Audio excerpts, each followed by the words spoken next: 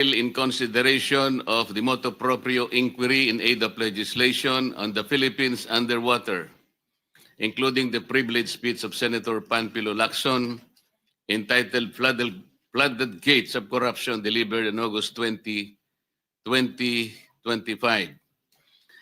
At this point, let me ask the Director General to acknowledge the witnesses and resource persons.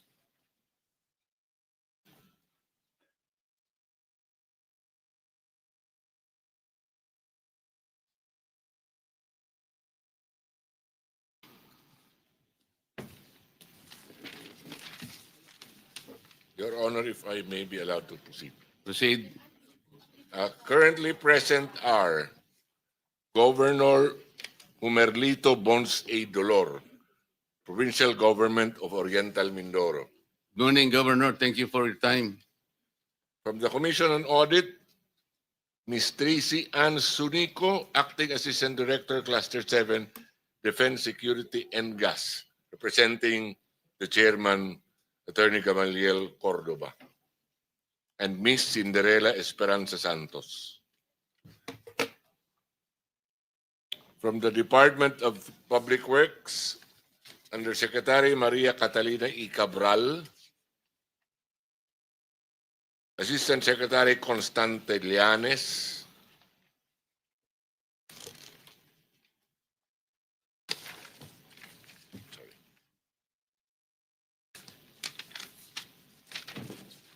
Director Luz de la Rosa, Internal Audit Service, Director Alan Borromeo, Bureau of Construction, Director Reynaldo P. Faustino, Bureau of Quality and Safety, Regional Director Gerard Opulencia, OIC Regional Director, NCR, Regional Director Roselier Tolentino, Regional Director, Region 3, Engineer Henry Alcantara, former District Engineer Bulacan, 1st District Engineering Office, Engineer Bryce Erickson Hernandez, former Assistant District Engineer, Bulacan 1st District Engineering Office. Is he present here?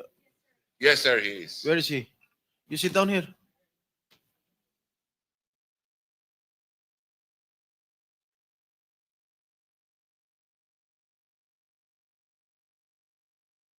Sit down.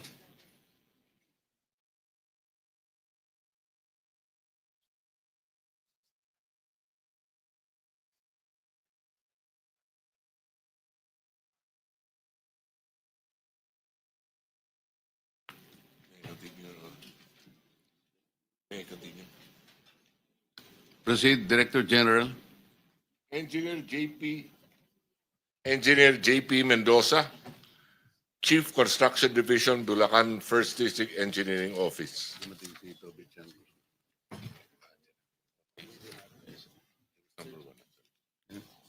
Mr. Chair, can we ask Engineer JP Mendoza also to take his seat? Where is he?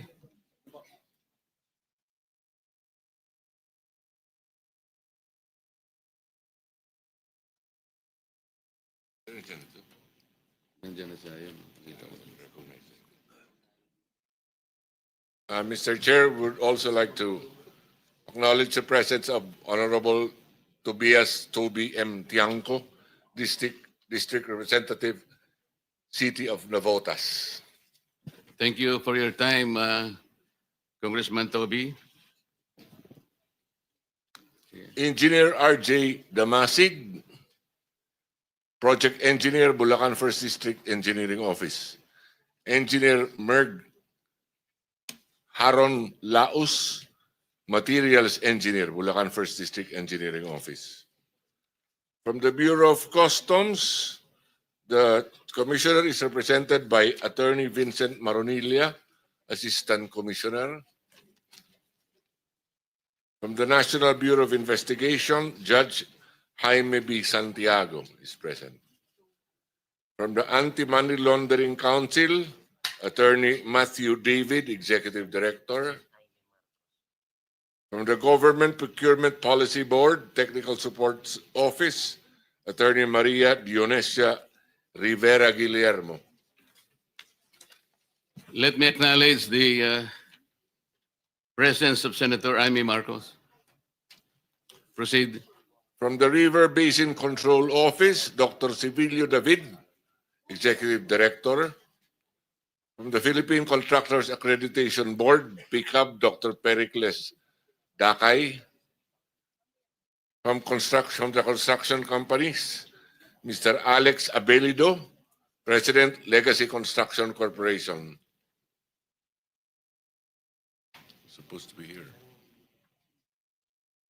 Ms. Cesara Rowena Discaya, President, Alpha and Omega General Contractor and Development Corporation. Ms. Maria Roma Angeline Rimando, Owner Manager St. Timothy Construction Corporation. Mr. Ernie Bagao, Owner Proprietor EGB Construction Corporation. Mr. Yomir Villanueva, President, Top Notch Catalyst Builders Inc. Mr. Lawrence Lubiano, President, Center-Based Construction and Development Inc. Ms. Aderma Angeli Alcazar, President, CEO, SunWest Incorporated. Mr. Edgar Acosta was also sent a show cause order but he is represented by Mr. Sozil Marbella, the new president. Mr. Mark Alan Arevalo, General Manager Wow Wow Builders. Ms. Marjorie Samidan, President MG Samidan Construction. Mr. Luisito Tiki, President LR Tiki Builders Inc. Mr. Ryan Willie D. Uy, Proprietor, Road Edge Trading and Development Services.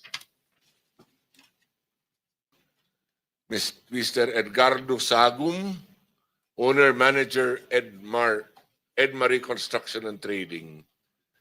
Mr. Alvin Diego, Authorized Managing Officer, Silver Wolves Construction Corporation. Ms. Melanie Raimundo, Authorized Managing Officer, Raymond Builders Inc. Ms. Maritoni Milegrito, Authorized Managing Officer, Elite General Contractor and Development Corporation. Ms. Sally M. Santos, Owner Manager SYMS Construction Corporation, Construction Trading. Mr. Pacifico Discaya, St. Gerard General Contractor and Development Corporation.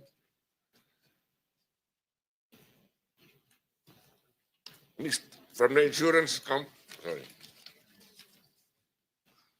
the Secretary of DBM, Secretary Pangandaman, is also here, Your Honor. From the insurance companies, Mr. Edgardo David, President and General Manager, Travelers Insurance Surety Corporation. Ms. Josefina Salvador, Chief Executive Officer, Liberty Insurance Corporation. Attorney Darren De Jesus, President and CEO, Milestone Guarantee and Assurance Corporation. And from the DPWH, latecomers, Your Honor, Engineer Jason Hauco, the Insurance Commissioner, Attorney Reynaldo Regalado is also here. From DBM's Crescencia Sunga and USEC Rolando Toledo. And two more, Virgilio Eduarte from the Department of Public Works and Highways. And from 8J's Construction Services, Ms. Josefina Rosario. Those are the ones present, Your Honor. Mr. Chair, if I may. Thank you, Director General. Senator Jinggoy. Mr. Chair, may I ask the COMSEC if how many are those invited and did not attend today's hearing? Director General, please respond. Your Honor, Mayor Benjamin Bangalong was invited, but he sent a regret letter. He says that he will testify in the House first. Who else? May we know how I did he think explain The this? note is this, Your Honor. He's anticipating that he will be called as resource person before the House of Representatives. He feels that his appearance before the Senate may preclude any actions that should be taken against all persons who are answerable. He does commit that he will make himself available for the Senate as soon as his appearance is dispensed with before the House of Representatives. Mr. Chair, I think The good mayor is expecting that he will be called to testify at the House of Representatives. But did he say that there was already an actual invitation? He Was did, there? He did acknowledge receipt of the invitation, Your Honor. No. Did he receive already the actual invitation from the House of Representatives, or he is expecting one? We do Yeah. not have that information yet, sir, but In his letter, what did he say? He was about to be he is invited? anticipating. He is anticipating. So Yes, there is Your- none yet. Yes, Your Honor. Mr. Chair, I think the letter of Mayor Magalong is valid enough for him to be excused in today's hearing. Let's give him the benefit of the doubt. Maybe the leadership of the House of Representatives just might just invite him in the near future, Mr. President, Mr. Chair. So what is the wisdom of the members? Because we there is a subpoena. Was he?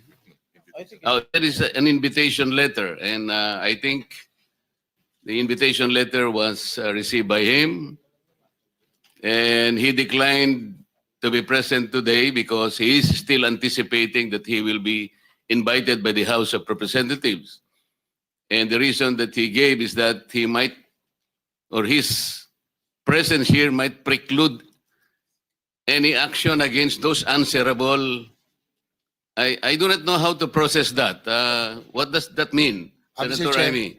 Mr. Chair, I heard the interview of Mayor Magalong. He said that he would want to bring the battle to the battleground. So yun yung kanyang na kaya pa gusto niya ay mauna siya sa House. Yun po ang naalala ko lang po, Mr. But Chair. he's not the one to judge whether or not the action is in the House of Representatives or in the Blue Ribbon Committee at the Senate.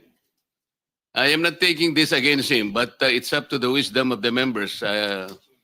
Palagay ko, hayaan na lang natin, hatulan na lang siya ng tao kung dapat nga siya nagpunta rito o ihintayin muna siya na siya'y imbitahin pa ng House of Representatives. I think we have to leave it at that.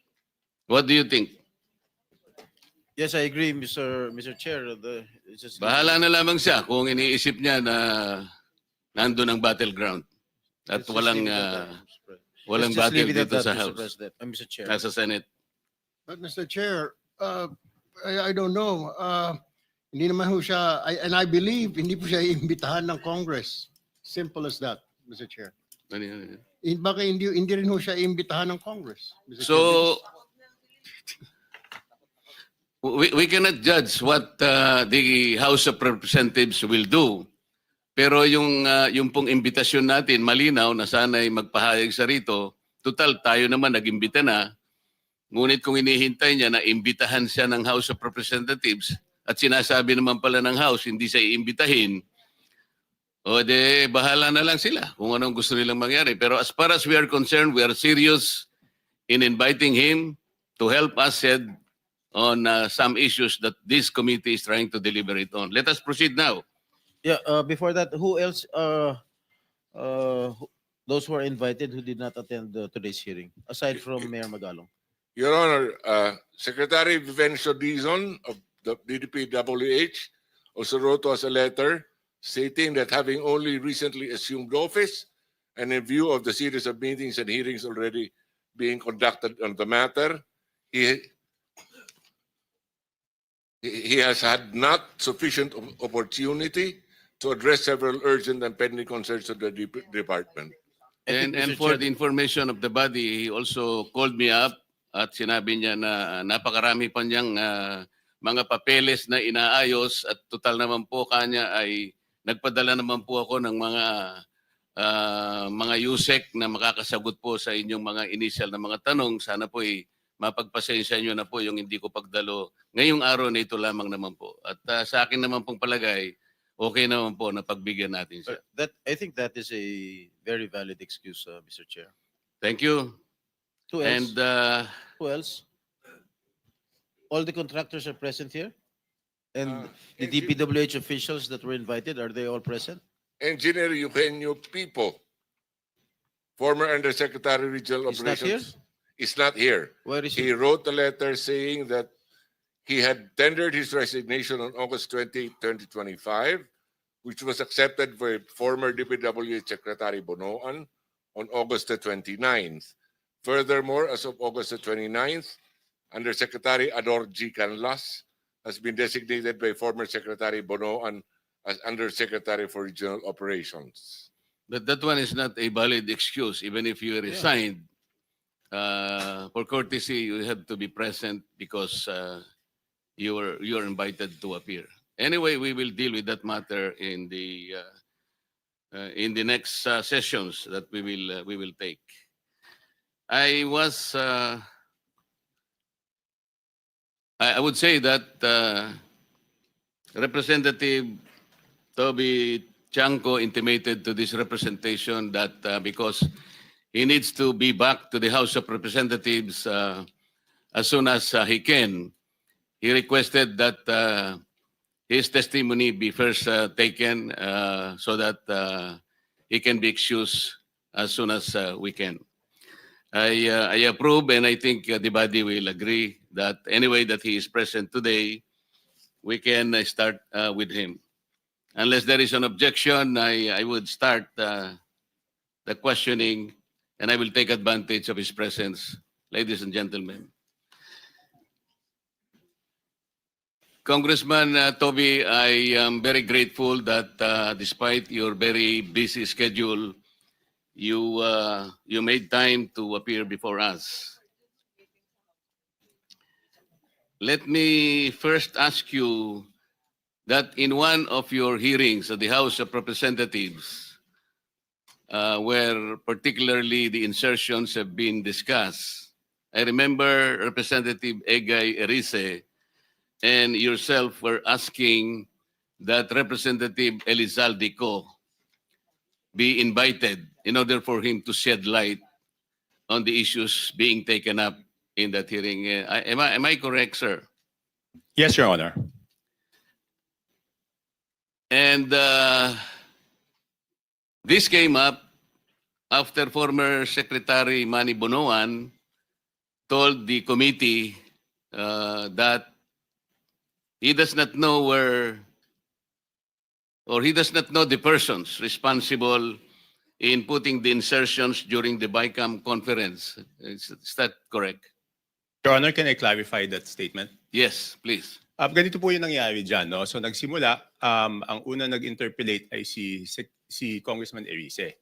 So sabi ni Congressman Erice, nung sa dulo na, sabi niya kay Secretary Bonoan, alam niyo ba kung ano yung amount na nadadagdag sa departamento pagdating sa BICAM? Ang sagot ni Secretary Bonoan at the time was that hindi namin alam dahil hindi naman kami part ng BICAM. Makikita na lang namin yan pagdating ng General Appropriations Act. So yun po yung pinagsimula nun. So ang sabi ni Congressman Erice nun, since hindi po alam ni Secretary Bonoan, ang taong dapat tanungin ay si Congressman Saldico. Kaya po siya nagmosyon na kung pwede, imbitahan ng committee si Congressman Saldico at yan po ay tinutulan yung motion niya ni Congressman Benny Abante. Bakit po tinutulan ni Congressman Abante? Parang ang sinasabi po nila noon is that hindi pa pwedeng maging resource person ang isang congressman. Kaya tinuloy ko po, kaya po ako nagsalita, humingi ako ng pasya kay Congressman Erice because he had the floor, if I could make a manifestation. Sabi ko, kung ganyan po na hindi pa pwedeng resource person ng isang congressman, hindi na dapat ituloy itong investigasyon na to sa House. Kasi sabi ng chairman nung una, walang sasantuhin. Kahit congressman, kahit senador, kahit sino. Eh kung hindi po pa pwedeng mag-testify under oath o hindi pa pwedeng resource person ang isang congressman, ibig sabihin, exempted yung congressman sa investigasyon. Yun po yung nangyari doon. Bakit po napaka-importante? Bakit po napakahalaga na kailangang malaman po natin kung sino-sino yung mga taong responsable doon sa pagbibigay ng insertions po doon sa BICAM o kahit na sa iba pang mga sessions po. Kasi kami po, ako po, hindi ako member ng BICAM, no? So natuklasan na lang namin ito noong, ako nalaman ko lang yan, I think March 24. March 24 ko na lang nalaman na ganun kalaki. Kala natin noong una, PhilHealth lang binawasan, DepEd lang. Later on, natuklasan ko po na yung mga flagship projects ng administrasyon, ipangulong BBM, ibig sabihin po ng flagship projects, yan po yung mga foreign assisted projects, ay tinanggalan po nila ng pondo para maisingit yung mga pondo na gusto nila isingit doon sa BICAM. So kaya po, ako rin, napakahalaga po rin sa akin na maimbitahan si Congressman Saldico. At doon po sa House of Representatives, meron pong small committee doon pagkatapos ng second reading. So ang pag-insert is not only doon sa BICAM, meron pang insertion doon sa small committee. So since walang makakasagot niyan kung hindi si Congressman Saldico, yun po, request po natin na siya imbitahan. Alam po ba ninyo kung sino-sino yung miyembro ng small committee na binabanggit ninyo? Sa House of Representatives po. Opo. Yes po, ang chairman po noon is si Congressman Saldico, tapos senior vice chairman ng Committee on Appropriations, majority leader of the 19th Congress and minority leader of the 19th Congress, Your Honor. Sino po yung vice chair ng appropriations? Senior vice chair si Congresswoman Stella Luz Quimbo po. Sino po yung majority leader? Congressman Manix Delipe po, Your Honor. Minority leader? Congressman Nonoy Libanan po, Your Sa Honor. mga tweet, silang apat po ang nagko-compose ng small committee. Yes, Your Honor. Ang nangyayari po, kasi alam ko rin naman po dahil nagtagal din naman ako sa mababang kapulungan, kumisan po ay 2 hanggang 3 buwan po nating pinagdidebatihan yung budget. Mag-aaway-away pa nga po kung minsan nga inaabot tayo ng madaling araw. At katapos-tapusan ang sinasabi ninyo ay 4 na tao lang pala ang gagawa ng mga bagay na inyong gusto sanang malaman kung anong nangyari. Tama po kayo, Your Honor. Di ba po, sabi ko nga, magtatalo-talo, magbibigay ng inputs yung mga kasamahan natin. Tapos sa dulo pala, yung 4 na tao lang ang magdidesisyon. At yung problema po doon sa 4 na tao na yon, at least yung BICAM po, may BICAM report po yun eh. Makikita sa BICAM report kung ano po yung original net budget ng isang departamento, Your Honor. Tapos makikita po kung ano yung dinagdag or binawas, Your Honor, at makikita yung natirang pondo. Ang problema po doon sa small committee, wala pong ano yun.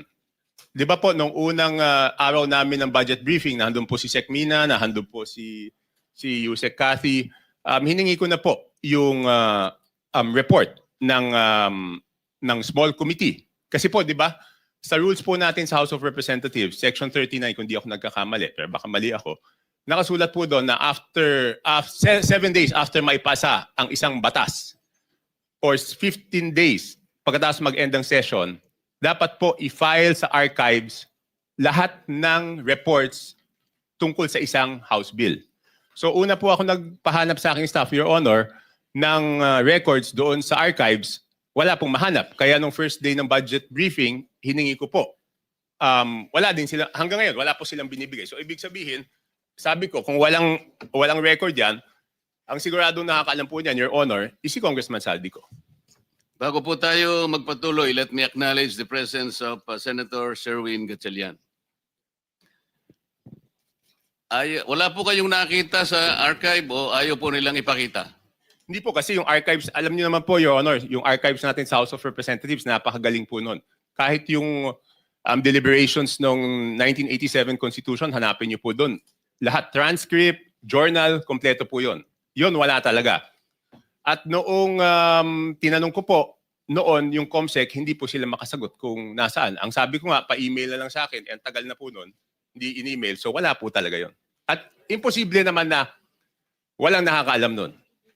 Alam po ninyo, meron po nga tayong tuntunin sa House of Representatives kahit na po yung kopya ng enrolled bill. May 3 kopya po dapat na nandun po dapat sa opisina ng Secretary General. Sinubukan ko rin po sanang manghiram nun kung meron pero hindi rin po nila naipakikita. Pero ganito po.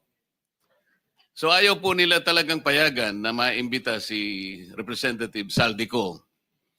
Meron bang pagkakataon na kahit paano nakita nyo rin po kung sino talaga ang may kagagawan ng mga insertions doon sa BICAM? Hindi po, ang ginawa ko po, Your Honor, is nag-research na po ako kung sino po yung gumawa ng insertions. Paano po kayo nag-research? Ganito po, okay, mahaba po yung history niyan, Your Honor. To be very blunt about it, di ba po, nung nabawasan ng flagship projects, yung Pangulo, nung nakita niya po doon sa Sagaan na nawala yung kanyang malalaking proyekto, yung flagship projects ng gobyerno, naghanap na po siya kung saan napunta yon.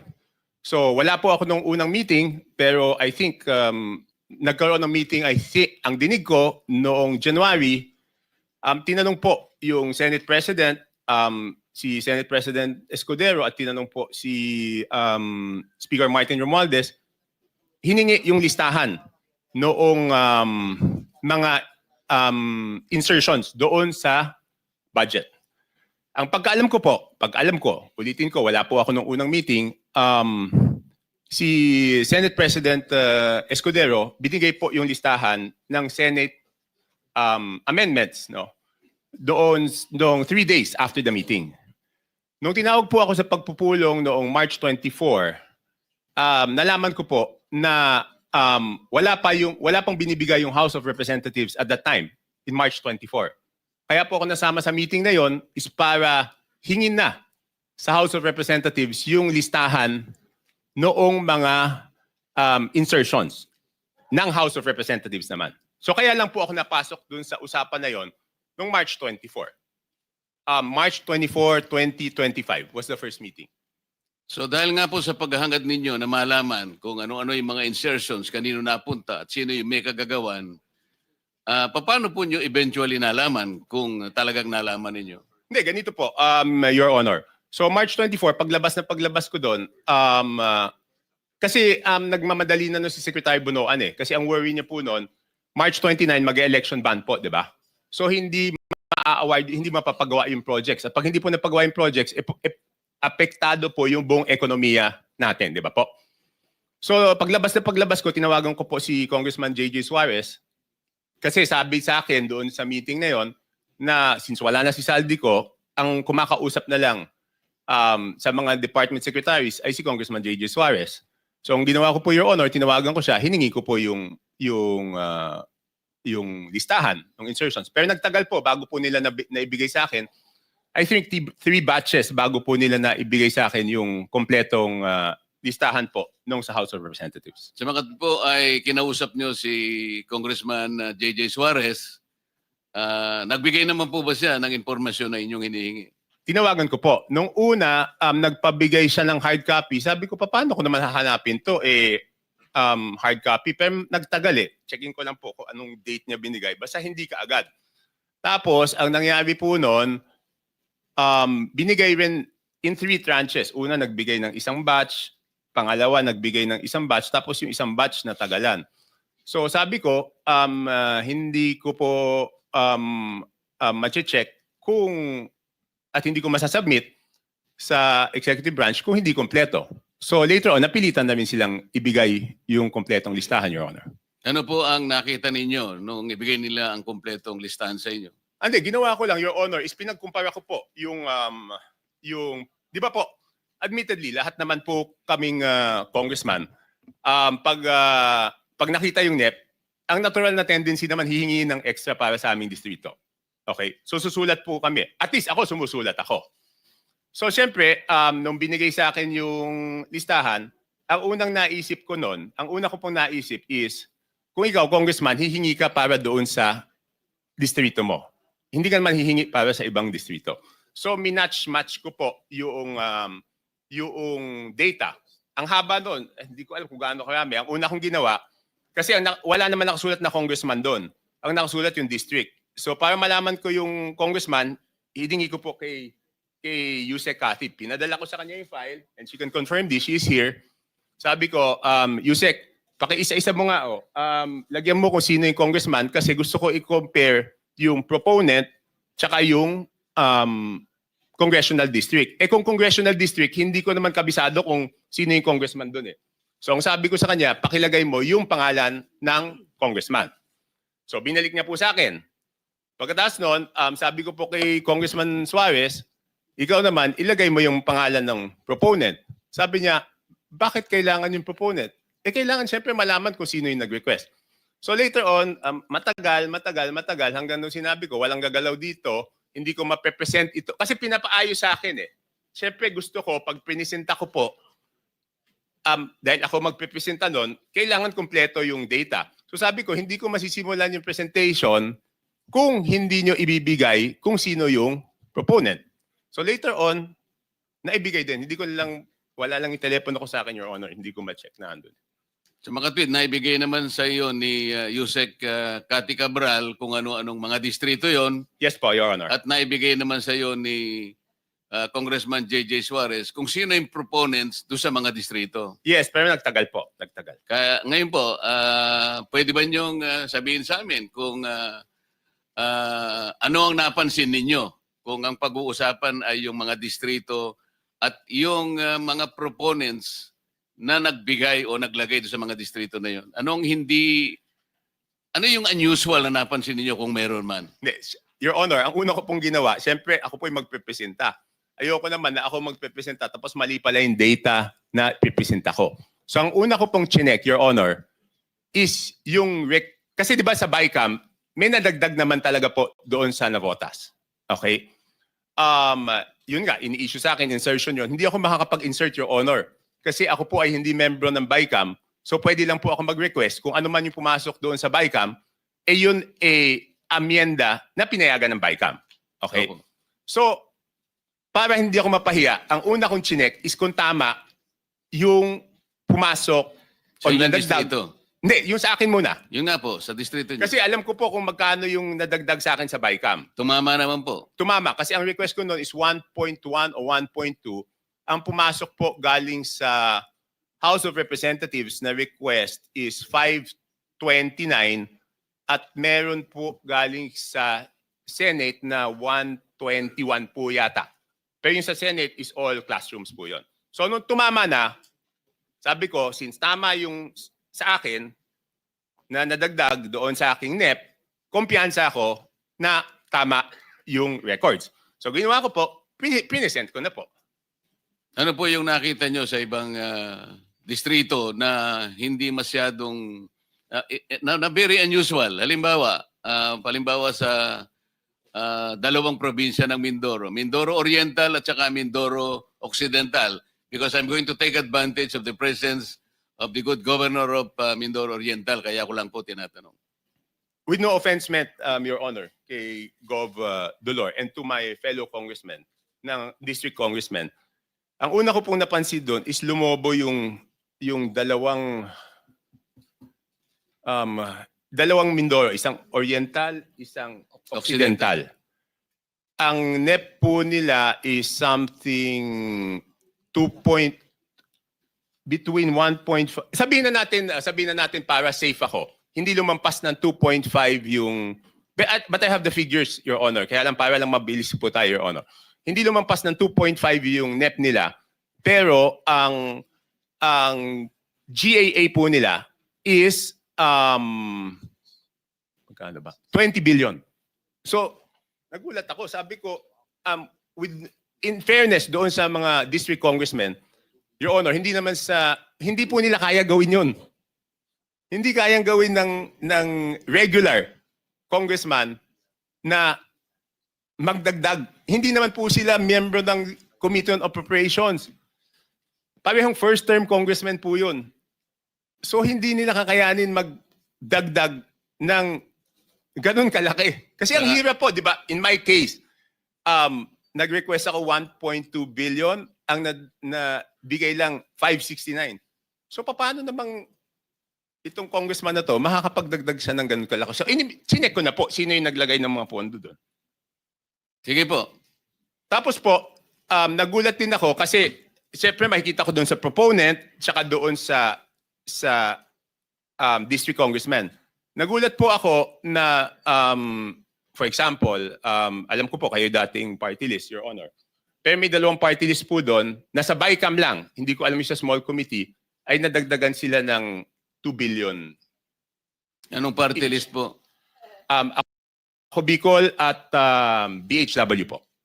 Ang alam ko po, Your Honor, ang party list congressman, ang allocation po yata, kung di ako nagkakamali, but I'm sure you know better, is 100 to 150 million lang. Tama po yun. Kapag kayo po ay party list representative, tuwang-tuwa na po kayo pagka nakakuha kayo ng 170 million. So sinasabi po ninyo, isang dalawang party list yan, 2 billion po yung nakuha Sabay kam po. sa BICAM. So hindi ko na po na-check, Your Honor, yung ano, kasi one-man team to, ako mismo ano nito eh. So, hindi Balikan po natin yung sinabi nyo without any offense meant dun sa representative po dyan sa Mindoro Oriental at saka Mindoro Occidental. Kayo na po ang nagsabi na parang wala naman sila sa kalagayan na manghingi ng ganung kalaki sapagkat hindi naman sila kasing sikat ng isang Toby Tiangco. Hindi po. Kung kayo nga po nanghingi ng ganito, kalahati lang ang naibigay. Sabi po nyo kanina, hindi sila lalampas ng at least 2.5B. Pero ano pong nakita ninyo? Naging 20 sa mga tweet. Magkano po yung nadagdag? Sangayon po dun sa inyong Yun, nakita. 17, ganyan, di ba? From 2, sabihin mo 2.5 to 20, di 17.5. Tapos ang isang nakita ko po doon, under proponent, nagulat po ako na yung proponent ng mga dagdag sa distrito na to, under BICAM, is si Congressman Saldico, na 13 billion. Sir, Your Honor, pwede bang i-ano ko lang yung USB na ayaw nila ipakita doon para mas madali kong mapaliwanag? Yun nga po yung gusto naming kung papayag Kasi kayo, mahirap puro kwento eh.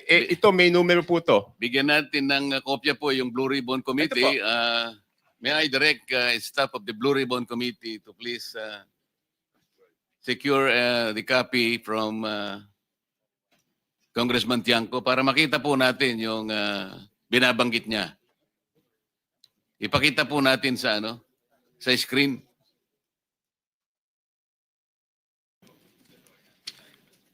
Let me acknowledge also the presence of Senator Rapi Tulfo.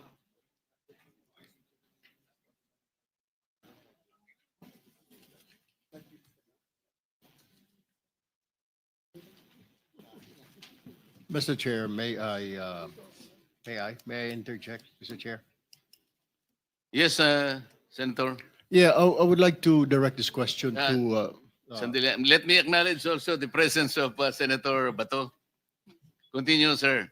I would like to direct this question to Congressman Toby Tiangco. Sir, sabi niyo parang 17.5 ang nilobo nung budget. Tama po ba yun? Kunin ko lang po yung eksaktong records para sigurado. Kasi parang sinasabi nyo, 2 something lang ang request nung district na yon. And you don't believe na hindi nila kaya yung kasi mga ordinary at mga bagitong congressman. Tama po ba yon? Hindi naman po ordinary, sir. Regular. Yeah. What I mean to Regular. say, sa district ho na yon. Tama po ba? Yes, Your Honor. Ang tanong ko po ngayon, sir, may naririnig po tayo, ito po yung common lingo ito, yung sinasabing parking fee. Hindi ho kaya nagkaroon ng yung pondo na yon ay pinarada lang dito ng isang congressman na hindi naman taga roon. Ito ang tawag ay parking. Have you heard that, Mr. Chair? Yes, sir. Yes, Your Honor. Nadinig ko na po yun. Pero dalawang term po yan, di ba? Kung matatandaan nyo sa Kongreso, isa yung parking, isa yung sagasa. Could you tell us the difference Hindi ba yung between parking, Your and sagasa? Honor? Yung parking rep, Tiangco, medyo kabisado ko, pero yung sagasa, hindi ko pa, pwede bang ipaliwanag mo yung sagasa? Hindi. Yung parking po, Your Honor, is nakiusap ka dun sa district congressman. Yes. Pumayag yung district congressman. Yung sagasa po, Your Honor, is wala kang magagawa sa ayaw mo't sa gusto. Mas matindi pala yun. Oh, Your Honor,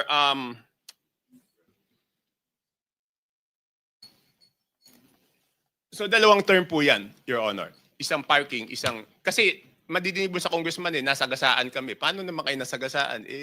Binatuhan kami ng pondo na hindi naman namin alam. So, ang ibig sabihin, Mr. Chair, yun nangyari sa Mindoro ay sagasa po yun? Your Honor, I have no personal knowledge. Your Honor, ito po.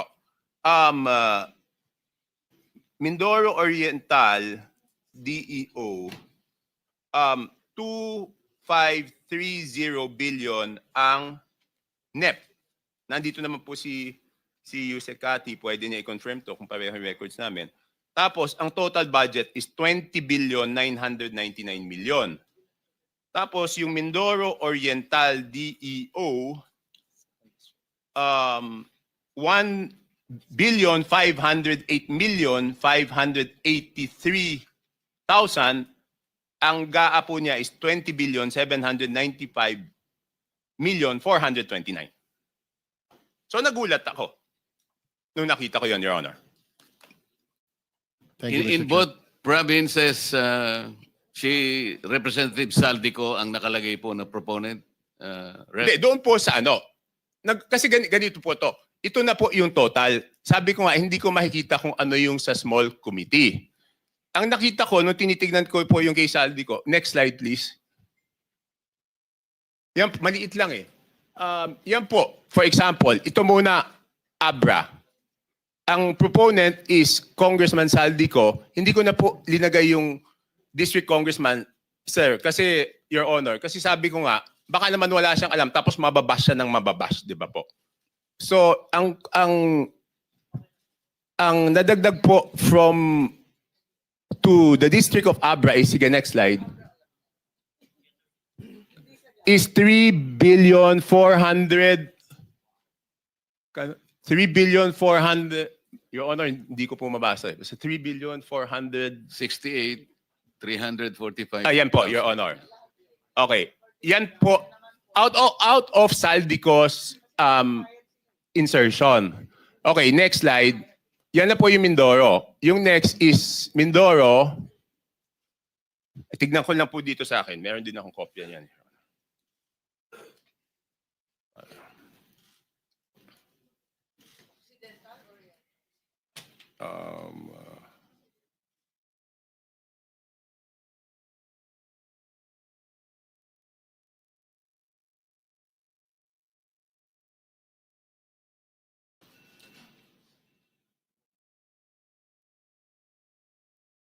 Next is Occidental Mindoro, 3.2 billion po yan ang nadagdag.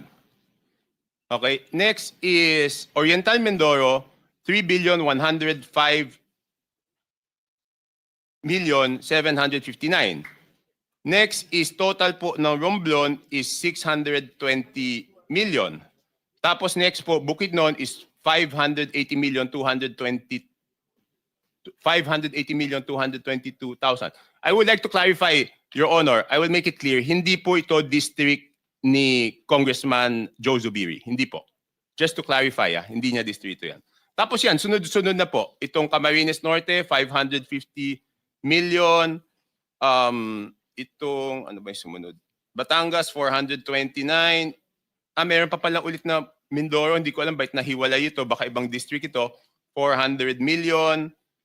And then Sarangani, 300. So next slide. Pag tinotal niyo po, yan, magbabalanse po yan. 13,803,693 with Congressman Saldico as proponent. And pag tinotal mo yung district, yung subtotal, 13,803,693,000, Your Honor. For the record, ang binabanggit po nating Representative Elizaldico, siya po yung chairman ng House Appropriations Committee. Sa makatwid po, Rep. Toby, kung titingnan po natin at pagbabasihan, ito pong nakalap po ninyong impormasyon, lumalabas po na si Rep. Saldico ay siyang proponent ng halos 13.8 billion. Hindi natin malaman kung ito pinarada o sinagasa. Yun po ba ang ating conclusion? Ano po yung ilang congressman dyan, sabi niya hindi amin yan. Hindi namin ni-request yan. So hindi ko na po, hindi na ako nagtanong kung parada yan or Sagasa. sagasa. Ang sinasabi ko lang po is, yan po yung nakita ko. Kasi normally, kung kunyari, yan po yung request ko, dapat ako yung proponent. At ako rin po yung congressional district. So pag magkaiba, magtataka kayo bakit eh. Chair, baka may dadagdag si Gob, Dolor, dahil puro Mindoro ang binabanggit. Yun nga po, may I take advantage of your presence, Gob. Total, nababanggit naman po ang inyong probinsya. siguro po makapagsalita kayo sang-ayon po dun sa revelations po ni Representative Toby. Um, nag-request po ako kay Gov. Dolor. Tapusin ko lang, mabilis na lang to eh. Okay. Yes. So makikita ko po, yung Ako Bicol, yan po, ang BICAM is 2,295,000,000. Next slide. Yan.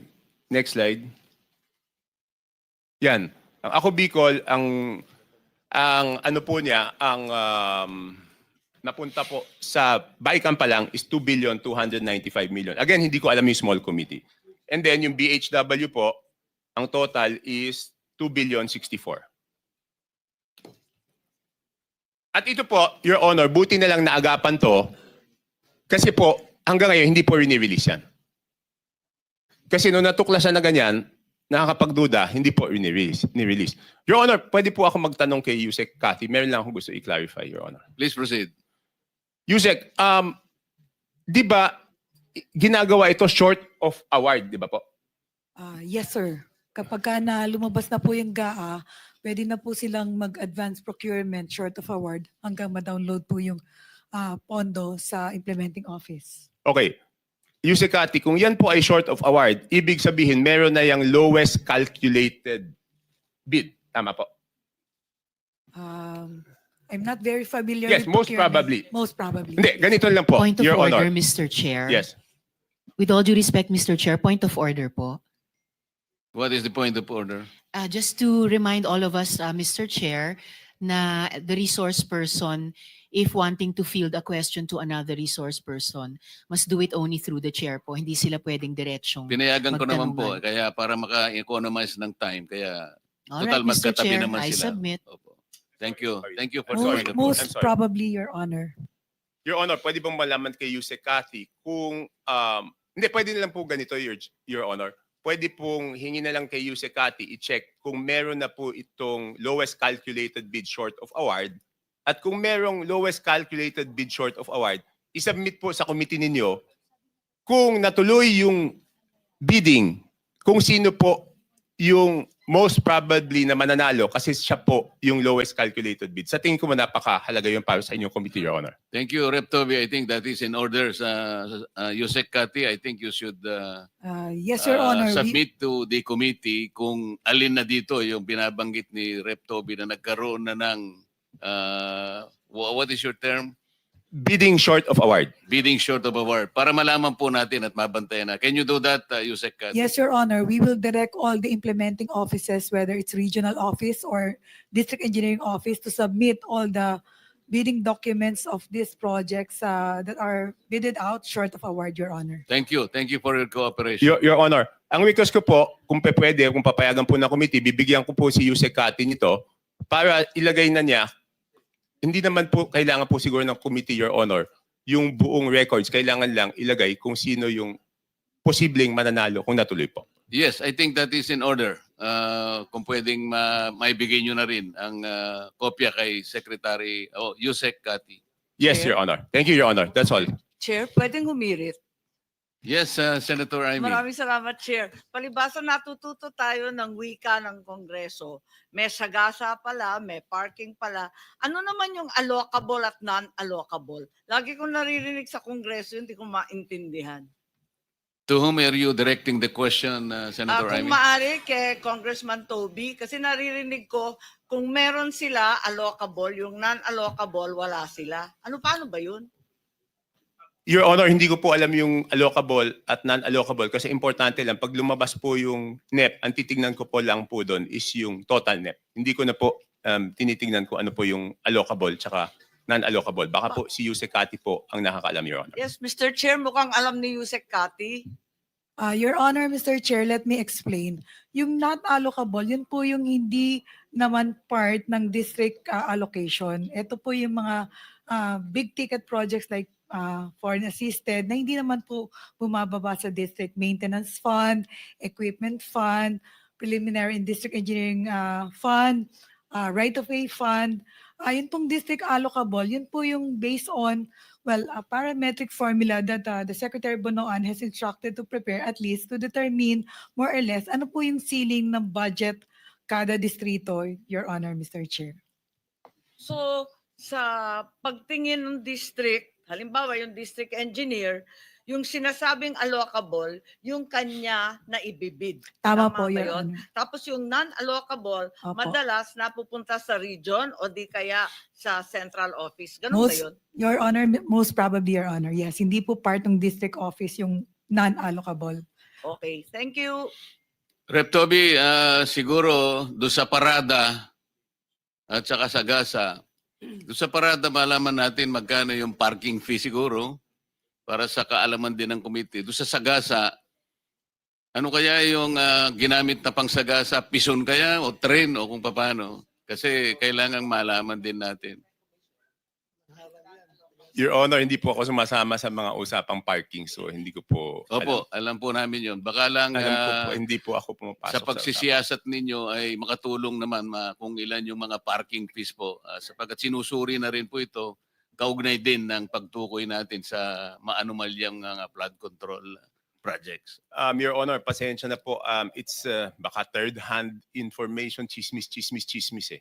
So ayoko naman magsabi ng chismis kung hindi naman yung mismong naparadahan ang magsasabi sa akin na siya'y naparadahan. Ng ganun. Salamat po. Mr. Chair, may itatanong lang ako doon sa bid short of award. Kasi nalilito ako. Ang pagkaalam ko po kasi, only projects that are included in the NEP can undergo pre-procurement. Bakit dito sinasabi na pati yung initiatives, insertions in the small committee and the BICAM also undergo pre-procurement bidding short of award? Di ba bawal yun? Akala ko yung NEP lang. Madam Chair, if I Yes may. po, Yes ayun. po. Ano po yan, nasa rule po ng New Government Procurement Act. Ang pwede lang pong early procurement. Hindi ko po alam yung term nila na short Yes, of bid award. short of award, Ang yeah. meron po tayong term is early procurement early- activities. Ang So ibig yung sabihin po early nun, procurement, ito iba po- pa yun sa pre-procurement. yeah, no? ito po yung pwedeng ipabid pag nasa National Expenditure Program na. Pero pag nasa BICAM po at saka sa hindi na po kasi nagbago na po yung mga numero eh. Kaya nga, so, Magkaiba po 'yon. so yun na nga, yun ang tinatanong ko. Yes, We're ma'am. talking about the same thing. Opo. So, yun ang Mali lang tinatanong po ko. siguro yung Eh, pagkakagamit ng term ni Yusek Cathy. Yung kanina, yung kay Yusek, hindi maaring i-pre-procurement o i-early procurement o i-bid short of award kapag hindi kasama sa NEP. Hindi ba ganun yun? Yes po. Dapat, Section yung mga 21 po. Yung mga insertions, congressional initiatives, lahat yan, walang pre-procurement. Wala po. So walang aregluhan sa kontratista. Wala po. Ang Walang early down payment o mobilization fund. Yes, ma'am. Magkaliwanagan Opo, lang yun po, tayo. early procurement po, Section 21 of the New Government Yes, Procurement Act. Yes, Yes, ma'am. that went through the Senate. Thank you. Opo, opo. Point No, of I order, think that Mr. is Chair. very clear. Mr. Chair. Nasa bagong na yan, new Government Procurement RA 12009. Mr. Chair, point of order, Mr. Chair. I Yes. just want to know what is the process of the other colleagues having their time questioning. Kasi kung hindi, wala eh. Kahit na sino sumingit, sorry, it's okay. Kahit na sino Sige. sumingit-singit, ito kanina pa, more than half an hour na siya, hindi pa siya nakapagsalita. Siguro naman bigyan natin ng allocation each senators ng time limit o 10 minutes, 10 minutes. Kasi kung hindi, kanya-kanya tayo, sabog-sabog tayo. Yun na po yung aking pananaw, Mr. Chair. Okay, thank you very much for the point of order. Any more member of the committee who wish to ask questions to Representative Toby? Di ba dapat first come, first serve, Mr. Chair? Marami ata Yun nga na- po, kung merong gusto magtanong, kailangan mag-express na po para Mr. Chair, right here. Senator Erwin. Yes, I have a couple of questions for Congressman Toby. Kung sa ating budget process, Mr. Chair, una ang committee amendments, and then individual amendments, and then kasunod po, supposedly after the second reading approval, no more changes. Tama po ba? Yes, Your Honor. Can you state before this committee, Mr. Chair, what really happens in reality? Yung totoo. Mukhang hindi naman po nasusunod ito. What's going on? Can you walk us through para maintindihan po ng mga nandito, yung mga nanonood sa atin, what's going on? Kasi dito po mapasok yung mga insertion, nakatakot-takot, Mr. Chair. Okay, Your Honor, una po tatanggapin po ng House of Representatives yung National Expenditure Program. Yun po ang proposal ng budget po ng Executive Branch.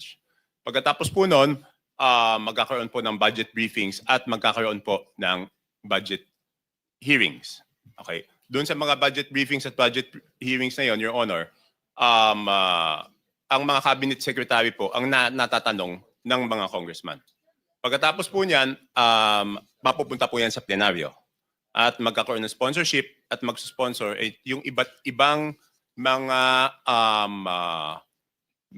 authors, no, ng iba-ibang mga sponsor ng iba't ibang department. Doon po hindi na po pwede magsalita ang cabinet secretary, congressman na po. Pagkatapos po magdedebate, yan po yung sinasabi ni congressman ng ating chairman na magdedebate po. Halos 2 buwan po yan, inaabot ng gabi, magdedebate po. Pagkatapos po niyan, pag natapos yung debate, isasara po ang period of interpellation and debate. Pagkatapos po, bubuksan po yung period of committee amendments. Doon po magsasabi po yung committee ng mga amenda. For example po, yung departamento, yung let's say yung executive branch, may nakita silang dapat na institutional amendments. Doon po yun sinasabi sa period of committee amendments.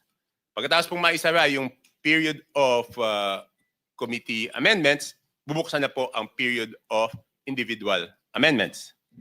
Pagkatapos pong isara yung period of individual amendments, ay magbobotohan na po on second reading. At tapos third reading. Yan po ay sa normal, sa lahat po ng batas. Ngayon, pagdating po sa budget, iba po yung proseso doon sa House of Representatives because ang laging sinasabi doon, kulang yung oras, di ba po? So, pagkatapos po ng committee amendments, bubuksan po yung period of individual amendments. Tapos po, magmo-motion po ang majority leader lagi na sasabihin po na magpo-form ng small committee to accept the individual amendments of the members after the approval of second reading.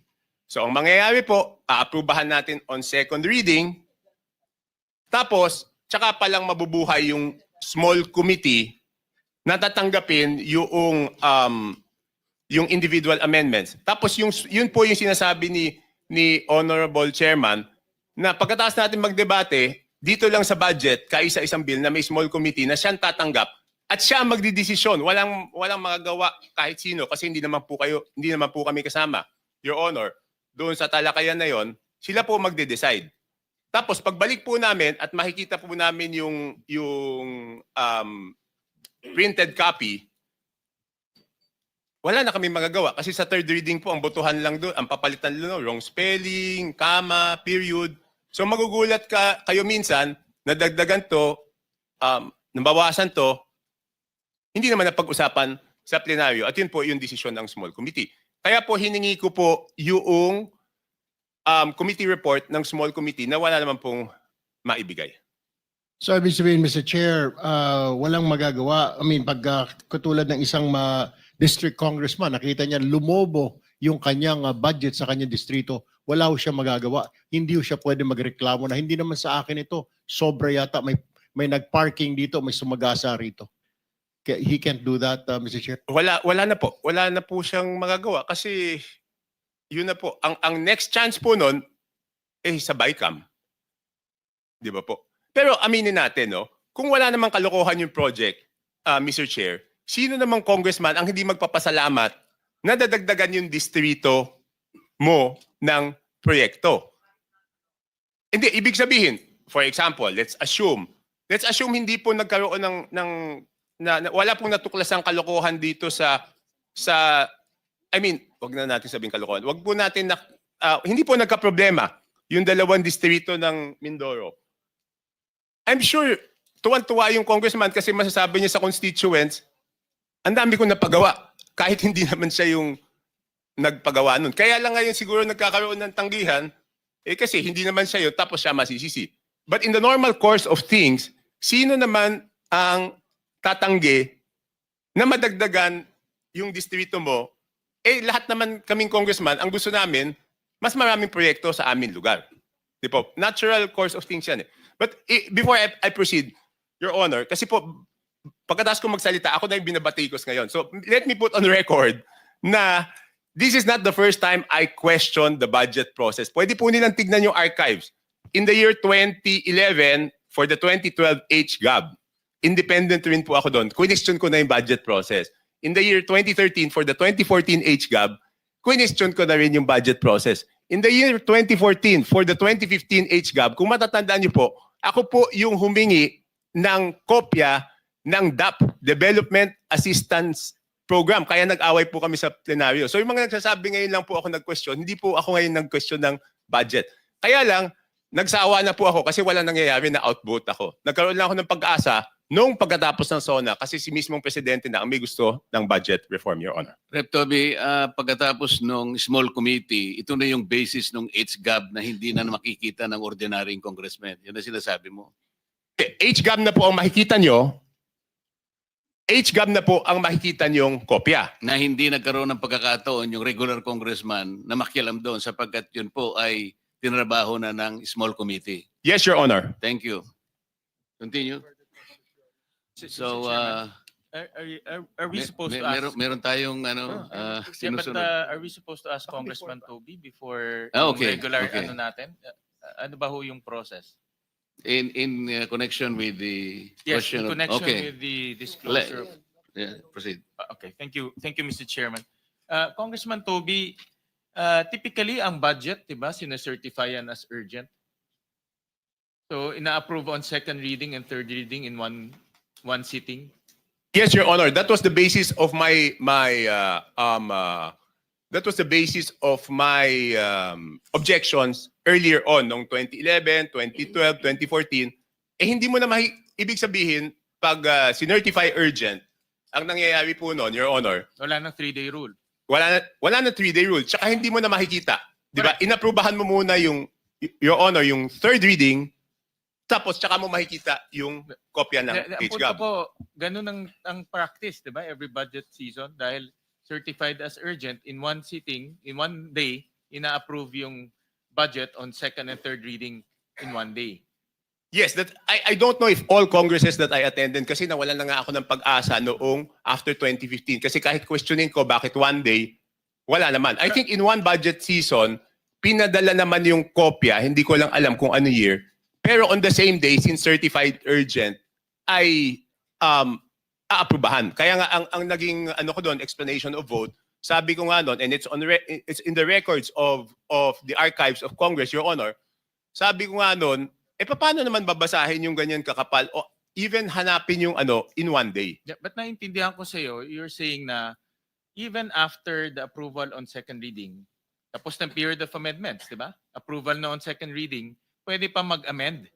Yes, Your Honor. We approve on second reading, pero nagbigay kami po, before we approve on second reading, binigyan namin ng authority yung small committee na palitan kung ano man yung inapprove on second reading. Hindi, pero pag in-approve on second reading, yun na yun eh. Yun po yung point ko Diba? ever since, Your Honor. Ibig sabihin, pag sinabi ko yun na yun, from NEP all the way hanggang annexes, approved na yan. Lahat ng maliliit na project doon, approved na yan. Your Honor, that was the basis of my questioning ever since. Kaya nga natapos na yung period of amendments. Diba? The period of amendments, doon tayo mag-amend lahat ng mga line item. Pero after period of amendments, pag nag-vote na tayo second reading, tapos na yon. Correct? It's only for review, in 3-day rule, for review na lang yon. Yes, Your Honor, tama po kayo. Kaya lang nga, only for the budget, nagkakaroon ng ganon. Yun nga po yung sinasabi ko, Your Honor. Parang binigyan mo ng blankong cheque, yung 4 na tao, na sila yung magbago nung inaprubahan ng plenaryo. So sabi ko nga po, Your Honor, paano naging mas powerful yung 4 na tao kaysa doon sa inaprubahan ng plenaryo, Your Honor? Pero para sa akin, yung pagtapos ng second reading, nag-amend pa, parang that's not the usual practice. Kasi pag nag-approve ka ng second reading, kasama na doon yung amendments. Tama po kayo, Your Honor. Kaya nga, sabi ko, sa lahat ng batas na ginagawa, no touch pag After tapos ng second reading. Yung BICAM, kasi po, binigyan ng authority yung small committee, yun. Kaya, pwede nilang galawin after BICAM. But Your Honor, I got a commitment. Sec Mina was there on the first day. I got a commitment that they will not do it anymore at this time. I hope at second reading, pati na yung mga attachments, tapos na.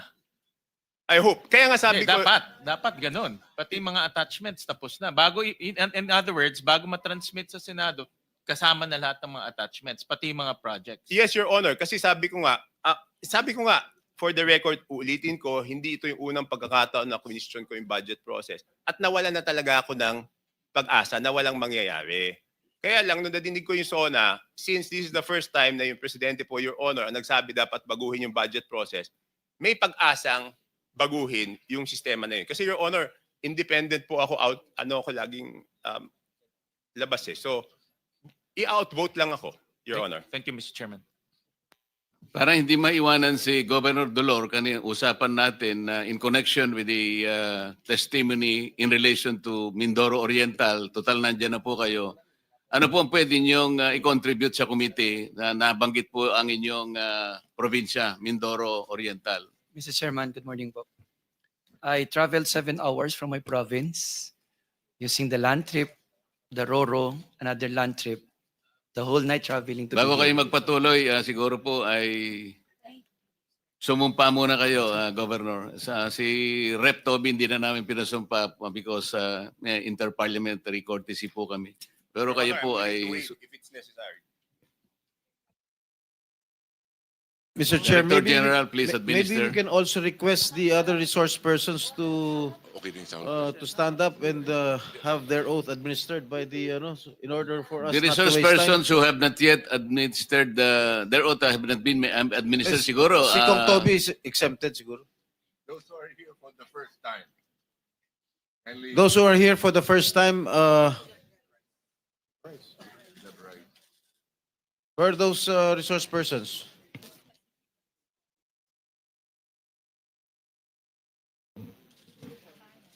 kindly raise your right hand. Do you swear or affirm to tell the truth, the whole truth, and nothing but the truth in this proceeding? Thank you. You may take it. Okay, now proceed, Governor. Mr. Chair, may I be permitted to present a very short presentation so that you will have a context of what truly happened in the province as a microcosm problem in the Philippines. Pwede po ba akong payagan? Minuto lang po, Mr. Chair. Oh, sige, okay. If I may, Mr. Chair, kung ready na po yung slide, kanina po kasi hindi pinapayagan. Mr. Chair, Mindoro Island is situated at the heart of the Philippines. And ang una po ay nagpapasalamat po kami. I have 4 letters para sa inyo ngayon. 4 words. Nagpapasalamat po kami, Mr. Chair, dahil sa liit ng probinsya namin, we were given this much. From 2022 to 2025, we were given a total from DNEP around 12 billion. Pero nung lumabas na po sa GAA, 30 billion. Total insertion po is 17 billion 820 million 439,000 as far as flood control projects are concerned, which are 25 million and above. Ulitin ko po, we did not include your other projects which do not include flood control. Kaya lang po yung pagpapasalamat namin, sino po ba naman probinsyang hindi magpapasalamat na ganong kadaming pera, napalitan po ito ng panghihinayang. Well, during the Senate hearing in the past, you were discussing about existence or non-existence of a National Flood Mitigation Master Plan. Oriental Mindoro has one. In 2019, we have a Regional Development Council endorsed Flood Mitigation Master Plan, which is a product of several studies conducted by foreign bodies, even local experts, and the provincial government of Oriental Mindoro. It was duly signed and endorsed to DPWH in 2019. Kaya lang po, ang amount po niyan more or less is 12 billion to solve the totality of the problem of flooding. We have already received more than 30 billion. So kung sinunod po yung Flood Mitigation Master Plan ng probinsya, more or less sana, solve na ang problema. Kaya lang po, tingnan nyo po yung nangyari, 2012, 2022, baha, 2023, baha, 2024, 2025, despite the presence of more than 30 billion flood control. Bakit po? This leads to the third P, panlulumo. Bakit po nakakapanlumo? Mr. Chair, simula pa lang po may mali na. Una, di akmang disenyo. Saan po kayo nakakita ng flood control pero dinisenyo ng DPWH na parang gumagawa ng boulevard? Ano po bang gustong gawin ng DPWH? Boulevard for tourism purpose or flood control? 20 meters na lapad na kalsada, tapos lalagyan ng konting semento sa kanan, konting semento sa kaliwa. As early as March 6, 2023, I called the attention of DPWH and all the contractors. Pinatigil ko po yan 1.5 months. Sabi ko po, you are doing something for my province, you didn't even consult us. Sabi nila, ang drawing daw po ay ginawa to solve the flooding. Pinatigil ko po for 1.5 months. And honestly, Mr. Chair, sinabi ko sa mga kontraktor na yan at sa DPWH, pag namatay ako after this at pinapatay ako, kayo ang nagpapatay sa akin. Because we are talking here of 4 billion pesos in 2023. After that, gumuho na po ng 2024. Mr. Chair, Governor, sino yung contractor na yan? Pangalan po ng kontraktor. As early as 2023, ang tanda ko lang po ang isa, SunWest. 2025, Mr. Chair, ito na po yung nangyayari. Baha, baha, baha. Sabi ko sa kanila, ang provincial government gumawa ng gabyo noong 2014. 40 million, 600 meters existing hanggang ngayon. Sang dekada, 40 million, almost 1 kilometer. Pero existing. Yung sa DPWH, pakikita ko po mamaya yung difference. Ang pangalawa po, di na akma ang disenyo, overpriced pa. Balik muna ulit. Sabi po sa unang interview ng DPWH, 1 billion per kilometer. That means 1 million per linear meter. Mr. Chair, ganito ho kaikli, 1 million ang halaga. Second po, binago po nila nung sunod na interview, ginawa pong 700 million per linear meter. Overpriced na, substandard pa po. Ito po ang pangatlong problema. Tingnan nyo naman po ang nangyari sa mga dike sa Oriental Mindoro. Bakal, maliit pa sa daliri ko, sa hinliliit. Sabi na, stain masonry, walang bakal. Gumawa po ng dike, na yan po ang itsura ng pagkakasimento. Ang gitna, puro lupa, puro buhangin. All projects, makikita nyo po. Labu-labong proyekto, different locations. Paano po ang pinakahuling nagtuldok ng substandard design?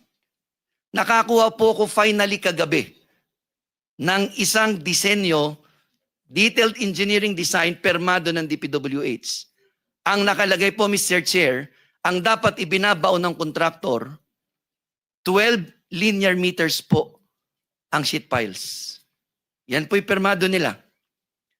Pero kahapon lang po, bago ako pumunta ng Senado, ang actual po na sheet piles na ibinabaon, 3 meters. Yan po, maliwanag po. Kahapon lang po yan. Paano po hindi magiging substandard? Bakit po nila napayagan na gawa yan? Kasi ganito po oras nila ginagawa para maitago sa tao. Gabi. That is a picture taken 10:40 in the evening na nagbabaon ng sheet piles. Mr. Chair, bukod po dyan, meron pa po ngayong nawawalang proyekto. Sabi nila walang ghost. Ang alam ko po, pag specific sa GAA ang sitio, specific ang barangay, dapat ang project naroon sa sitio, nasa barangay. Sitio Dike, Barangay Apitong Nauhan, privilege speech of Senator Ping, I can attest na dun po sa barangay na yon, wala yung 189 million project na sabing kinonstruct.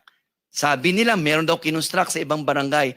How can we attest that it is when there are multiple titles with no specific barangays and sitio? And Mr. Chair, Bukod po sa Ghost Again- Project, may bago po kaming term sa Oriental Mindoro. Again, Mr. Chair, sino yung contractor? Po. Sino yung contractor? Ito pong isa, St. Timothy po. Elite. St. Ito pong Timothy. sa Apitong is Elite. St. Timothy. Ito po ang St. Timothy. Ito pong Ghost sa Sitio Dique, Elite. Oh, this guy again? At ito pong sunod na Manananggal Project. Bakit po Manananggal? Kasi ang nakalagay po sa contract is 325 meters. Ang ginawa lang nila noong 2023 ay 189 na wala ang kalahati. Tapos ngayon po, pumutok ang ISO, binabalikan po para pong Manananggal. Binabalikan po yung kalahati ng katawan pagtapos na. Totoo po yan. Sino pong kontraktor? St. Timothy po. Mr. Chairman, bakit po nangyari ito? Ito na po ang dulo. Bakit po nangyari? Kasi may kailangan pong itago. Bakit kailangan 20 meters na puro buhangin ang laman? Tinanong ko po si Director Pakanan ng DPWH. March 2023, July 2024, May 2025, June 2025, and July 2025, August 2025. Simple lang po ang sinabi niya sa akin, Gob, maganda naman po sana yung disenyo. Kaya lamang po, alam nyo naman, may kailangan hong bigyan ng 25% sa taas. Ulitin ko po, ito sabi po ni Director Gerald Pakanan. At meron pong 5% na parking. Sabi din po niya, I can attest to the truth. Kung naman po, totoo man po hindi sa sinasabi niya, I am only stating what he told me not once, not twice, not thrice, but several occasions. Sino yung kausap mo? Director Gerald Pakanan po ng Of the DPWH DPW. Region Is he here? 4B. Is he here? Is he here? Was he invited? Meron pa daw po, Mr. Chair, na 12% others. So 25% taas, I do not know what does he mean of 25% sa taas. 5% parking fee, I'm not familiar with parking fee. Basta yun lang po sinasabi niya. 12% others. So that's all in all 42%. Ang nakalagay po sa Department Order 197 series of 2016, pag 150 million patas ang project, entitled ang contractor to 8%. 42% plus 8% is 50%. So kalahati na lang po ang natira, Mr. Chair. Bukod pa po ang taxes and everything. Plus, 4 na beses na po kami nakahuli ng theft of minerals. Ang ginagawa po ng kontratista, kumukuha ng quarry sa lugar na bawal, walang quarry permit, abo. Kaya po nag-i-scaling ang project. Di pa po nagbabayad ng quarry tax ng tama. Magkano pa po yun? Kaya naman, Mr. Chair, ang dulo po nito, ng huli kong slide, ang dala ko po dito'y pag-asa. Na sana sa pamamagitan po ng komiting ito at ng direktiba ng Pangulo ng Pilipinas, and with the assumption of Secretary Vince Dizon, matitigil na po ito. Secondly, na yung pong dapat proseso sa ilalim ng batas na ang mga proyektong tulad nito ay ikinukonsulta sa ilalim ng Sections 25, 26, and 27 ng Local Government Code para sa mga lokal na halal at lokal na sanggunian ng bawat lokal na pamahalaan. At ang ikatlo po sana, na naway ang mga proyektong may gantong klaseng halaga ay dumadaan sa pagsusuri ng Regional Development Council at kung ano man po ang inindurso ng mga local government units at ng Regional Development Council, yun ang ilagay lahat sa NEP at kung ano man po yun at kung may pagbabago man, handa po ang mga lokal na pamahalaan na makipagtulungan sa pambansang pamahalaan para sa atin. Buwis po ito ng mamamayan. Buwis po ito ng bawat isa sa atin. Maraming salamat po. sa iyo, Governor Dolor. Mula sa iyong panghihinayang at panlulumo, ay nagkaroon ka pa ng pag-asa pala na nakikita sa ating bansa. Red Toby. Yes, Your Honor. For the record, na forward ko na po kay Yusek Cathy yung file para ma-fill up na po sana ng staff niya habang nandito kung pwede yung mga mananalo kung natuloy po yung bidding. And Your Honor, can I make a request, Your Honor? Kasi Yes. nga po, magmula nung sinimulan ko to, katulad last week, ako na po yung tinarget. Ako yung tinarget na mga kung ano nung paninira na hindi naman totoo. Your Honor, can you give me 5 to 10 minutes just to defend myself, Your Honor? Okay. Can I show the USB? Again. Yung staff natin, can you assist, Rep. Toby? Sa ating mga honorable senators, sa pasensya na po, I will take a little time. I just have to defend myself from the accusations. This is referring to the press release conducted by Representative Alfredo Garbin. Yes, Your Honor, na yung ako Bicol na ako daw ay nag-insert.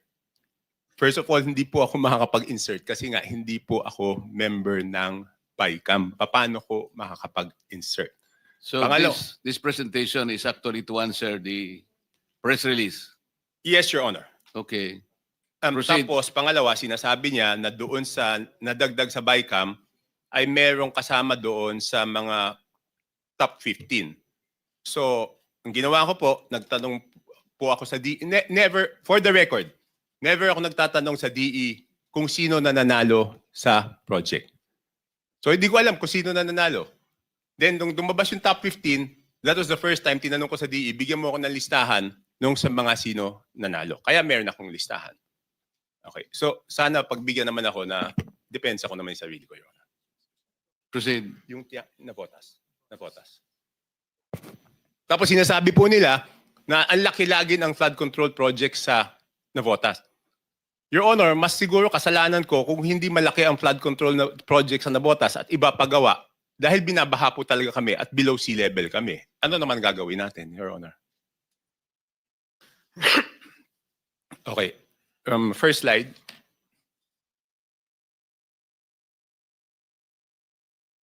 Next, please.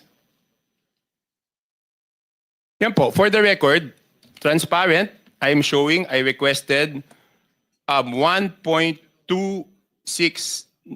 wait ha. Ang request ko po, Your Honor, gagamitin ko lang po ulit yung salamin ko.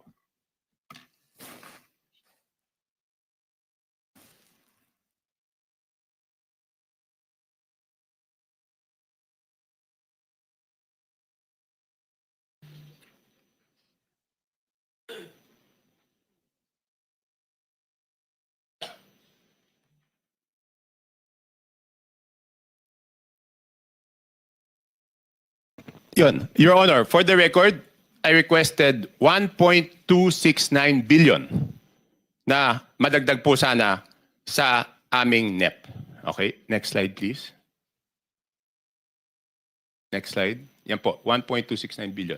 Yan po, sinasabi po na in-insert ko daw yung 592 million. Hindi ko po in-insert yung 592 million. Yung 592 million, yan po ang na-approve. 529, sorry. 529 million ang na-approve ng, yan po ang na-approve sa BICAM. Nahandyan po, for transparency, makikita nyo, proponent, yan po ang format, proponent, congressional district, contractor. Okay. At yan po yung status ng proyekto. Pinagawa ko po yan sa DE yesterday, Your Honor. So makikita na sinasabi, dito sa 529, meron daw ditong St. Timothy at Sims. Yun po ang sinasabi. Makikita po, doon sa 529, wala pong St. Timothy at Sims. Okay? Next slide, please. So hinanap ko po, nasaan ba yung St. Timothy at Sims? Yung St. Timothy at Sims ay nahandun pala sa NEP, hindi po sa BICAM. Tapos tinanong ko po doon sa DE kung ano po yung accomplishment for 2025 po to. Una-una tinanong ko yung DE. DE, magsabi ka ng totoo, meron ba kayong tinatagong ghost project o substandard o ano? Wala po. Okay. At siguro doon sa mga nakakilala sa akin, medyo hindi ako magandang magsalita pag delayed yung project ng contractor. Siguro may takot ng konti. Sino yung DE, Rep. Toby? Okay, buti na tanong niyo po. Ang DE ko po is si Magellan Arcega. For the record, hindi ko po pinili si Magellan Arcega. Siya po ay Assistant District Engineer. Nag-retire po yung District Engineer. Siya po ang naging District Engineer. Yung nag-retire na District Engineer, hindi ko rin po pinili. Siya rin po ang Assistant District Engineer. So siya po ang naging District Engineer. So hindi po ako namimili ng District Engineer. Okay. So tinanong ko, for example, yung St. Timothy o yung previous years 2024, ano yung status ng project? Sabi niya wala pong problema, sir. So hiningi ko, ito out of the NEP. Okay. Itong construction of Estrella Pumping Station, 65 million. The reason suspended siya, sabi ko bakit suspended? Kasi daw hindi pinayagan ng barangay captain ituloy. Tinanong ko bakit, sabi ko, bakit di mo sinabi sa akin? Eh sir, sinabi ko na sa City Engineering Office. Bakit hindi pinayagan ng barangay captain? Kasi pala gusto ng barangay captain, maganda naman yung intensyon ng barangay captain, kaya lang wala doon sa program of works. So ang gusto pala ng barangay captain is, kasi pumping station yan, structure po yan, parang building, gusto niya lagyan ng senior citizen center sa taas na wala naman doon sa program of work. So maganda din naman intention. So gusto siguro i-maximize. So kaya lang medyo hindi naman nagpaalam sa akin, pinahinto po ng barangay captain. Noon ko lang nalaman. Okay?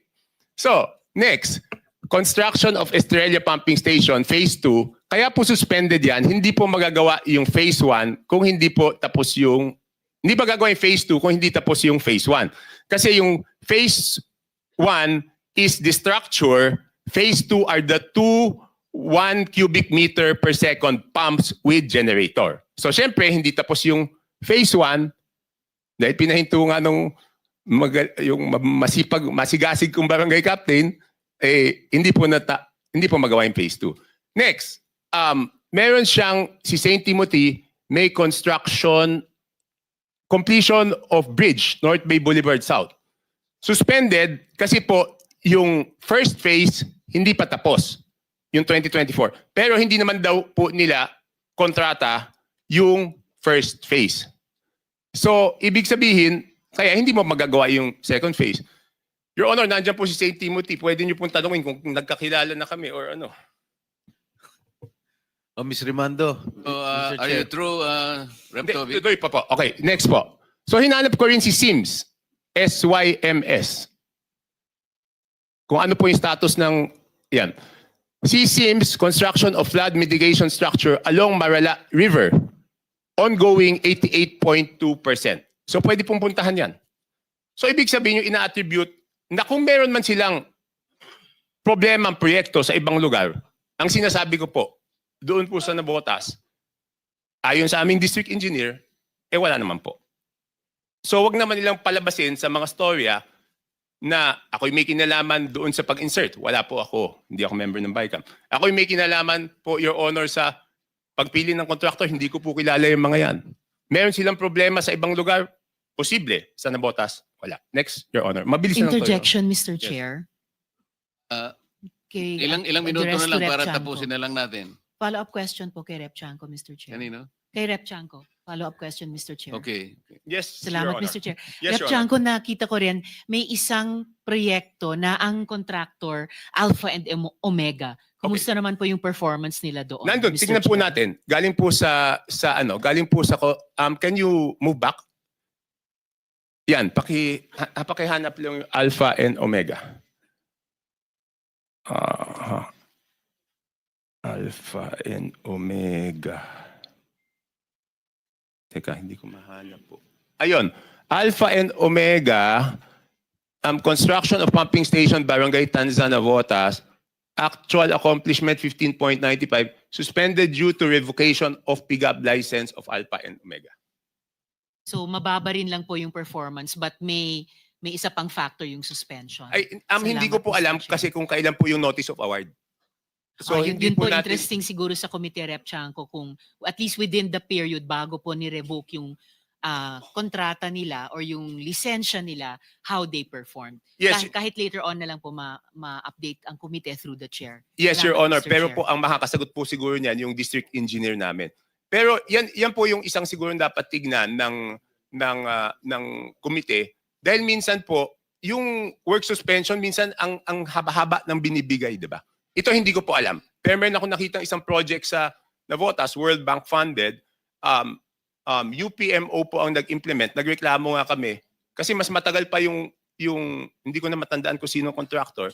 Mas matagal pa yung work suspension kaysa doon sa original contract duration. Mr. Chair, kung sakaling nandito yung district engineer ng Navotas City, baka pwede rin nilang mabilis na dagdagan yung ulat sa atin ni Rep. Chanco kung yung actual accomplishment na almost 16% lamang ay within an extended period or maikli lamang, Mr. Chair. Noted.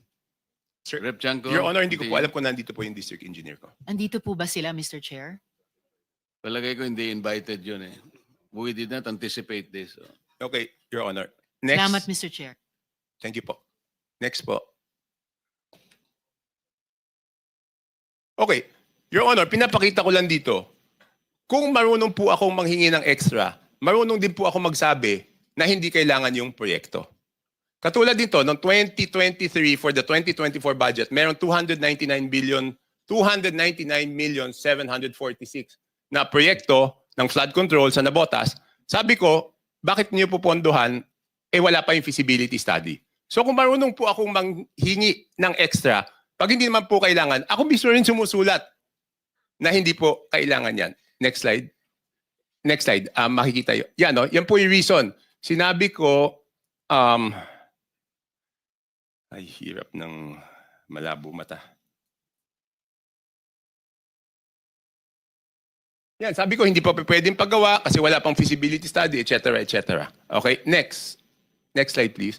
O yan, sumulat pa ako doon sa errata, sa house, na hindi po pwedeng paggawa. Huwag niyong pondohan yan. Next slide, please. Yan, the rehabilitation of the pumping station has been fully funded.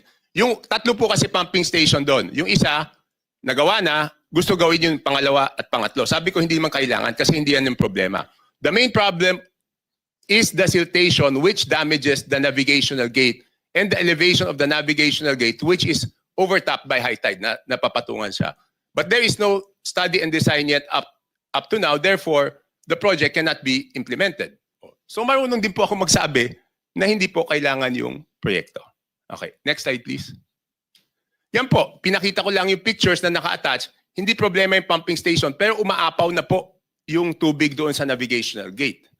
Tapos minsan nakwi-question ako bakit malaki yung pondo sa Nabotas. Kasi po itong navigational gate, pag sira yan, pati Malabon, baha. Nagkataon lang na nasa Nabotas siya. Siyempre, papasok po yun doon sa buong budget ng Nabotas. Isipin nila puro sa Nabotas lang yun. Hindi naman Nabotas lang nakikinabang. Next slide please. Mabilisan lang to, Your Honor. Ito po, kung pinipintasan po yung mga dike, ito po, papakita ko, yung sa amin, binangga-bangga ng mga barko. Makikita nyo po. Pwede po i-play. May pang-play po dyan sa baba. May mape-play yan sa baba.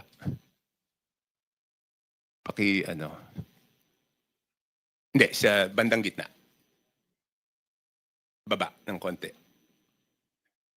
Baba po ng konti. Yan. I-play nyo. Yan, no? Binabangga ng barko yung aming dike. Yan, ganyan kalaking barko. So kung sinasabi nila, wag naman nila kami idamay nun sa sinasabing substandard, under-design, kasi makikita nyo sa amin, yan, binangga ng barko. Buhay pa din yung bagyo po yan.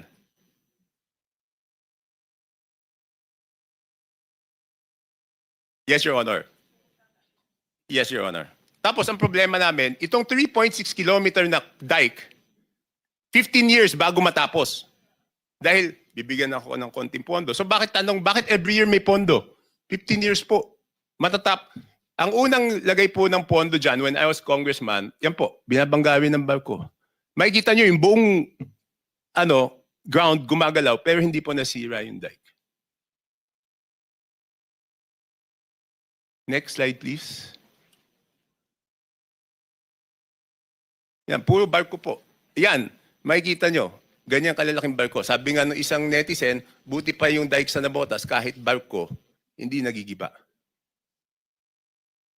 Okay, next slide please. Okay lang yan. Ayan, ganyan, isa pang barko. O, paki-play po. Yumayanig po yung lupa doon.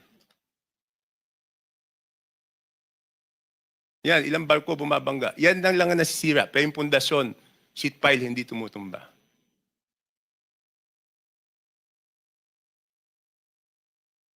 Next slide. Yan, makikita nyo, talagang umuuga. Kung makikita nyo yung sound dyan, makikita nyo, boom, gumaganon eh. Paki-play, may video. Yan, no? Ganyan kalalaking barko. Ayan. Bug. So thank you for your presentation. I Sir, think sir. you made your point already. Sir, 3 slides na lang po. 3 slides. Pasensya na po, Your Honor. Okay, next slide. Next slide. Sige, pareho lang yan eh.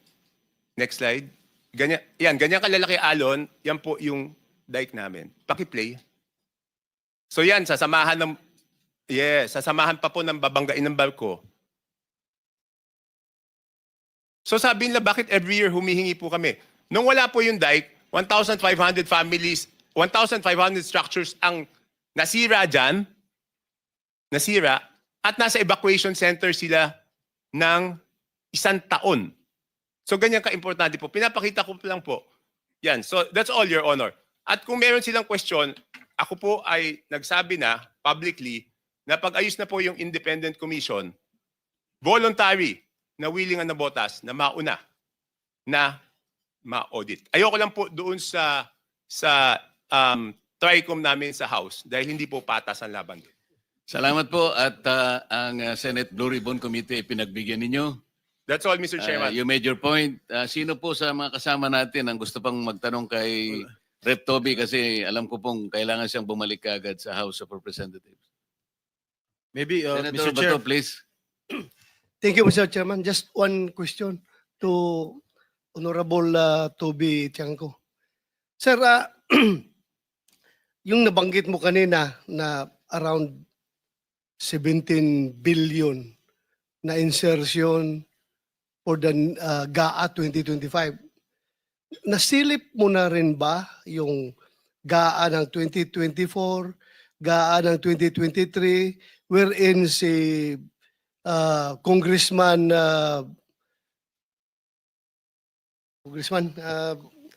Saldico pa rin ang chairman ng Appropriations Committee at sila rin ang gumagawa nitong mga insertions. Nasilip mo na ba, sir, yung... Your Honor, pasensya na po. Hindi po. For 2 reasons. Number one, di ba po, kaya naman nauna yung 2025 kasi it has been described as pinakapangit, ano bang description, pinaka-corrupt na budget. Kaya yun po yung nauna. Number 2, hindi ko naman po masisilip yan kung hindi po ako binigyan ng authority na hingin yung records. Kaya ko lang po nakuha yung records kasi po pagkatapos po ng meeting, kinailangan kong tawagan si Congressman J.J. Suarez at hingin sa kanya yung records. Kung hindi naman po nila ibibigay. Kung matatandaan niyo po yung honor, may authority na po akong hingin 3 beses bago binigay yung buong record, Your Honor. Pasensya na po, Your Honor. Thank you. Thank you, Mr. Chairman. That will be all.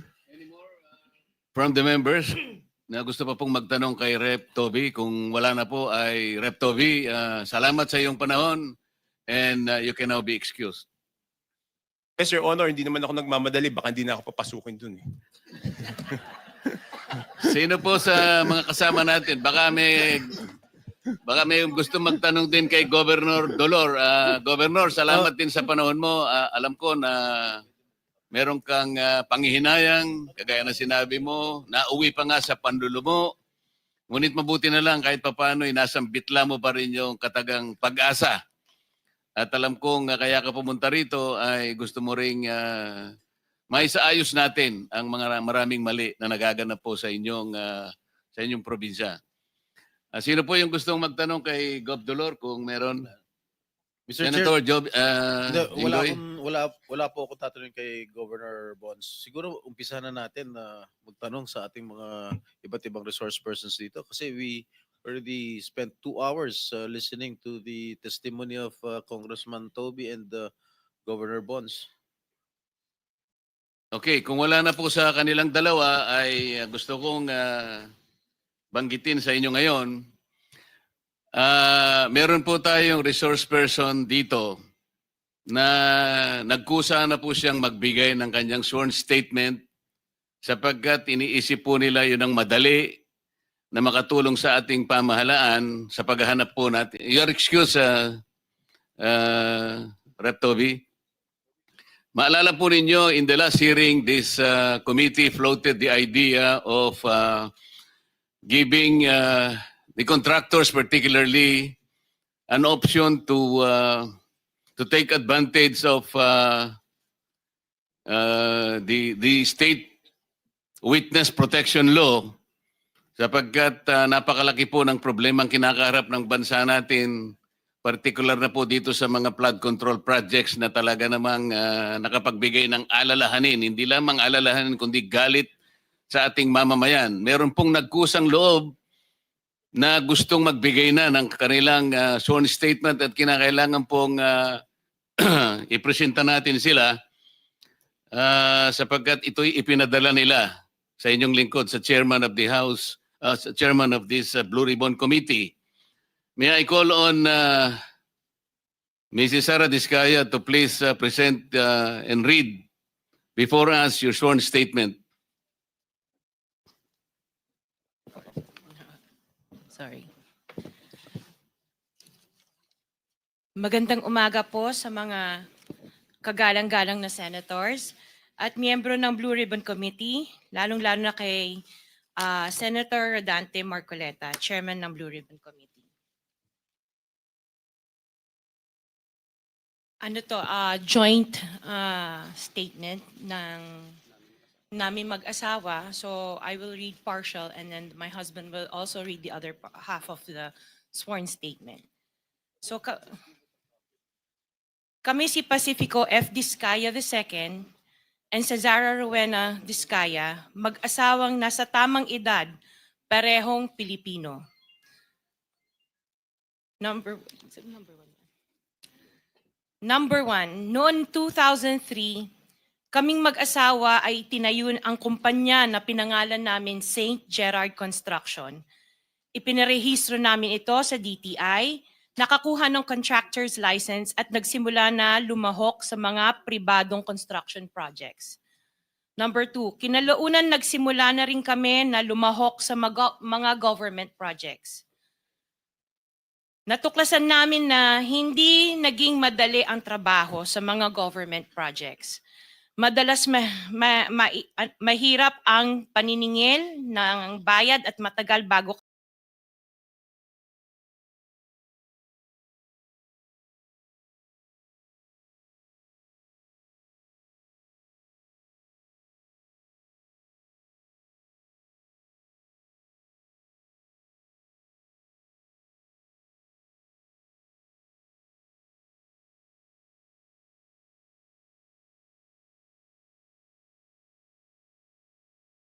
kakakuha kami ng proyekto.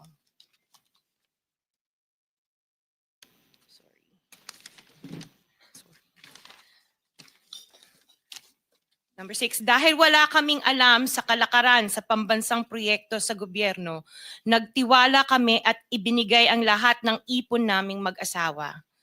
Sa kasamaang palad, niloko lang niya kami. Naglaho siya, dala ang pera namin mag-asawa. Nagpunta kami sa DPWH para i-report ang nangyari pero hindi nila ito pinansin. Kahit ganon, hindi kami sumuko. Gusto ko pa rin gawin ng tama ang negosyo kaya patuloy kaming sumasali sa mga biddings sa gobyerno.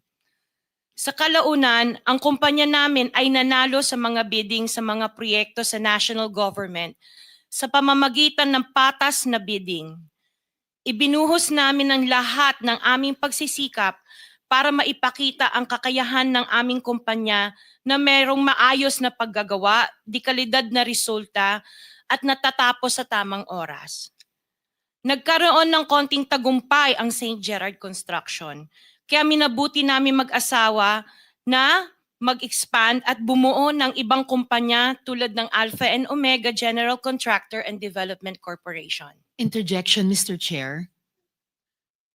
What is the interjection? Salamat, Mr. Chair. Kailangan ko lang pong umakyat sa office sandali para sa isang pulong but hopefully pagbalik ay nandito pa rin sina Mr. and Ms. Diskaya dahil meron din po akong mga tanong para sa kanila. Oh yes, Salamat we'll make po, sure Mr. that they Chair. will be here for your questioning. Mr. Chair, point Yes. of order.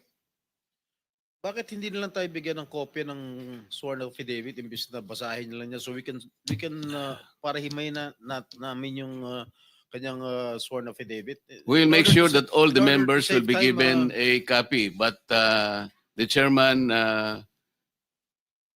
is asking them to read it before us for the record. In order to save time, Mr. President, because we have been here since 9 o'clock. We already spent 2 hours, and not even one of the senators have asked questions addressed to the resource persons present. I beg the indulgence of the good senator, but it is for the record. This is a sworn statement, at from this statement, kailangan dito sila matanong na mabuti. Proceed. Pakibilisan nyo lang para makatipid tayo ng panahon. Ngunit nung nagsimula ang makilala ang St. Gerard Construction, dumating naman ang panibagong pagsubok. Unti-unti nagsilapitan ang mga district engineers at mga regional directors ng DPWH at mga chiefs of staff na mga mambabatas na nag-aalok ng mga proyektong sinasabi nilang pondo ng mambabatas. Noong una, sinubukan naming labanan ng mga ito sa pamamagitan ng pagre-report sa DPWH at pagpapadyaryo ng mga tiwaling kawani ng gobyerno. Subalit hindi sila natitinag sa mga ito. Sabi nila dapat tanggapin namin ang realidad na dapat kaming magbayad sa mga pambabatas kung gusto po namin magpatuloy na magkaroon ng project sa gobyerno. Kung hindi, binabala nila na matatanggal na sa listahan ang kumpanya namin at hindi na makakakuha ng kahit anong proyekto. Hindi namin ginusto kailanman na mapasama sa ganitong sistema, pero kailangan namin magpatuloy para sa pamilya at mga empleyado namin.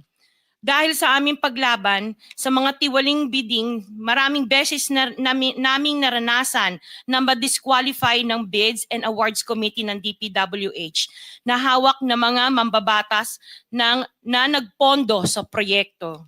Dahil naiipit na ang aming negosyo, lumulubog na kami sa lumalaking utang ng kumpanya at peligro sa buhay ng aming pamilya. Napilitan kaming makisama sa kalakaran kahit labag sa aming kalooban. Magandang umaga po, Mr. Chair at kagalang-galang na senators at miyembro ng Blue Ribbon Committee, lalong-lalo po kay Senator Rodante Marcoleta. Diretso na. Number 15, sorry po. 16, paulit-ulit kaming ginamit ng mga nasa pwesto sa sistemang ito. Wala kaming magawa dahil kung hindi kami makikisama, gagawa nila ng problema ang project na na-award sa amin sa pamamagitan ng mutual termination o pagkakaroon ng right-of-way problem na parehong nagdudulot ng hindi matuloy ang implementasyon ng mga proyekto. Matapos naming manalo sa mga bidding, may mga opisyal mula sa DPWS ang lumalapit sa amin para humingi at kumuha ng bahagi niya sa halaga ng proyekto. Ang hinihingi nilang porsyento ay hindi bababa sa 10% at umaabot pa sa 25% na naging kondisyon upang hindi maipit ang implementasyon ng kontrata. Ito ay binibigay namin sa kanila ng cash. Ang bawat transaksyon ay may karampatang voucher at ledger na nagsasaad ng mga araw at kung kailan nila ito natanggap. Ilan sa kanila ay sina Terence Calatrava, former Undersecretary of Office of the Presidential Assistant of the Visayas of the Philippines, Kong Roman Romulo of Pasig City, Kong Jojo Ang of Uswag Ilonggo Party List, Congressman Patrick Michael Vargas of Quezon City, Kong Juan Carlos Arjo Aitayde of Quezon City, Nicanor Nicky Briones of Aga Party List, Congressman Marcelino Marcy Teodoro of Marikina, Congressman Florida Robes of San Jose del Monte, Bulacan, Congressman Leandro Jesus Madroño of Romblon, Congressman Benjamin Benji Agarao Jr., Congressman Florencio Gabriel Bemnoel of Anwaray Party List, Kong Leo de Ode Tariela of Occidental Mindoro, Congressman Reynan Arrogancia of Quezon Province, Kong Marvin Rillo of Quezon City, Kong Teodoro Haresco of Aklan, Kong Antonieta Yudela of Zamboanga, Sibugay, Kong Dean Asisio of Caloocan, Kong Marivico Pilar of Quezon City.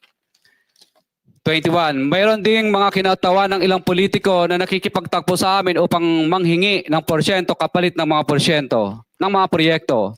Ang mga porsyentong ito ay 25% ay ipinipilit sa amin bilang karaniwang kalakaran na wala akong kakainang tanggihan. Ilan sa kanila ay sina Regional Director Eduardo Virgilio of DPWH Region 5, Director Ramon Ariola III of Unified Management UPMO, District Engineer Henry Alcantara, DPWH Bulacan First, Undersecretary Robert Bernardo, District Engineer Aristotle Ramos of DPWH Metro First, Pasig City, District Engineer Manny Bulusan of DPWH North, Manila Deo, District Engineer Edgardo C. Pingol of DPWH Bulacan Subdeo, District Engineer Michael Rosaria of DPWH Quezon Second Deo. Karamihan sa mga kawani ng DPWH na nabanggit sa itaas ay paulit-ulit na binabanggit ang delivery ng pera ay para sa kay Saldico na dapat at least 25%. Si Kong Marvin Rillo naman ay ilang beses na binabanggit ang pangalan ni Speaker Martin Romualdez bilang kanyang malapit na kaibigan. 25. Sa tuwing umiinom kami sa Wine Story, sa BGC at sa Shangri-La Mall, sinasabi pa ni Kong Rillo na lahat ng kanyang request para sa pondo ay galing pa mismo sa unprogrammed funds at insertion na inaaprubahan ni Speaker. Ang tao ni Marvin Rillo na si Bogs Magalong ang pumupunta sa amin para kunin ang pera sa aming opisina o sa Wine Story. Si Kong Jojo ang naman lagi ring binabanggit sa lahat ng project sa kanya ay papondo ni Speaker at ni Saldico. Mataas ang hinihingi sa project, dagdag pa niya, hindi naman lahat ng pera ay para sa kanya, kundi para kay Speaker at kay Saldico. Sa lungsod ng Pasig naman, lumapit sa akin ang DPWH Project Engineer na si Angelita Garucha para kolektahin ang parte ni Kong Roman Romulo sa flood control projects noong 2022. 28. Pagdating ng 2025, si District Engineer Aristotle Ramos ang sumunod na nagpakilala na bagman ni Kong Roman Romulo kung saan 30% ang kanyang hiningi ay para kay Kong Roman Romulo. Sinabihan ko kay D.E. Ramos na masyado namang mataas, ngunit sinabi niya na walang magagawa dito dahil pondo ito galing sa unprogrammed funds at insertion galing sa taas. Sa ilang pagkakataon, ang mga politiko na personal na inabutan ng halaga ayon sa hiningi nilang porsyento mula sa proyekto. Ang pagbabayad na ito ay hindi naman kagustuhan kundi isang hakbang na ginawa namin dahil sa matinding panggigipit. Ilan sa kanila ay sina Kong Antonieta Yudela kasama ang kanyang asawa, Kong Marvin Rillo of Quezon City, Kong Nikki Briones of Aga Party List, Arturo N. Ataide, ama ni Kong Arjo Ataide, Kong Florencio Gabriel Bem Noel of Anwaray Party List, Kong Eliandro Jesus Madroña of Romblon, Kong Benjamin Benji Agarao Jr. Bagamat naging matinding pagsubok ang kabawasan ng pondo na nakalaan sa proyekto, pilit at matapat naming sinusunod ang bawat espesipikasyon na nakasaad sa Program of Works na nakasaad sa proyekto ng DPWH. Nakakasiguro kami na nagawa namin ng maayos at matapat ang bahagi o phase ng proyekto na na-award sa amin. Sa katunayan, hindi kami mababayaran ng DPWH kung hindi ito dumaan at pumasa sa maraming material testing na naaayon sa design ng DPWH. Ina-assess at ini-inspect ng DPWH ang bawat proyekto base sa natapos na parte o accomplishment. Napilitan kami na i-absorb ang kabawasan na ito na nagdudulot ng maliit na kita o pagkalugi sa ilang projects. Para makabawi, dinadamihan na lang namin ang partisipasyon sa mga projects. Taliwas sa mga lumalabas na may mga impormasyon sa publiko, hindi kailanman kami gumawa ng ghost projects. At masugid kami nag-i-inspect sa lahat ng aming mga natapos na projects. Handa po kaming tumistigo ng walang pilit at kusang loob bilang state witness at sabihin ang lahat ng nangyayaring katiwalaan ng Kamara, DPWH at iba pang mga kawani ng gobyerno upang gawin ang tama. Kami ay lubos na humihingi ng tulong sa Senate Blue Ribbon Committee na pinamumunuan ng buting Chairman Senator Dante Marcoleta at kay President Bongbong Marcos para sa proteksyon at seguridad ng aming pamilya. Ang salaysay na ito ay kusang loob naming ginawa at walang sino mang pumilit na gawin ito. Sa katotohanan ng lahat ay nilagdaan namin ang salaysay na ito ng kusang loob at walang pumipilit. Sign, Pacifico of Vizcaya, nagsasalaysay. Notaryado po. For the record, this sworn statement was notarized by a certain attorney Reynaldo F. Segubiense, PTR number 246726, January 4, 2024. Hanggang ang MCLE ay 2025. This was notarized on September 6, 2025. Mr. Chair. Mr. Pacifico Discaya and Cesaria Rowena Discaya, meron pong pirma sa inyong respective na pangalan. Ito po ba'y pirma ninyo? For the record lang. Yes po, Chair. Thank you. Mr. Chair, can we ask a copy? Every member of this committee. Yes, we will do that. Pase-xerox po natin ito para lahat po ng miyembro ay bigyan na kita ng kopya kagad. At saka meron akong mga ilang pa rito si Senator Jinggoy. Senator Rapi, isa na lang ang natira kaya pase-xerox natin ito. Bigay mo na lang sa kuya mo. Kuya mo naman si Senator Rapi. Ikaw na lang. Mag-share na muna kayo. So, sino po ang gustong magtanong habang base po dito sa sinumpang salaysay na ito, sino po yung gustong magtanong sa kanilang dalawa? Mr. Chair. Senator Erwin. Una ko pong tagatanungan dito po kay Ginoong Pacifico Discaya. Nabanggit niyo itong mga pangalan po ng mga congressman. Sila po ba mismo? Mukhang dalawa lang po yung binanggit niyo na personal ninyong inabot yung pera. Itong mga napakadaming pangalan na binabot ninyo, paano po ibinibigay yung parte nila, yung komisyon na sinasabi niyo 25%, 30%? Sino po? May tao po ba? May bagman po ba? Kadalasan po, ako po ang nagbibigay o minsan po may inuutusan po ako, nagtatawagan lang po kami para sa hinihingi. Maaari mo po bang ibigay sa amin sa komiting ito ang pangalan ng mga pinag-aabutan ho niyo ng pera kung hindi mismo yung mambabatas ang inaabutan ninyo? Maaari po ba or litrato man lang parang malaman ho natin kung sino pong inaabutan po ninyo ng pera? Kay Terence Calatrava po, nag-usap po kami nito sa kanyang condo po sa Makati. Tapos ang inuutusan na lang po niya na kumuha po ay si Diane Tan. At saka yung kasama pa po si Andrew po ang pangalan. May mga contacts number po ako. Sila po ang tagakuha sa office. Pero iba-iba po ito. Iba-iba po itong mga bawat congressman. Iba-iba po yung kumukuha. Tama po ba? Opo, makadalasan po parang mga COS nila or mga pinagkakatiwalaan nilang tagakuha lang po. Opo. For example po, si Kong Roman Romulo naman po. Kadalasan po si Kong Roman Romulo, ang tagakuha po niya si tagakuha niya si Ma'am Engineer Angelita Garucha, empleyado ng DPWH yun.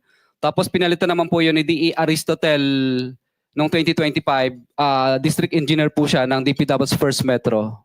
Pare-pareho po ba, Mr. Chair, yung komisyon, or whatever you want to call it, kickback, ang hinihingi po or magkakaiba?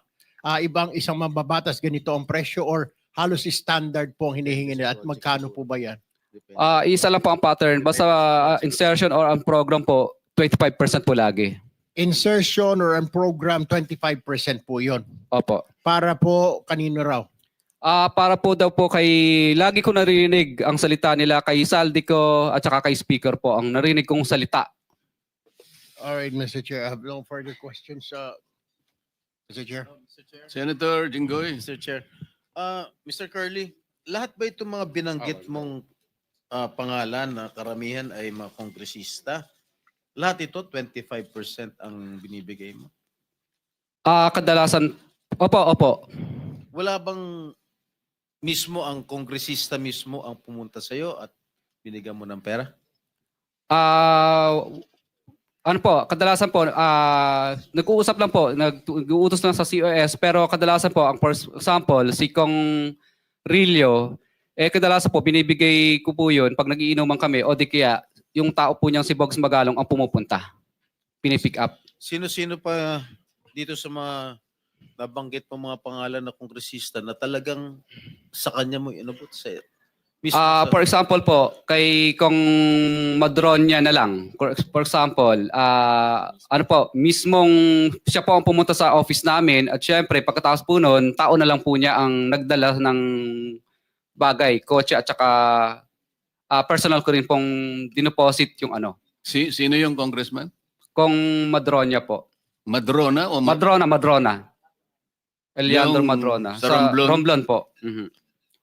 For example, okay. For example po, ito na lang, si Kong Marcelino Teodoro ng Marikina. Ang tagakuha naman po nito sa akin ay si Bell Construction. Kasi ang nangyari po nito, pina-mutual terminate po niya yung mga project na napanalunan ko. Dahil, ano po, hindi po ako nagbigay. Kaya ang nangyari po nito, napilitan na lang po akong magbigay para i-award ulit sa panibagong ano po, bidding. Pero na-mutual terminate na po yung project. So, ang nangyari po nito, mataas, siyempre, pero hindi 25%. 18% lang po. Meron po ba kayong resibo, Mr. Chair, na not resibo actually, na corresponding document na naibigay mo na itong komisyon ni ganito o wala? Wala po resibo kasi hindi naman po sila paperless, paper trail. No paper trail po lahat ng transaction pero meron po kaming voucher. Ang voucher po namin, ledger po pala. Ledger, wait, based on ano po? Ano bang sinabi ko sa ano? Dala mo yung ledger mo? Dala mo yung ledger? Hindi po, hindi po. Binibigay mo? Hindi po. Ledger lang po yan sa office namin. Pero siyempre po, pag pinapirma po namin sila, hindi sila pipirma doon. Kumbaga, para matandaan lang po namin na nung panahon na to at araw na to, nagbigay kami ng ganitong halaga. For our, siyempre, para malaman po na, records lang po namin. Mr. Chair, I move that we subpoena that ledger, Mr. Chair, so that we'll have a copy here in the committee, Mr. Chair. Yes. Pwede po kaming- Pwede mo bang ipadala sa amin kung ano man ang tawag ninyo, kung ledger, anything that will indicate the payment of the alleged commission to each and every member of Congress subject of your sworn statement. Ang dala ko lang po dito ay summary lang po ng mga ledgers. For example, Office of Presidential, ano bang ibig sabihin? OPAB, ibig sabihin Office of the President Areas Visayas, parang ganun yata ang ibig sabihin ng OPAB. If I may, Mr. Curly, yung record mo ba nagsimula anong taon? Actually, 2022 po lahat nag-start itong record po nito. What about before to 2022? Wala ka record? Hindi ka Hindi po kami nagre-record kasi sumasali lang po kami ng sumasali sa bidding at nagpapadyaryo. So, Mr. Chair, I move that we subpoena duces tecum all the documents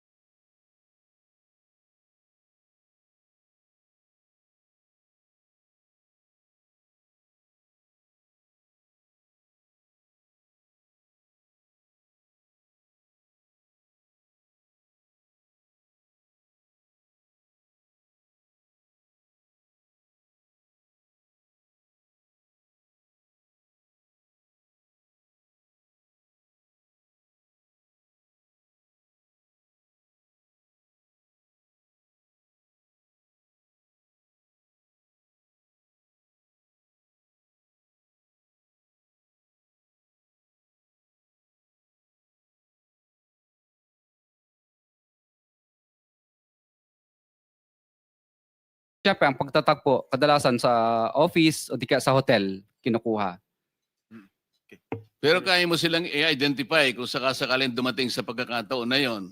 Yes po, Your Lahat ng Honor. kumukuha para sa kanila, allegedly, kaya mo silang kilalanin, i-identify, sapagkat kilalang kilala mo sila. Yes po, Your Honor. Mr. Diskaya, sigurado ako i-deny yan ng mga pinangalanan nyo. No? Sigurado. 100%. Pero ba kayong iba pang mga ebidensya na magpapatunay na sila nga ang tumanggap, sila ang kausap nyo, tulad nga yung CCTV or meron bang mga deposit slip or merong mga any evidence na magpapatunay na itong mga pinangalanan nyo kanina totoo 'yon?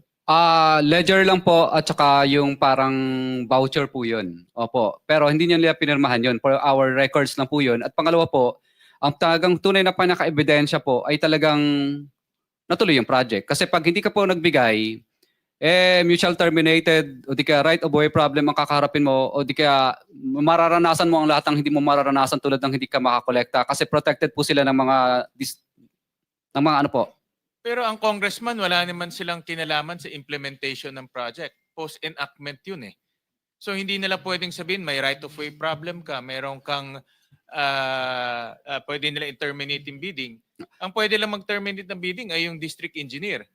Pag tinanggal po nila si district engineer o di kaya sa regional director, mamimili na lang po yung director at saka DE. Patanggal ka o sumunod ka sa pinagagawa ko? Ang congressman, hindi naman niya pwedeng pakialaman yung implementation ng project. Regional lang at district engineer. Opo, tama po. So Tama. paano niya papakancel yung project ninyo kung hindi niya kontrolado yung implementation? Ano po, tatawagan lang niya yung DE tsaka RD para singilin po. So ibig sabihin nitong mga politiko may control dito sa RD at DE. Siguro, 100% po. 100% yun. Mhm. At sa pagkaalam mo, itong DE at RD na may control sila, meron ring kinukuha dito sa mga proyektong nabanggit mo, itong mga proyekto, itong mga politikong nabanggit mo. Itong DE at RD. Ano po, I invoke my rights po. Kasi po, Sinabi mo na yung mga politiko, sabihin mo na lahat. Hindi po, I invoke my rights po kasi syempre natatakot din po kami sa aming kaligtasan. Wala pa po kaming protection. At saka po, I invoke my rights kasi po sa tag doon yung session na ang tag sa session na executive session ko lang po siguro kung Pwede yun. gusto niyo kwento ko Mag-request sa ka na inyo. lang ng executive session. Opo, sa mga ganyang klase po ng bagay. So Opo. yun ang tama. Kasi sinabi mo na lahat. Bakit Opo. i-invoke mo pa Kasi yun? ang nilista ko lang po dito, Mr. Chair, is yung 25% lang Kung po. magte-tell all ka, lubusin mo na. Mhm. Diba? Andiyan na tayo eh. Mhm. This connection, I think, Mr. Diskaya, Mr. Chairman, just to finish lang, Mr. Chairman. Hindi, kailangan ko lang masabi Ay, ito. sige. Kasi sa Republic Act 6981, Section 4, ito yung batas natin, may kinalaman sa paghingi mo ng proteksyon na maaaring makatulong sa inyo. Sinasabi yung ganito, witness in legislative investigations. In case of legislative investigations na nangyayari nga po ngayon, in aid of legislation, a witness with his express consent may be admitted into the program upon the recommendation of the legislative committee where his testimony is needed when in its judgment there is pressing necessity therefore, provided that such recommendation is approved by the President of the Senate. So kung gusto mo na mangailangan ka ng protection, ang committee ito sa pamagitan ng ang aming kakayahan, irerekomenda natin sa Presidente ng Senado at kapag ka ito'y kanyang pinirmahan, ay magkakaroon ka ng protection na nilalaman ng batas na ito. So pumapayag ka. Yes po, Mr. Okay. Chair. Proceed. Mr. Chairman, may I move to also subpoena the district engineers and regional engineers in connection with the politicos that were mentioned earlier? Dahil alam naman ho natin na mambabatas ho, bawal makialam sa implementation ng project. That's post-enactment, which is unconstitutional. Pero parang lumalabas ho sa kwento ni Mr. Diskaya, may control. Tama po ba? Can you confirm that? May control yung politiko doon sa implementation ng project. Yes po, Your Honor. Which is unconstitutional, Mr. Chairman. So maganda marinig na ho natin diretso sa district engineer at sa mga regional engineers itong ginagawa nilang collusion. Parang may collusion eh. Merong sindikato na between the politico and the district engineer and regional engineer. At the same time, Mr. Chairman, there was a request for executive session. May I also suggest to pursue that executive session without prejudice to informing the public on that information if we find that the public needs to know that information. Kasi ako naniniwala, Mr. Diskaya, sinabi nyo na lahat eh. Tuloy na natin to in the name of the truth. Diba? In the name of justice. In the name of fighting corruption. Kasi kung itatago natin to, wala ho talagang pupuntahan to. But we will allow you, with the permission of the chairman, may executive session without prejudice. Kung ma-determine namin na kailangan malaman ng publiko, then dapat ulitin natin dito. Upon may advice po ng lawyer ko, sige daw po. Ano yung sige? Ano yung sige? Sige po. Ang tanong niya, No. Pwede po sabihin ngayon dito. ang tanong ni Senator Gatchalian kung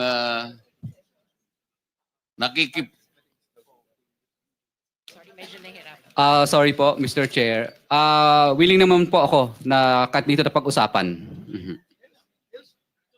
Pangalanan mo yung mga district engineer, regional engineer na merong kasindikato yung mga politiko. Pinangalanan mo na yung politiko, di tuloy mo na. Mr. dito po, Chair, dito I po. agree with the manifestation of Senator Sherwin.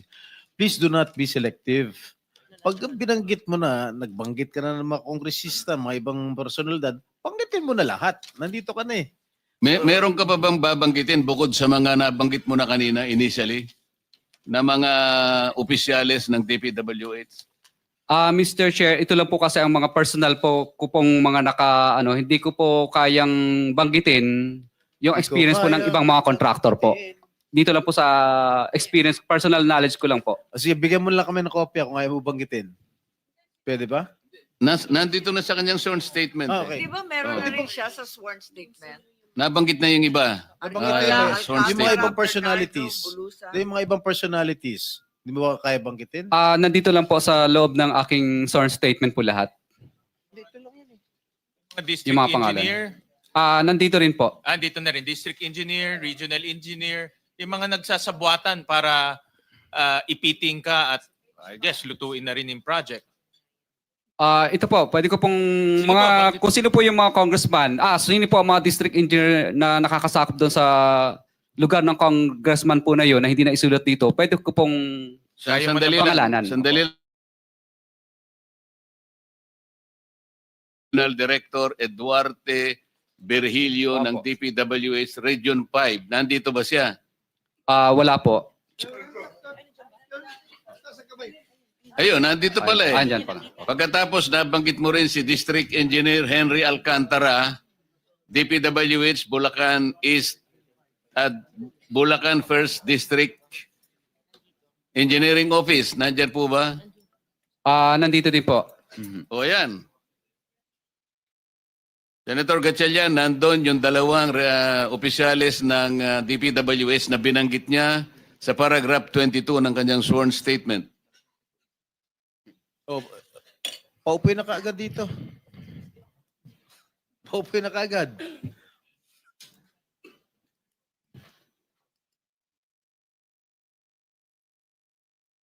Comsec, administer mo na yung oath. Hindi, dito. Dito sa bago.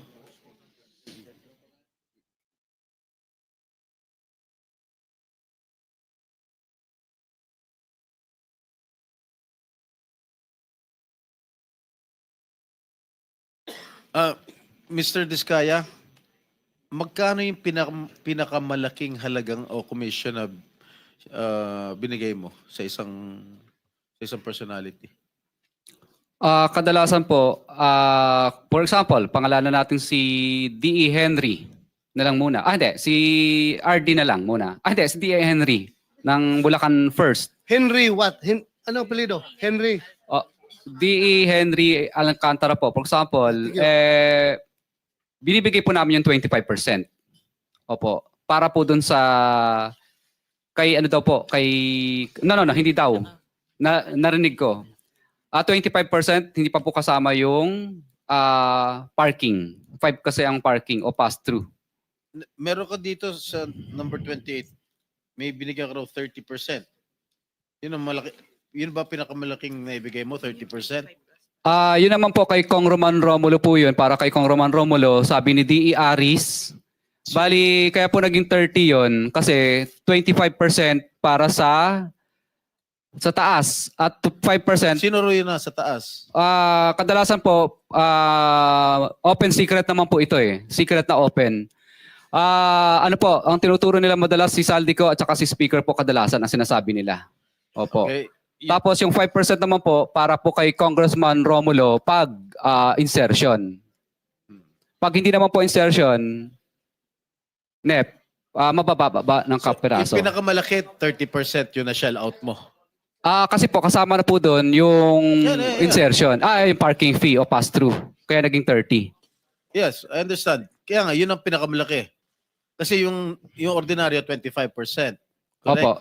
Opo. Alright. Nandito na yung si Mr. Chair, may masingit lang ako, Sen. Tanungin ko lang si Curly Discaya. Mr. Chair, so kung 30%, may 5% parking, 35%, ilan na natitira sa proyekto? Hindi po. Kanina po, kaya pinagsama po yung 30. Kasi isang hingian lang po ang ginawa nung ni D.E. Aris at pinabigay na lang doon sa secretary na si Secretary Ann. So ngayon po, bali kaya naging 30 yun kasi 25% doon para sa taas. Tapos yung 5% doon para kay Kong Roman Romulo as insertion. Yun lang. Parking fee, Parking sorry. fee. Oo. So, Kaya naging, pag pinag-plus mo po yun, naging 30 kasi isang hingian lang 30. ginawa. Wala na kayong nilalagyan pa na iba na binibigyan sa LGU maybe para pirmahan yung mga kung ano man yung kailangan pirmahan para matuloy yung proyekto? Sa LGU, kadalasan wala po. Wala. Wala na, walang pakialam doon. Magkano po ang kinikita nyo naman? Kung binigay nyo yung 30%, magkano po ang binabawas pa ninyo doon sa, for example, 100 million, 30% po yan, that's about 30 million. So may 70 pa. Magkano po yung, syempre, tatrabahuin nyo, magkano kailangan ang kikitain nyo pa dyan? Kadalasan po ang natitira na lang sa amin, minsan pag minalas-malas, lugi, kung sinuwerte, minsan 2%, 3%. Pag sinuwerte pa, 5%.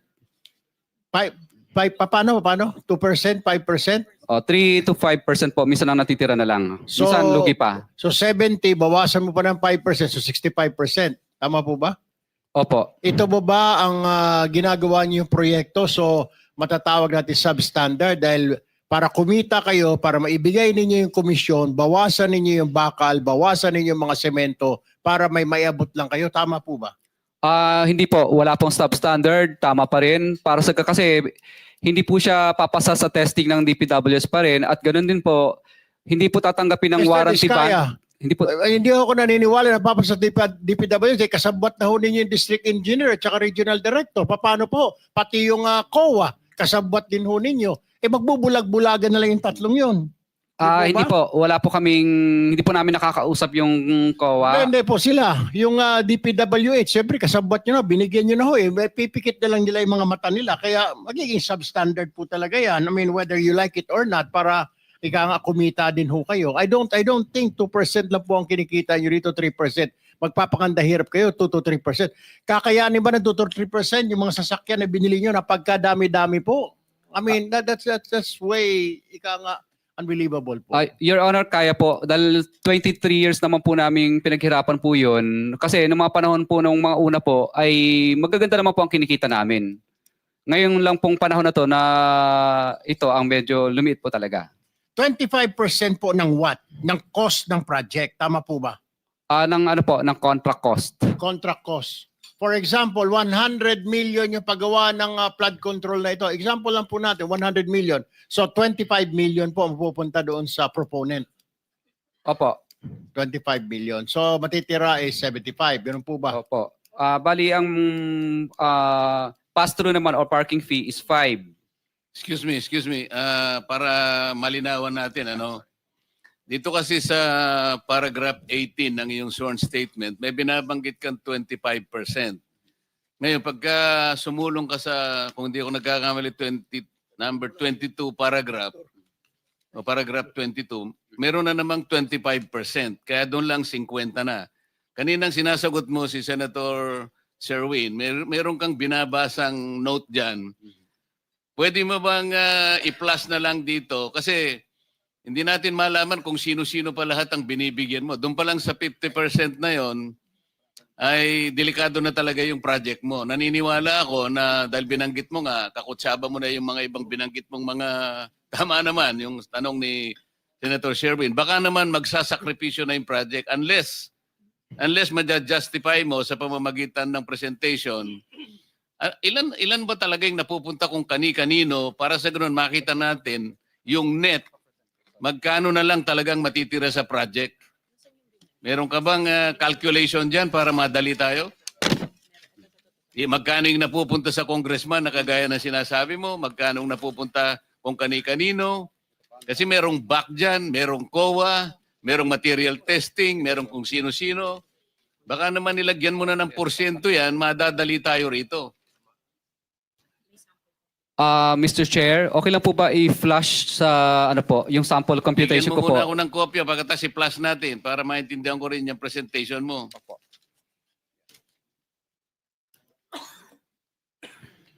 Yung staff, pakitulungan si Mr. Diskaya para ma-plus natin sa ano.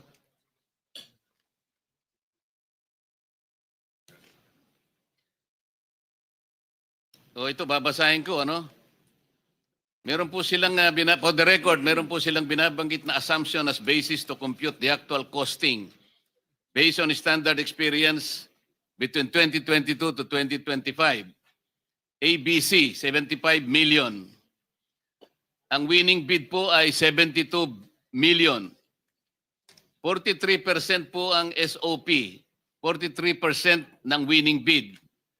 Broken down into the following. Ito po allegation nila, no? Speaker Romualdez Saldico, 25%. Congressional pass-through fee, 5%. Buyout fee ng BAC, 6%. DPWH, DE&RD, 7%. O, yan po yung 43%. Sa mga tweed, yun ang natitira. Aalisin nyo pa yung tax na 7%. Broken down into income tax 2% at withholding value added 5%. So ang project cost po sa kanilang approximation is between 35 to 38%. Ito na lang ang natitira. Sa makatwid po kung 100 million ang project, Senator Sherwin, ang natitira is between 35 million to 38 million talaga magsasuffer ang project. Ang net profit po nila sa calculation is between 12 to 15%. Ang tanong po kanina, Mr. Diskaya, because this is very important, kung ang cost na lamang po ng project is between 35 to 38%, hindi mo ba talaga magsasuffer ang project? Ang importante rito ay katulad nito, flood control. Buhay po ang sinesave, kaya po inaayos natin, sinisinop natin ang ating mga river basins. Ngunit kung ang project, ang panggastos ng project ay matitira na lang 35 to 38%, paano nyo magagaranti na magagawa po natin ang project sang-ayon doon sa pagkakadrawing ng DPWH? Mr. Chair, sagutin ko lang po ng detail by detail. Opo. Kadalasan po, Mr. Chair, may warranty bond po kasi yung aming project. At pangalawa po, pag nag-collapse po ito dahil dinaya po namin, mas malulugi pa po kami. Sa napakaliit na natira sa amin na minsan 5%, 3% na nga lang, magko-collapse pa. Kaya ang ginagawa po namin, Mr. Chair, ginagawa po namin ng tama ayon sa plano, ayon sa specs, ayon sa program, ayon sa design. Ang ginagawa po namin ay mga suppliers po, kasi maganda naman po ang pagkakaprograma nila ng presyo. So, for example po, yung sheet piles po dyan, Mr. Chair, na nakalagay, sa budget po ng program of works, 14,256,000,000. Pero sa actual po, kaya po namin mabili sa market ng volume ng 6,652,000 lang kasi maramihan. Okay. Yung concrete naman po, Teka muna, sheet pile ang sinasabi mo.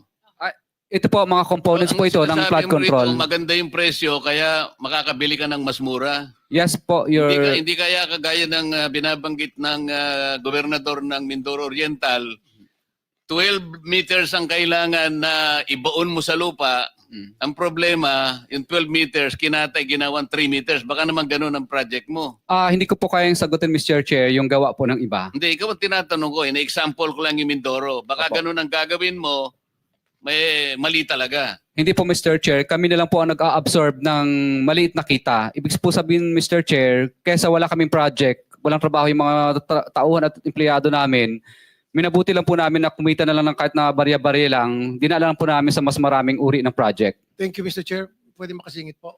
Senator Rapi. Kasi sa pagsasalita niya, para bang siya pang naapi rito. Para magkaroon ng kita yung kanyang mga empleyado, magtsatsaga lang sa maliit na kita. Kanina nabanggit mo, lahat ng project ninyo ay okay on the level kasi ina-assess ng DPWH after you accomplish that project. Tama? Opo. Your Ano Honor. nangyari dito sa UP Manila Rizal Hall? UP Manila po. Yeah, wag ka na magmaang-maangan. Flood control po yan, Mr. Chair. No.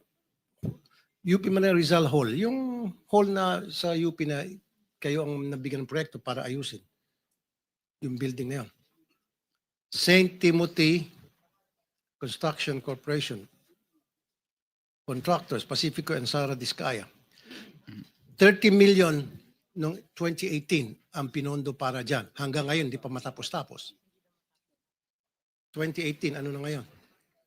Mr. Chair, yung ganyan po kasing mga may mga suspension po yan. May time suspension. Paki-explain. For 7 years, 30 million pinondo rito sa UP Manila, hindi mo patapos-tapos. Sabi mo, lahat ng proyekto ninyo on the level, di ba? In-inspect ng DPWH. Siguro you're referring to Constructors Performance Evaluation System. Yan ba yan? Okay. So dumaan kayo sa CPES. So kung dumaan kayo sa CPES, bakit itong 2018 na project nyo sa UP Manila hanggang ngayon, yung Rizal Hall hindi pa tapos-tapos na binadgetan na 30 million. So mga estudyante, hindi nagagamit yun. So tumatambi na sa labas. Mr. Chair, yung DPWs po sana ang makakasagot niyan. No, ikaw makakasagot ito. Proyekto mo to eh. Hindi naman sa DPWH binigyan 30 million. Sa iyo binigyan 30 million. O bakit mo itulak sa DPWH? May mga time suspension po yan, extension. Then explain to us because this has been for 7 years. And you cannot explain? That's 30 million people's money that was funded for that project. And yet, it hasn't been accomplished as of yet.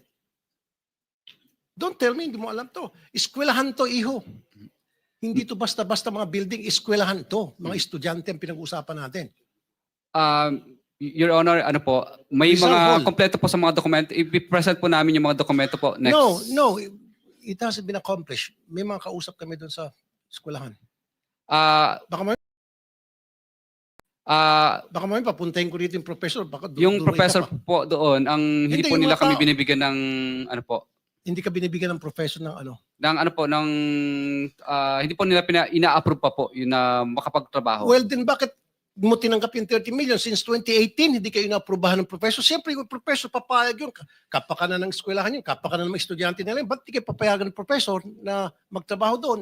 That's stupidity. Paliwanag mo nga At kung its bakit best. meron suspension. Yun ang tinatanong eh. Bakit may suspension? Ano ba nangyari? Yun ang ipaliwanag mo. Hindi po approve sa kanila yung design base sa DPWS po kasi DPWS po talaga ang nagbibigay sa amin ng instruction kung itutuloy o hindi. Kasi ang magkausap po, yung consultant po ng eskwelahan at Hindi, ng ang DPWS tinatanong po. ni Senator Rapi, binayaran ka na eh. Binayaran ka na ba? Yes, hindi- bayad na. Kasi ganito yan, Mr. Diskaya, bago kayo gagawa ng proyekto, bago ba aproban yung proyekto, gagawa kayo ng feasibility study, right? Mhm. And then yung feasibility study na yun, ipapakita nyo doon sa kung sino man yung nag-request ng eskwelahan na para sa proyektong yon. So ba't di ka aprobahan ng eskwelahan? Ba't di ka pagtatrabahuin kung pinakita nyo sa kanila yung plano nung building na gagawin nyo? Mr. Pinakita nyo o hindi yung plano? Siyempre, bago nyo gagawin yon, kasama yung mga taga-DPWH, kung kinakailangan, tatawagin yung eskwelahan, ipapakita nyo, ipipresenta nyo, ito po yung plano na gagawin namin. Ito yung structure. Ito yung... Government project Building. kasi ito eh, dahil UP Manila. Sino ang gumawa ng project? Sino ang gumawa ng plano? Ang gumawa po ng plano, sumusunod lang po kami kung ano po ang Sino nga? design. Sino DPWS po. Oh, bakit di matapos-tapos? Ah, Sino sa DPWH? ah, Turo mo. ano po, Andito ba? mga district engineer po ang Anong pangalan? Si Anong pangalan? dati po nung nakaraan panahon pa po ni District Engineer. Tapos ngayon po, bago na po yung District Hindi ka Engineer. sino ngayon noon? Sino yun noon at saka ngayon? Kasi 2018 hanggang ngayon, 2025 na, hindi pa rin matapos-tapos. And yet, yung 30 million na-release na sa inyo. Opo. Bali, alam ko po, ang mobilization lang po ang...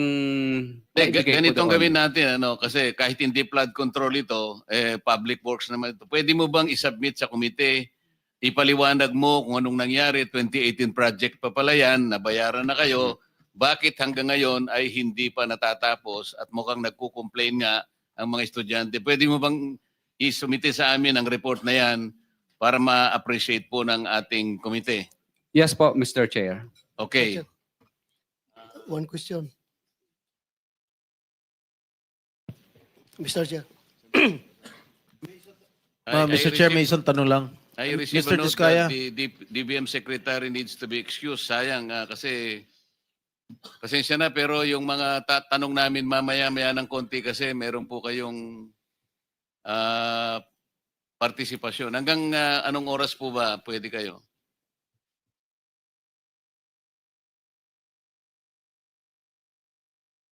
So, sige, anyway, you wanted to be excused now, Madam Secretary. Mr. Chair, one question lang kay Mr. Diskaya. Teka muna, you want to be excused now? Kung pwede, Kahit hanggang alauna po. hanggang alauna. Okay. Thank you. Senator Estrada. Mr. Diskaya, sa dami-dami mong binanggit na pangalan na kongresista, isa lang tanong ko, Senador, meron ba? Your Honor, wala po. Sigurado ka? Safe ka na. Sigurado po. I resent that statement, Mr. Chair. I resent that Safe statement. ka na. Okay. Diba? Safe na. Mr. Chair, I move that you strike of the record that your Alam mo statement. naman, biro lang naman yun eh. Wala yun. Mr. Chair. So, Senator Bato. Yeah, Mr. and Mrs. Diskaya, dito sa paragraph 10 ng inyong sinumpaang salaysay, sinabi niyo dito, ngunit nung nagsimula ng makilala ang St. Gerard Construction, dumating naman ang panibagong pagsubok. Ang pagkakaalam ko yung pagsubok ay these are trials, challenges, kahirapan. Pero dumating ang panibagong pagsubok. Unti-unting nagsilapitan ang mga district engineers at mga regional directors ng DPWH at mga chiefs of staff ng mga mambabatas na nag-alok ng mga proyektong sinasabi nilang pundo ng mga mambabatas. I don't think pagsubok ito. Kung ako ay kontraktor, grasya ito. Grasya, hindi ito pagsubok, grasya. But that's beside the point. Ang gusto ko lang ma-establish dito ay, totoo ba talaga na sila ang pumupunta sa iyo para mag-alok o ikaw pumupunta sa kanila humingi ng project? Mr. Chair, ano po, Which is which? kadalasan po pag lumalabang kami sa bidding, Oh. lagi po kami talo, disqualified. At kadalasan po, tinatakot pa kami na mabablacklist kami dahil kung nakatatlong talo ka, disqualification Kung na talo ka, magsumikap ka, makakuha ka ng project, pupunta ka sa kanila. Bakit ang sinabi mo sa affidavit mo is sila ang pupunta sa iyo? kadalasan po, qualified po kasi ang license namin. Kaya nilalabanan namin. So, kaya misa po, kami na po ang nilalapitan dahil kadalasan po, nilalabanan nga po namin yung mga projects nila. So, Okay, thank you. pinararating nila na Teo, andito yung regional director ng DPWH ng Region 5. Mr. RD ng Region 5. Ikaw ba'y isa sa mga regional directors ng DPWH na pupunta kay Diskaya para mag-alok ng proyekto?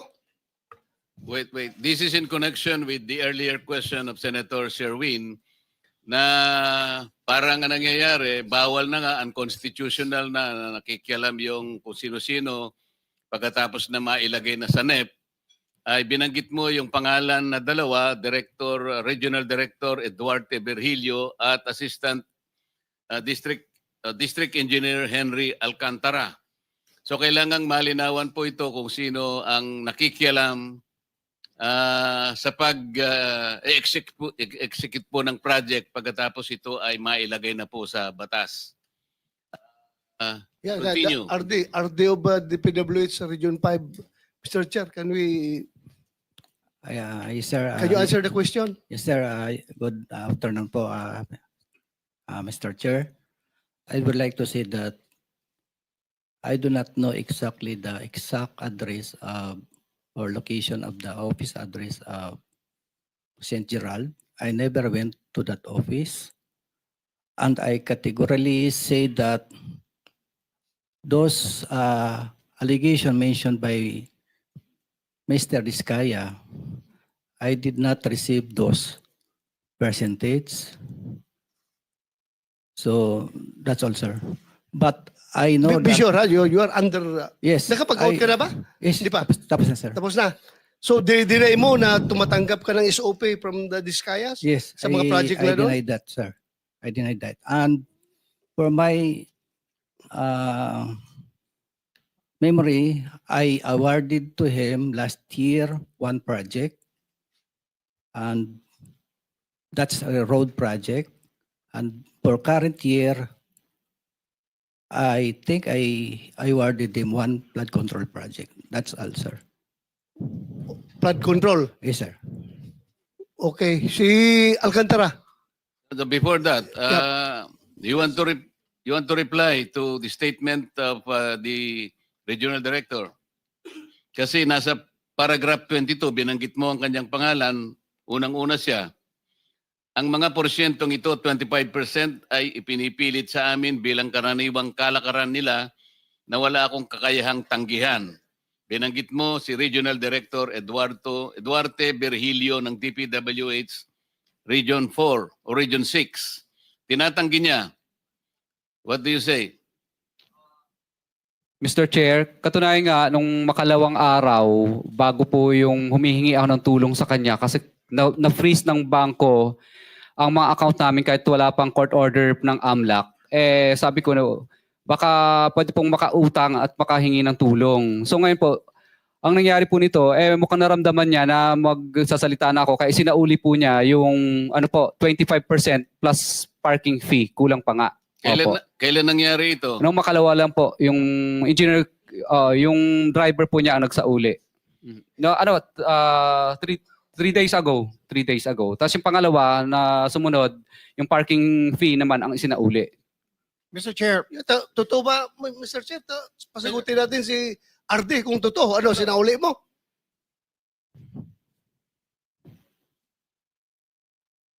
Pindutin mo, pindutin.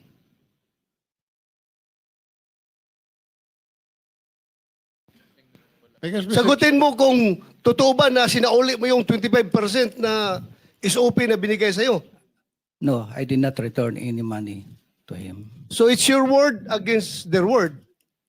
Yes, sir. Sigurado ka? Yes, sir. Kapag mapatunayan namin ito, we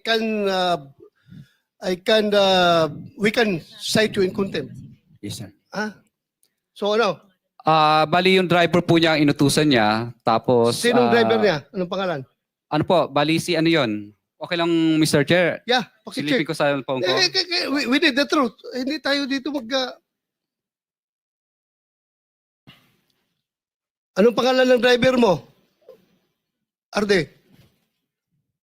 Bago siya magsabi, anong pangalan ng Arde mo? Siya na muna driver mo? para Ang pangalan po niya na alam ko lang ay June, tao ni R.D. Virgilio Eduarte. Tapos kinuha naman po ng aking engineer yon, nagkita sila. Kasi natatakot na siyang ibalik sa akin sa office yung pera. Kaya nakita lang po sila sa isang lugar. Parking yata yon sa parking. Ano, Arde? My driver, the name is James po. James. James. O, sige. Baka James Jr.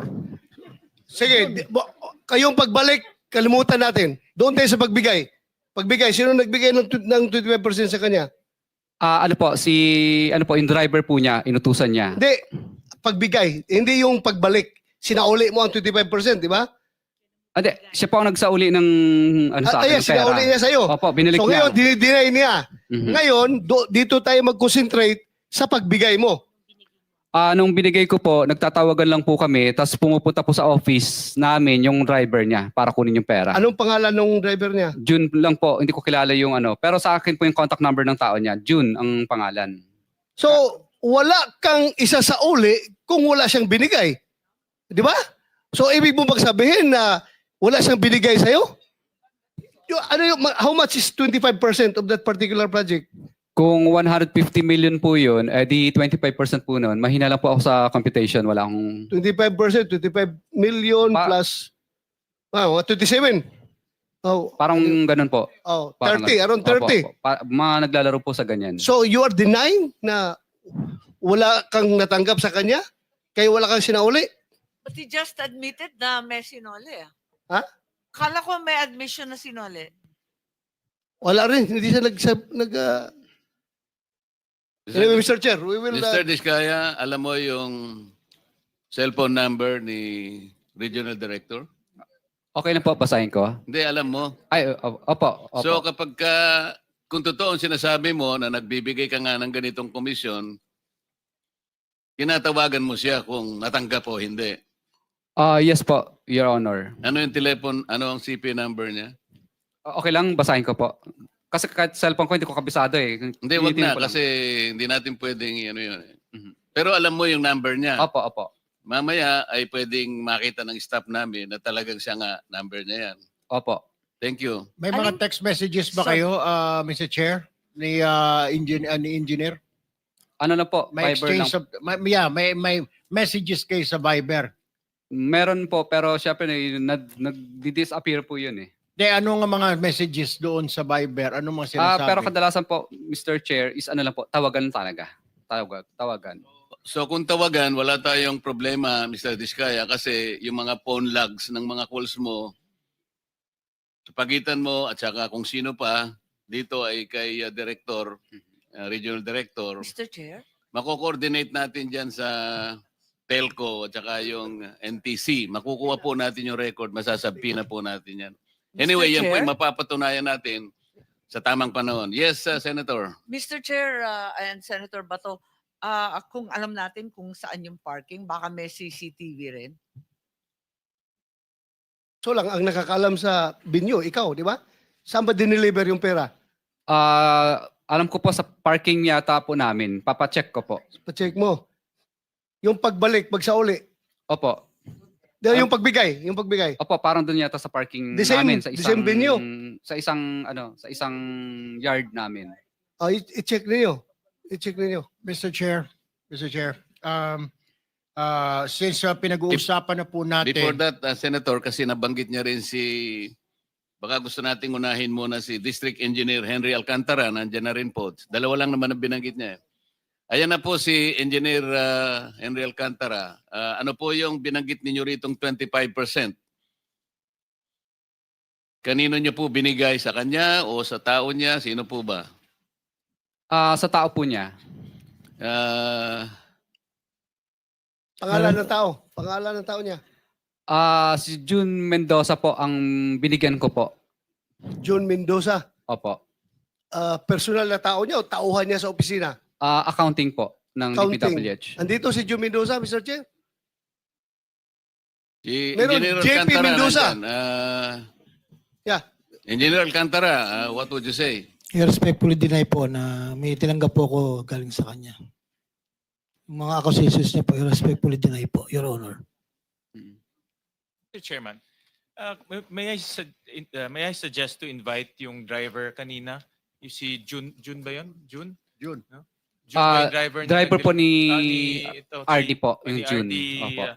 Virgilio. Invite natin para it seems to me that yun yung link ni Virgilio tsaka kay Mr. Diskaya doon sa pagdi-deliver ng pera. So maybe invite that person so that we can drill down to the very detail, to the very last detail yung transaction. Kasi yun yung link, Mr. Chairman.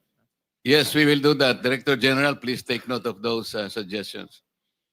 Mr. Chair, by way of info lang. Sandali lang, ma'am. Put nyo kanina, hindi ko po masyadong narinig. I respectfully deny po. Ano? I received sinasabi niya pong 25%. Na-receive po ninyo yung 25%. No, no po, I respectfully deny. Ayo, deny. Okay. Senator Amy. Wala, yung paalam lang po ni Secretary Pangandaman, hindi na natuloy yung House hearing ng DILG at yung iba pang nakaschedule. Nag-emergency meeting po.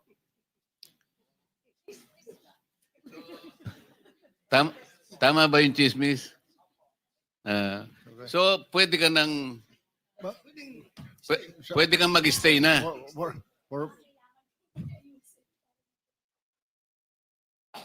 Hindi, sabi niya hanggang alauna naman. Mr. Chair. Senator Sherman, ikaw na. Yes, Mr. Chair. May I ask, dito po sa mga present natin ng mga contractor, itong 15 contractor na ito, have you experienced or do you have similar experience dito po sa na-experience na mag-asawang Diskaya yung pagbibigay po ng komisyon sa mga DPWH at mga politiko? Meron po ba? May we confirm from the contractors, Mr. Chair, present today, if they had similar experience like that of the Diskayas? Simula po doon sa top 1, sa SunWest Incorporated, may we know? Where are you, SunWest? Meron po ba ang kayong binibigyan na 25%, SunWest? None, Your Honor. None. Legacy Construction Corporation, meron o wala? None, Your Honor. EGB Construction Corporation. QM Builders. Okay. Huwag niyo kalimutan because na under oath pa kayo. Nako, anyway. Alpha and Omega, sinabi Timothy. Top Notch Catalyst. Royal Crown Monarch Construction. Absent? Okay. Equiparco Construction. Where's Equiparco?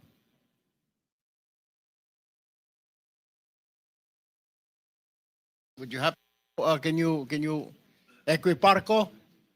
Nandito ba yung Equiparco kanina? Well, let's go down muna dito. Center Waste Construction. Wala po, Your Honor. MG Samidan Construction.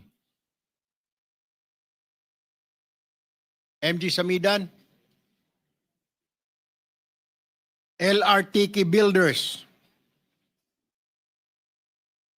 Hightone Construction. Wala po, Your Honor.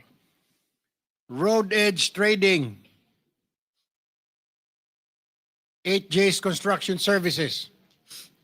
So Mr. Chair, lumalabas, may lahat ito ay nagsisinungaling siguro. Dahil wala ro nagbibigay ng komisyon sa mga DPWH. So tanging itong kumpanya lang na ito, itong mag-asawa ang nagbibigay. I don't think so. Yung Wawaw Construction pala. Wow. Wala rin. Your Honor, sa pilitang ginamit po yung lisensya namin. What's that again? Sa pilitan pong ginamit yung lisensya namin, Your Honor. And then tinatanong sa iyo kung kayo ba'y nagbibigay din. Kaya nga, kayo ba'y nagbibigay?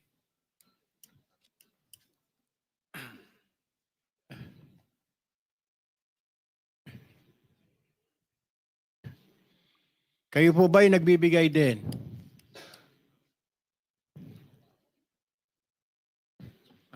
Hindi po, Your Honor. Pero kanina, sinabi mong sa pilitan na ginagamit ang inyong lisensya. Sino ang gumagamit ng inyong lisensya?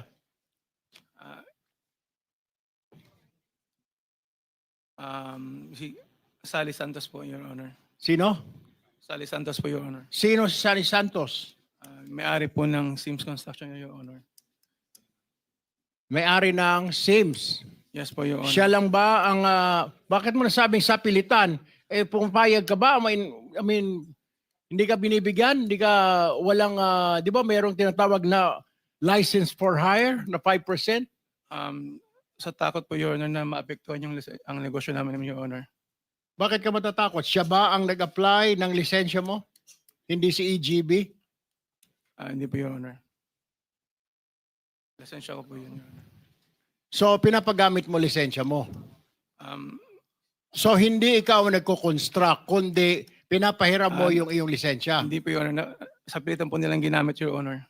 Paano sa pilitan? Can you explain? I cannot understand. Sa pilitan, tinutukan ka ba ng baril, ng kutsilyo?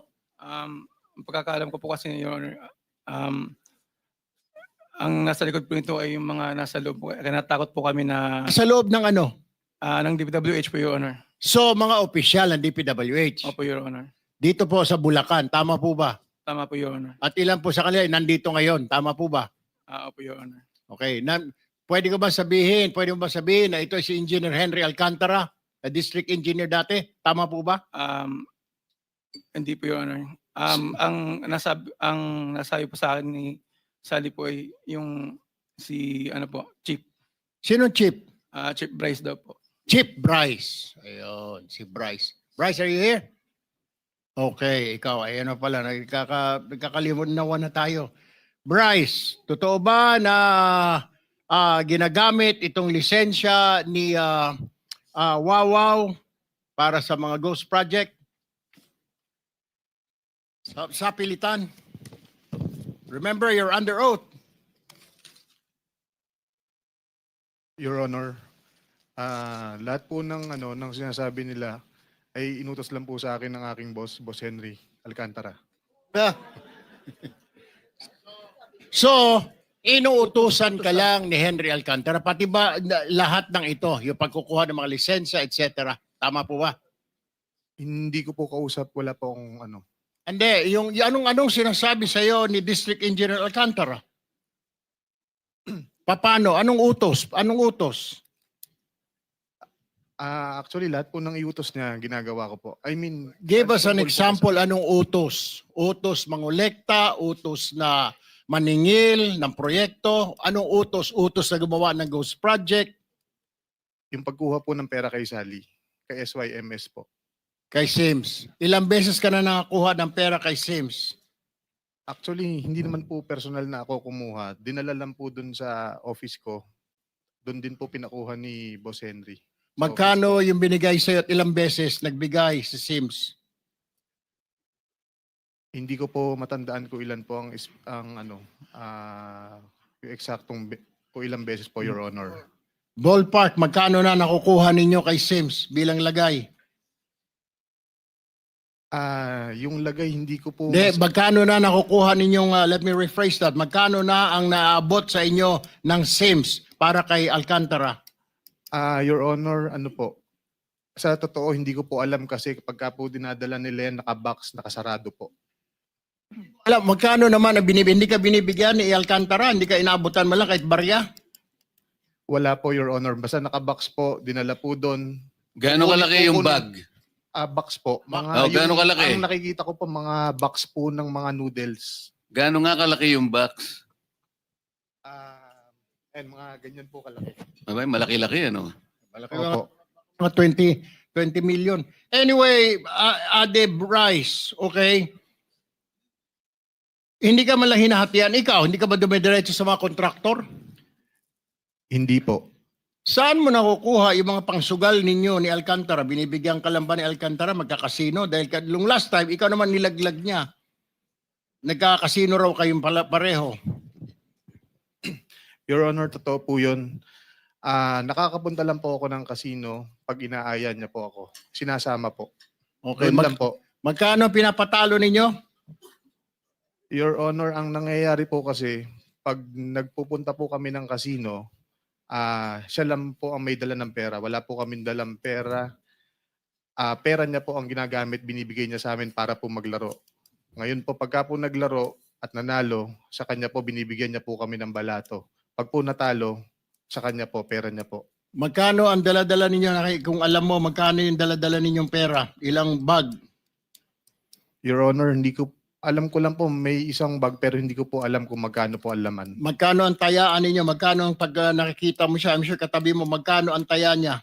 Hindi ko po matandaan. Totoo po yung sinabi niya na hindi po kami magkasama sa mesa pagka po naglalaro. Alright.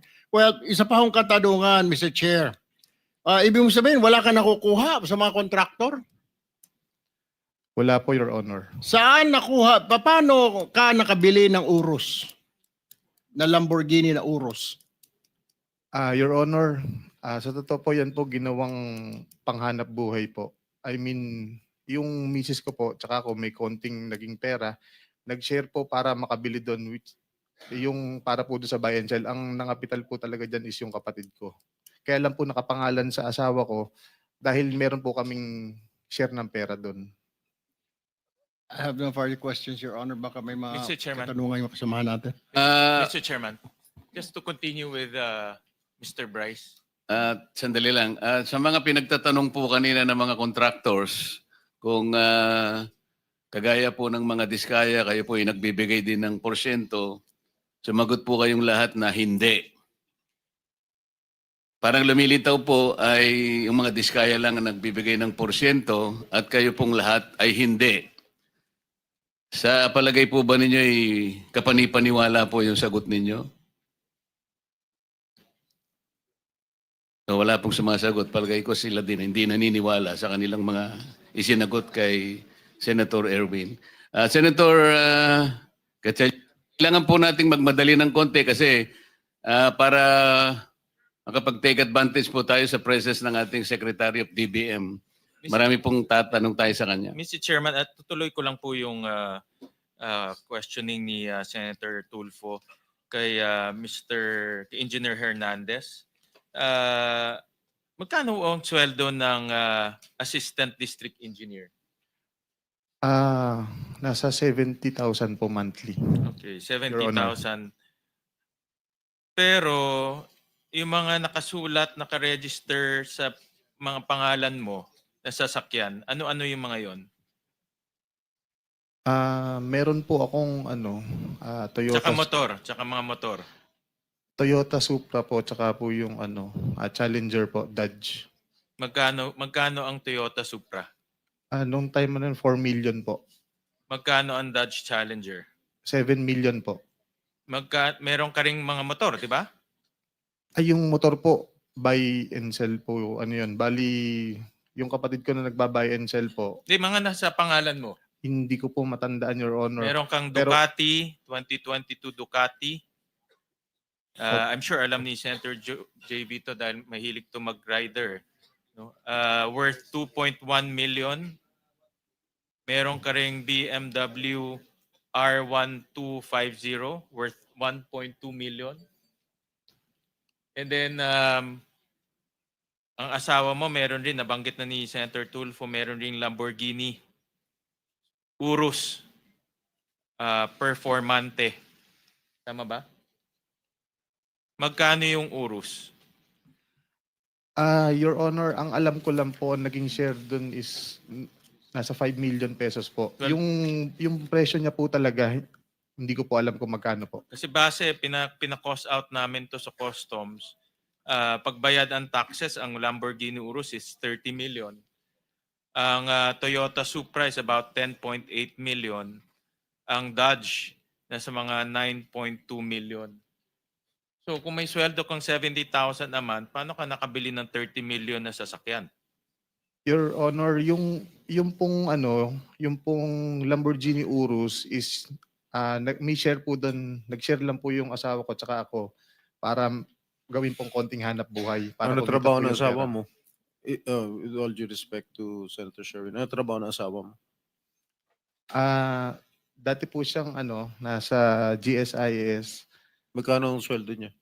Hindi ko po alam, Your Honor. So, magkano yung Lamborghini? 30 million? Ang balita ko, pumunta ka rin sa tindahan ng kotse. Tinuro lang ng asawa mo, ito gusto ko, binili mo kaagad cash. Hindi po totoo yun, Your Honor. Magkano pinapatalo mo sa casino? With all due respect to Senator Sherwin. Sa pera ko po, wala po akong pinapatalo, Your Honor. Ano alias ang ginagamit mo sa casino? Nung nagpunta po kami isinama po ako ni Ano Boss- ang pangalan na ginagamit mo sa casino?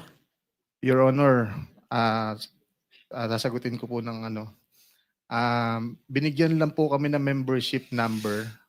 Yun I po am asking you what is your alias? Huwag ka na magpaligoy-ligoy pa. To be honest po, Your Honor, nagsasabi po ako ng totoo. What is your name? Anong ginagamit mong alias? Your Honor, nagsasabi po ako ng totoo. Membership number po ang binigay sa akin ni Boss Henry. Huwag ka magsisinungaling. Di ba ikaw to? I believe po, Your I Honor. believe. Ay, anong pangalan nakalagay rito? No, page, pakita mo.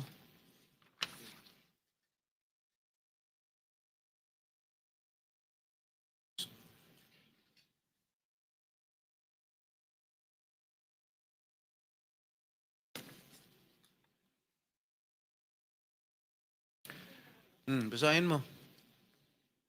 Your Honor, nakalagay po dito Marvin de Guzman. Oh, ba't hindi mo alam?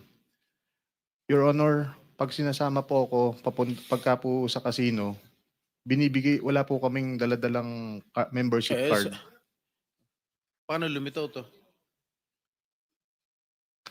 Totoo po yung sinasabi ko, Your Honor, wala po kaming Paano nga membership lumitaw yung card. ID? Anong totoo sinasabi mo? Sisinungaling nga eh. Hindi mo nga alam kung ano pangalan ng alias mo. Ito, liwaliwanag oh. Ang binibigay lang po sa amin para daw po makapaglaro mo kami kahit daw po yung membership number lang po. Hindi mo alam kung anong pangalan ng alias mo doon sa casino? Hindi po nila sinasabi. Okay, bakit Your ka Honor. na-ban sa Resort World? Bakit? Dati po, doon Saan ka sinama... una-una, saan ka naglalaro? Soler, Okada, Resort World, anong pang mga casino pinaglalaroan mo? In Okada, hindi po kami nakarating doon. Okay, saan? Soler. Soler po. O, magkano pinatalo mo dyan? Your Honor, hindi po ako naglaro ng pera ko dito. Ano, kanino pera? Pera gobyerno? Hindi po, pera po ng boss ko. Sino boss mo?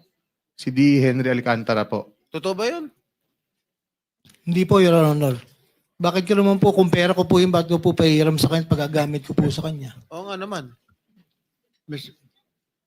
Alam mo, give me a good reason why I should not cite you in contempt. Mr. Chair, dalawa na sila, pati si Alcantara, dahil sinungaling din eh. Pareho sila. Okay, give me a good reason. Because if your reason is unacceptable to all of us here present, we will be forced to cite you in contempt. Your Honor, okay lang po bang magkwento ako para medyo maliwanag po? Noong dati po kasi, mga 2023, ako po, pag sinasama po ako ni Boss Henry, si Engineer JP Mendoza, si Engineer RJ Domasig, saka Engineer Justin Nuevo, pagka po pumupunta kami noon sa Resorts World, nananalo po kami.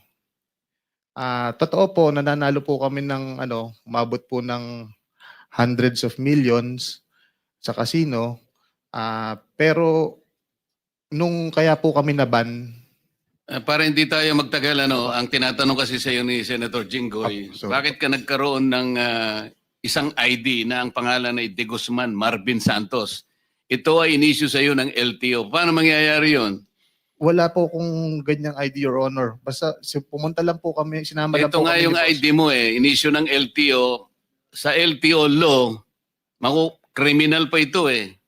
Hawak namin yung certification ng Okada, ang registered name mo ron, membership mo, Marvin Santos de Guzman. Kaya kapag hindi ka nagsabi ng totoo ngayon, ikaw ang kauna-unahang masasite in contempt at hindi ka makakauwi sa araw na ito. Your Honor, nagsasabi. Sabihin mo na yung totoo sapagkat dito sa record namin, halimbawa, noong March 2025, Okada ito nanalo ka ng 6,653,500 pesos. April 1, natalo ka ng 25 million plus. May 2025, natalo ka ng 10 million. Ayun, June 2025, natalo ka ng 14,160,750. July 2025, nanalo ka ng 15,914,000. Ito recorded ito eh. Kung hindi ka magtatapat, I will cite you in contempt. Your Honor, Kanino mo kinukuha ang mga perang ginagasta mo? Your Honor, sinasabi niyo po is Okada po. O ano ba yung sasabihin ko? Ito nga, record nga ito eh. Kanino nang gagaling ang perang ginagasta mo para magkasino ka? gumagamit ka pa ng pangalan para hindi kayo mahalata. Halata na kayo eh. Pati si Alcantara, ito ang ginagamit niyang pangalan, Joseph Castro Villegas. LTO issued license cards. Your Honor, kahit kailan po, wala po akong lisensyang ganyan. Wala. Basta sinama lang po. Nasa sayo kung hindi mo aaminin, ngunit itong perang ipinanalo mo at ipinatalo, katakataka kung paano mo nagamit ito. Paano ka nakakataya ng ganito at nananalo ka ng ganito karaming pera? Your Honor, ang natatandaan ko lang po, napunta po ako ng Okada is umattend lang po kami ng ng convention. So hindi mo Naglaro, aaminin hindi po. na ikaw ay nanalo kahit na ito ay nasa record na ng Okada? Hindi ka aamin ito? Your Honor, hindi po talaga. Hindi po talaga. Hindi po totoo yan, Your Honor. Mr. Chair, can we just cite this individual Hernandez in contempt, Mr. Chair? Kasi malinaw pa sa sikat ng araw, nagsisinungaling na, may dokumento ka ba? Pwede mo magsinungaling ang LTO? Ikaw yung nagsisinungaling. Wag mong pilitin. Talagang hindi na. Sinasabi na nga namin ni Senator Jinggoy kay Chairman i-contempt ka na para wala pang tao yung kulungan namin sa ilalim. Your Honor, nagsasabi po ako ng totoo. Nandito po ako para makipag-cooperate po. Kung gusto mo makipag-cooperate, aminin mo na lang sapagkat ito yung sulat ng Okada sa akin mismo, dated September 5, 2025. Ako na nga ang nagbibigay sa iyo ng tsansa na sana umamin ka na sa kabila ng sinasabi ng makasama ko na pwede ka na naming i-contempt ngayon. Sinabi mo hindi ka nagpupunta sa Okada, di ba? Ang sabi ko po, napunta po ako sa Okada nung, ang huli ko po alala is yung parang Naglalaro May ka doon. po. Naglalaro ka doon. Was there an instance na naglaro ka doon? Ang alam ko po, No, answer me directly, please. yes po. Oh. Yes, Your Honor. The documents that are in possession with Senator Marcoleta, these documents don't lie. Your Honor, pwede po ba akong Kasi po, ang pinaliwanag po ni Honorable Marcoleta is ito daw pong last June, May, April is nandun po ako. Wala po ako doon. Hindi po ako napunta doon, Your Pero Honor. naglalaro ka doon. Doesn't matter. Nakapaglaro po ako isang beses. doon. Tama ba yung sinasabi ni Chairman na nagpatalo ka ng ganong kalaki halaga? Record na yan. Galing sa casino. Ang sinasabi ko sa iyo ay base sa record ng Casino Okada. Hindi namin invento ito. Kaya kung hindi mo aminin ito, mapipilitan ako pag may nag-motion dito na kasama ko at merong nag-second demotion, you will be cited in contempt. At alam mo ang magiging epekto nito. I second the motion of Senator Erwin Tulfo. Is there already a motion? I did, Mr. Chair. There is a motion to cite anong pangalan na nito? Bryce Hernandez, aka Marvin Santos de Guzman, in contempt. And seconded by Senator Jinggoy. Any objection? Hearing none, the motion is approved.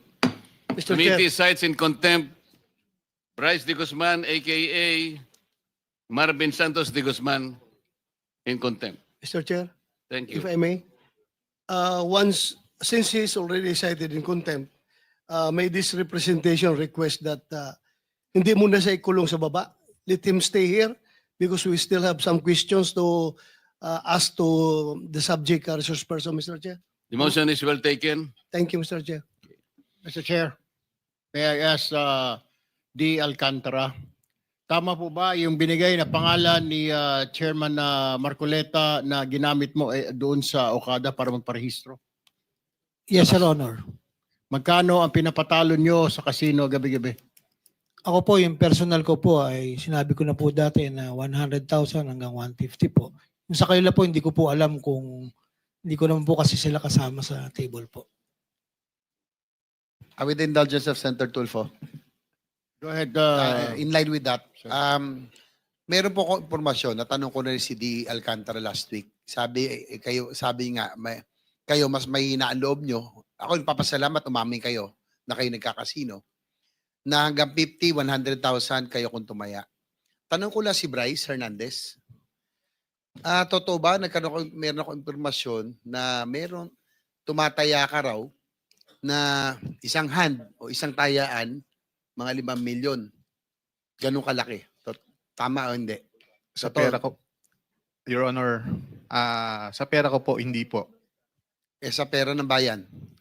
Hindi rin po, Your Honor. Hindi, kasi yung nga sabi ni Senator Lacson ikaw ang matakaw sa kasi naglalaro ka pala at napakalakas daw ng loob mo. Yan ang totoo. Pero magkano ang iyong pagtaya? Yung malaki ang taya. Yung sabi mo na yung totoo. Pag naglalaro po ako gamit ang pera ng boss ko at nananalo po, totoo po yun. Ang tanong ko lang, with yung Senator Tulfo, meron din akong impormasyon na pumapasok kayo ng inyong opisina alas 10, alas 2, umaalis na kayo, papunta na kayo ng kasino. Hindi naman daw sila, Mr. Chair, hindi naman daw sila buong linggo. Weekdays lang sila nagkakasino. 10 a.m. to 2 p.m., nasa DTWH, 2 p.m. pataas, nagkakasino kayo. Tama ba o hindi? Your Honor, ang time po na napupunta lang ako ng casino is pag sinasama po ako ng boss, which is pagkatapos naman po ng office hours. Kagaya po ng sabi niya. Pero ang sabi ni Engineer Alcantara, minsan nagkakasama kayo, pero magkaiwalay kayo ng table ng nilalaroan. Minsan po magkahiwalay, minsan po nagkakasama rin po minsan, Your Honor. Pero ikaw ay pupunta ron na ikaw lang o talagang inaantay mo lang ang boss mo? Hindi po nangyari na pumunta ako doon ng ako lang. So parang yung opisina ninyo, DPW sa Bulacan, 10 a.m. to 2 p.m., yung 2 p.m. pataas, ang inyo pong opisina sa casino na. Tama? Your Honor, kagaya po ng nasabi ko kanina at nasabi rin po ng boss ko, after office hours po kami napupunta doon. Pero yung totoo 2 p.m. pataas Doon daw, yun ang impormasyon na karating sa amin. At meron ding record ang Okada, ang Soler North, dahil malapit sa Bulacan. Gamit yung inyong mga alias, pinakita na kanina. Ikaw, si DE Alcantara, at si JP Mendoza. Ito, si JP Mendoza, give away pa, PJ. Binaliktad nyo pa yung pangalan mo. PJ Asuncion. Kayong tatlo. At iba pa. Tama? Regular kayo nagkakasino? Basta po inaya kami ng boss ko, sasama po kami. Gaano ka-regular yon yung pag-aaya? Ang aya po ng boss ko, tama po. Sino yung boss mo? Palagi mo sinasabi, boss. Pasensya na po kayo, Your Honor. Ang inaaya po kami ni D.E. Henry Alcantara, tama po, 2 to 3 times, pero a week po.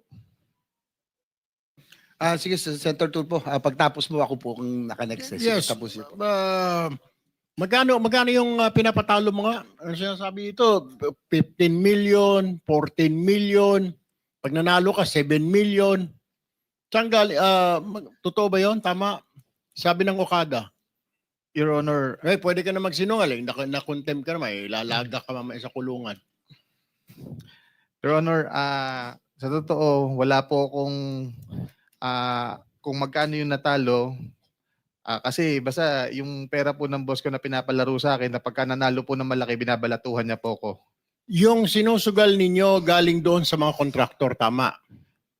Wala po akong knowledge dyan, Your Honor. Ang alam ko lang po, may perang dala si boss na nakabag, yun lang po. Hindi ko po alam kung sino nagbigay sa kanya, kung saan po galing, wala po akong idea doon, Your Honor. Okay, ganito po.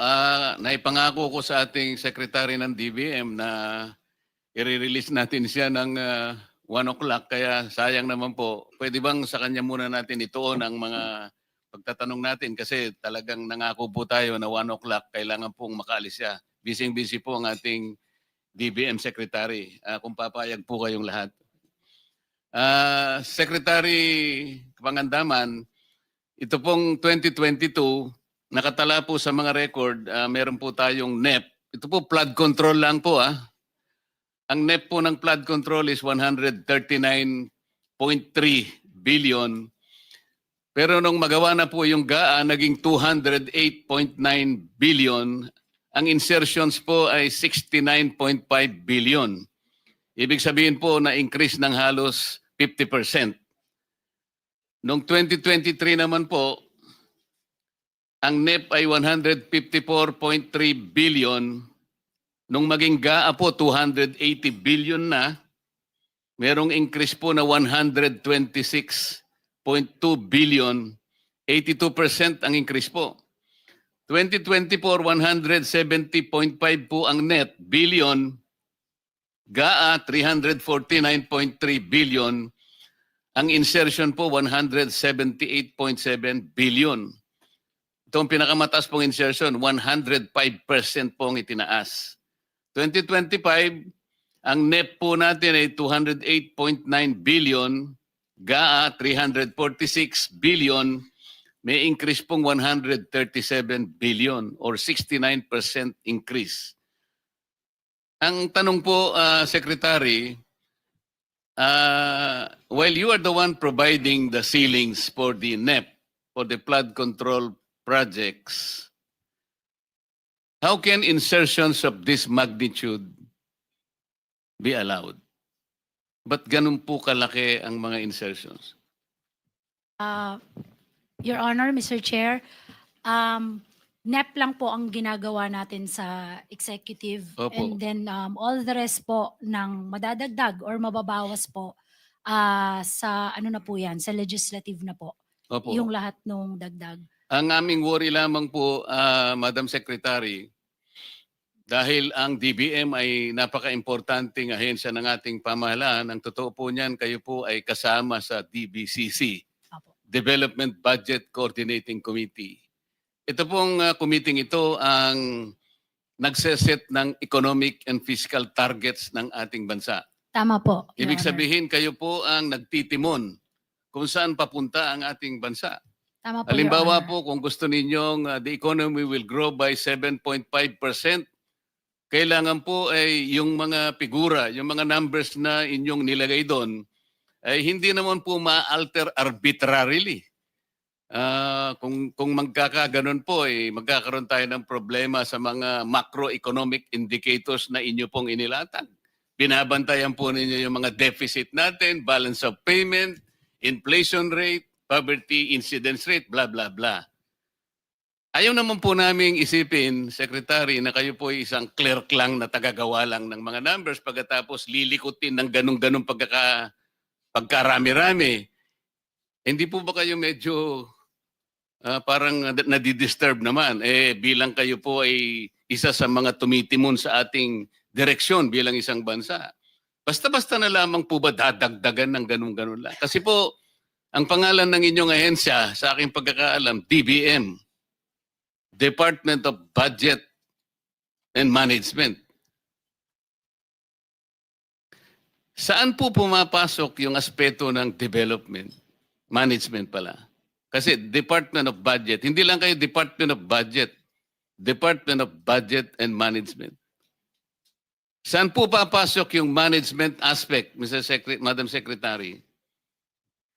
First po, yung pag ginawa po natin yung numbers at saka yung mga budget ng different secretaries po, pag nagpo-propose sila ng kanilang National Expenditure Program. Yun po yung una. Kasi katulad po nung nasabi ko before, when they submit, medyo mas mataas doon sa ceiling.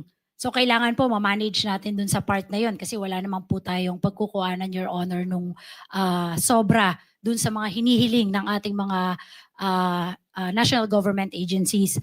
Pangalawa po, yung doon po sa implementation stage na po. Kung pag meron na pong General Appropriations Act, doon na rin po natin tinitingnan yung management aspect po ng trabaho ng DBM po. Tinitingnan po natin kung nagagastos po nila ng tama at sa tamang oras at saka kung yun po, tinitingnan natin kung tamang oras po nila nagagastos yung kanilang mga budget, kung na-utilize po nila ito mabuti, Your Honor. Yun po.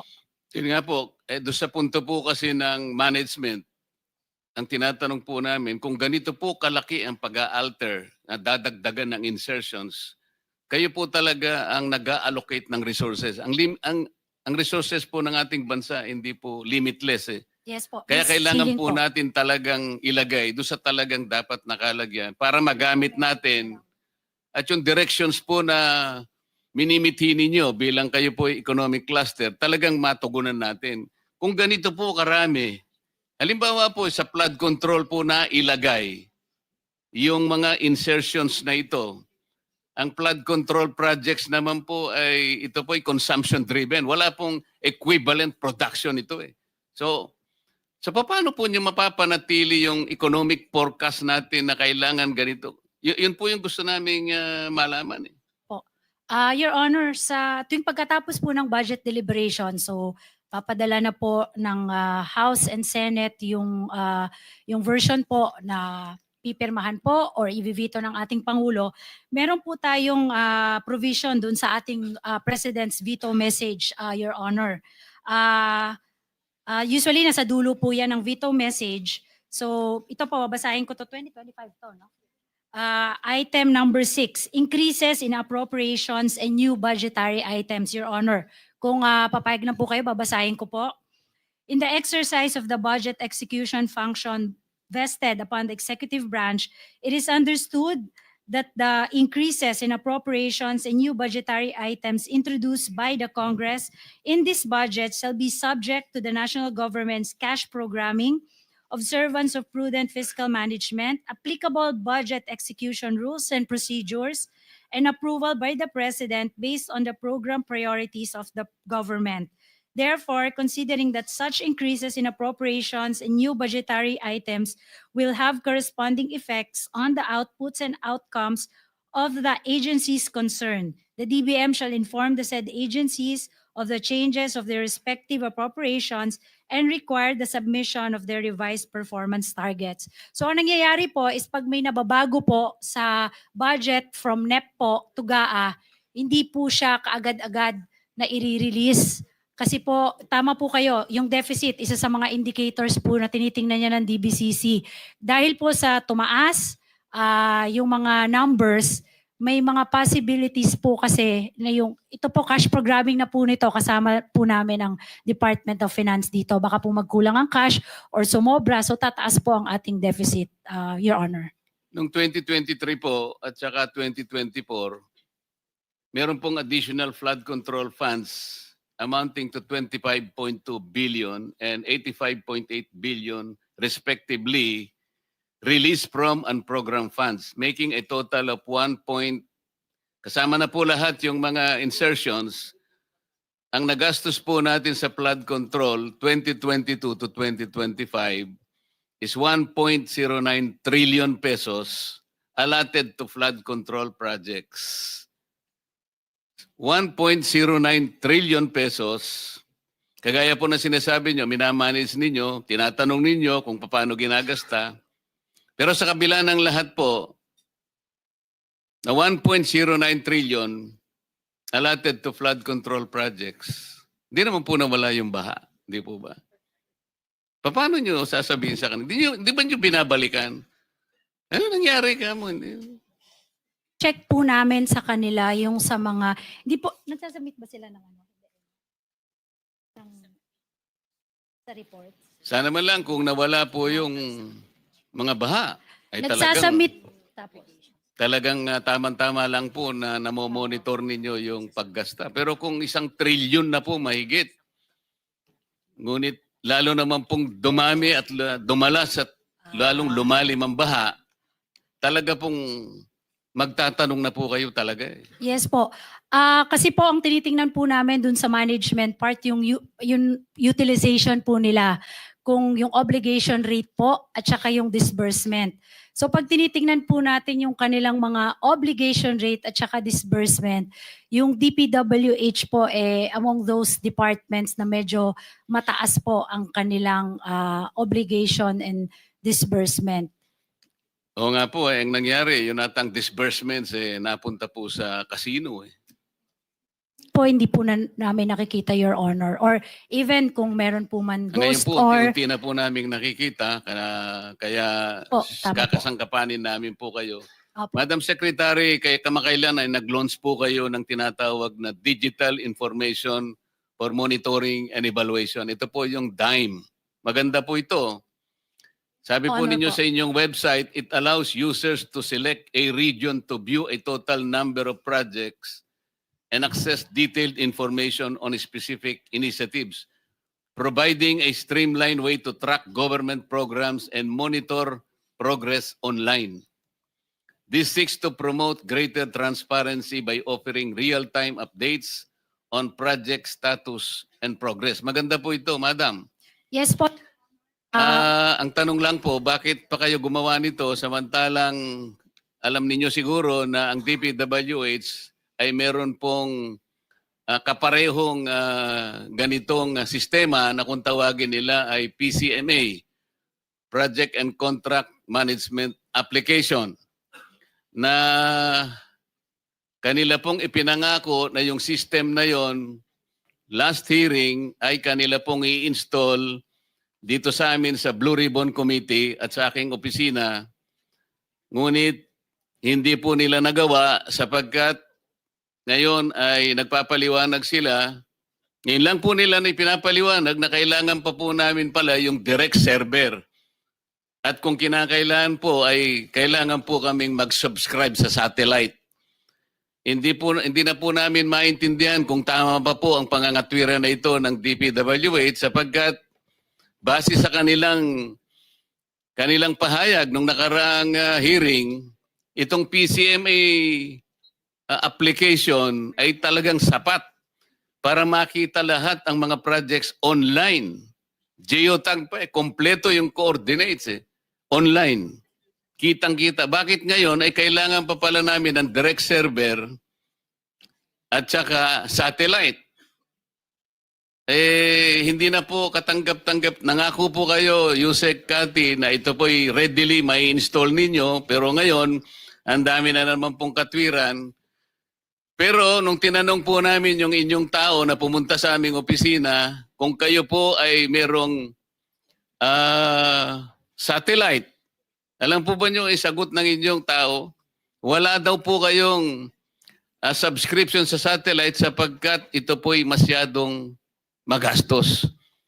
Kung tama po yung pangangatwiran nila na ito'y masyadong magastos, paano kayo nakakakuha ng online, real-time na updates and upgrades ng inyong mga projects? So hindi rin po totoo pala yung PCMA ninyo at hindi rin po totoo yung MYPS ninyo.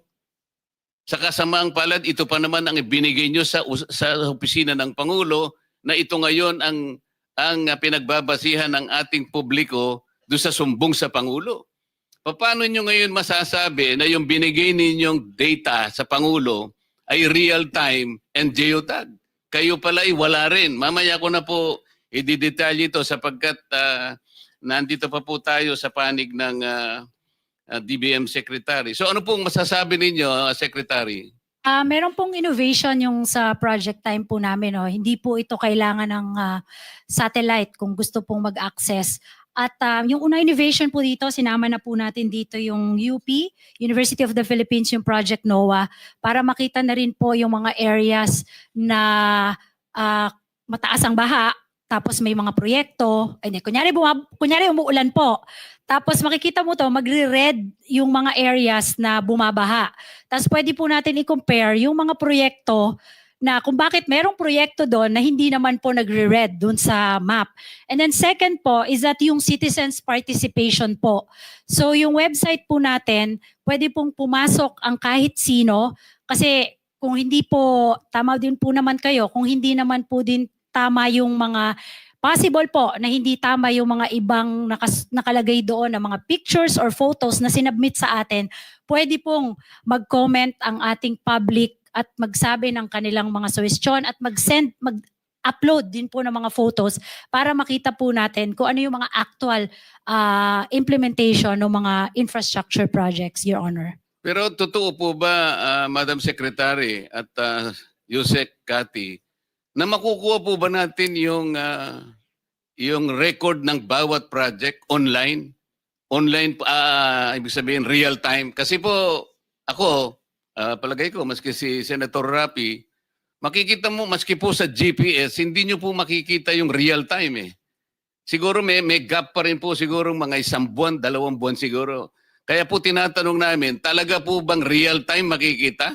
Kasi po yung inyong updates, nakita ko, tuwing end of the month lang po kayo gumagawa eh. Pero bakit po sinasabi nyo sa amin real time? Kung hindi naman po talaga real time, huwag nyong sasabihin. Kasi GPS hindi rin real time. Paano kaya natin, kung sakaling magtagumpay po kayo, Madam Secretary, sa inyo na lang po kami hihingi ng access sapagkat hindi kami makakuha sa DPWH. Kahit na sabihin nilang PCMA is real time, geotag, hindi rin namin makuha. Tsaka dependent ito do sa mga encoders nila sa baba. Paano kung encoder, hindi naman niya ilalagay yung tunay? Ibang litrato ang ilalagay niya doon. Pagkatapos sasabihin niya sa office, ayan po yung ngayon, yung update ng project sa ganito. Kaya po pala lahat ngayon, nakikita namin, there are 60 potential ghost or even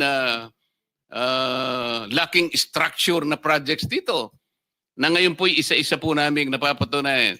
Kailan po magiging doable yung inyong system na ikinakabit dyan sa DBM? May mga initial na po kami, inopen na po namin yung site, but we're still continuing po.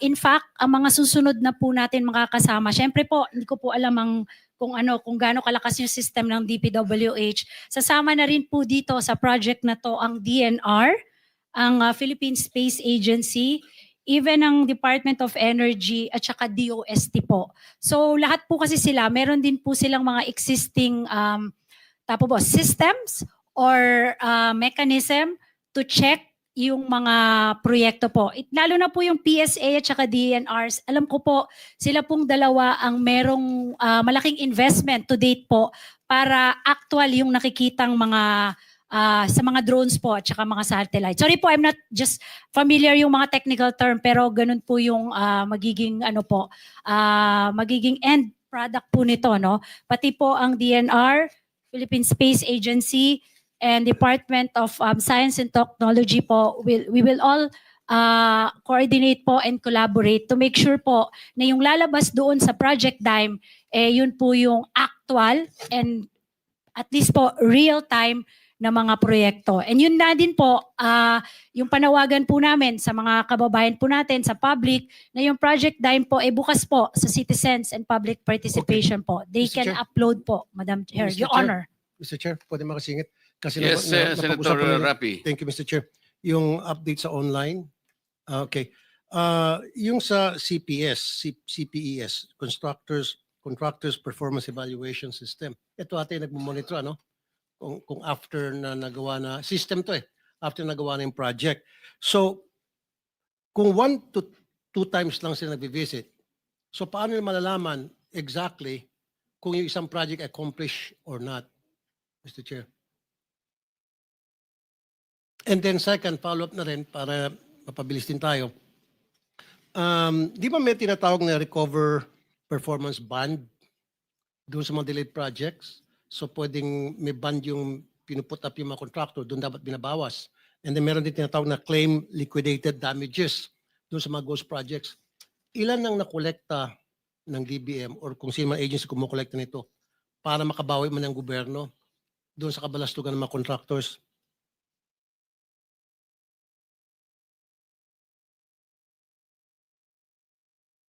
Your Honor, ang nagsasubmit po ng mga details and information ay yung mga implementing agencies. Nakasisi po ang GPPB and then we post it online. Pwede po akong bumalik sa inyo. We'll just gather and then complete po and then we can submit to the committee, Your Honor. Okay, yung mga pera na nakolekta from the, sabi ko, Recover Performance Band, saan pupunta yun? Sino kumakolekta noon para sa mga delayed projects, Mr. Chair? Madam Secretary? Your Honor, sa mga implementing agencies po. Mga implementing agency. Pero hindi nyo monitored kung nakolekta ba properly or the exact amount was really collected. Pag sinubmit, sinasubmit po nila kung Sa inyo? sinasubmit nila kung magkano? Are you not given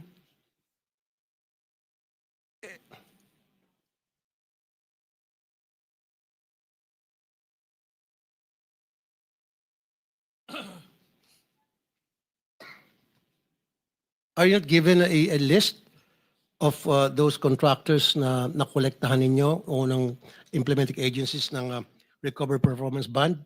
Kasi there's a lot of delayed projects and we know that for a fact. We've been talking about that for several days now or weeks.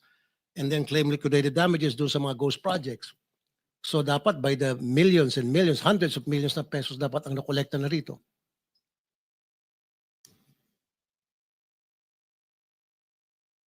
Did you get the question, madam? Kasi maraming nagdidikta. Hindi did po, you get the hindi po question? kasi, ang sabi po sa akin dito sa GPPB, hindi po nila sinasubmit yung mga amount. Oo, hindi po. Nasa ahensya po yon. Nasa kanila po yung mga sinusoling mga bonds and then sa insurance po. Nasa mga ahensya po. So wala po sa amin. Wala kang record. Pero Wala po. na-inform kayo?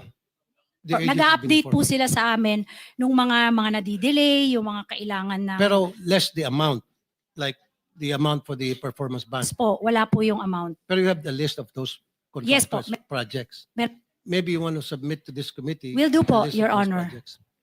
Will do po. So you will be submitting to this committee the report where the delayed projects were supported by performance or surety bonds coming from the insurance companies para ma-determine natin yung mga delayed or meron ng liquidated damages, talagang nagbabayad ang mga concerned insurance companies. Will you be able to submit that to the We committee? will submit po yung mga submissions Thank you, madam. ng agency po. Thank you. Senator Rapi? Yes, Mr. Chair. Tungkol pa rin sa DBM, iba na sanang tanungin ko eh. Sige.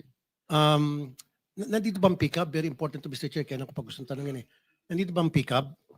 Yes, Your Honor, I'm here. Nandito? Can pick up? Tapusin muna natin si Okay, DBM sige. kasi Sorry. baka Mr. Chair. para makaalis na. makaalis na siya. Oh. Thank you, Mr. Chair. Mr. Chair, or DBM. Yes, Senator. Thank you, Mr. Chair. Secretary Pangandaman, once enrolled bill, yung GAB, General Appropriations Bill, enrolled na sa Malacanang, bago pirmahan ng presidente yan, di ba kayong mga members ng economic team ay hihinga ng komento or pag-usapan nyo yung enrolled bill, kung okay ba ito o hindi? Yes, Your Honor po.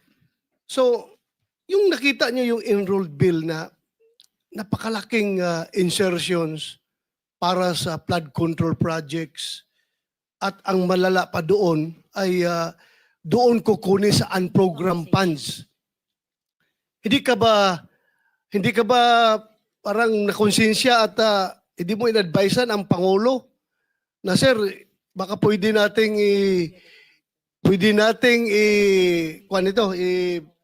line bito itong mga items na ito dahil baka lulubog tayo sa utang nito dahil napakalaki po itong halaga para sa flood control projects.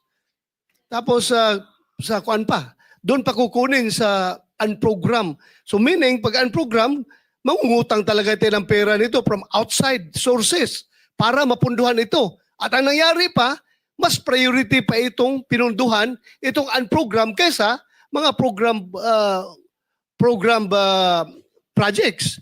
So, hindi mo pa na-advisean ang Pangulo na pwede nating i-line bito itong mga items na ito?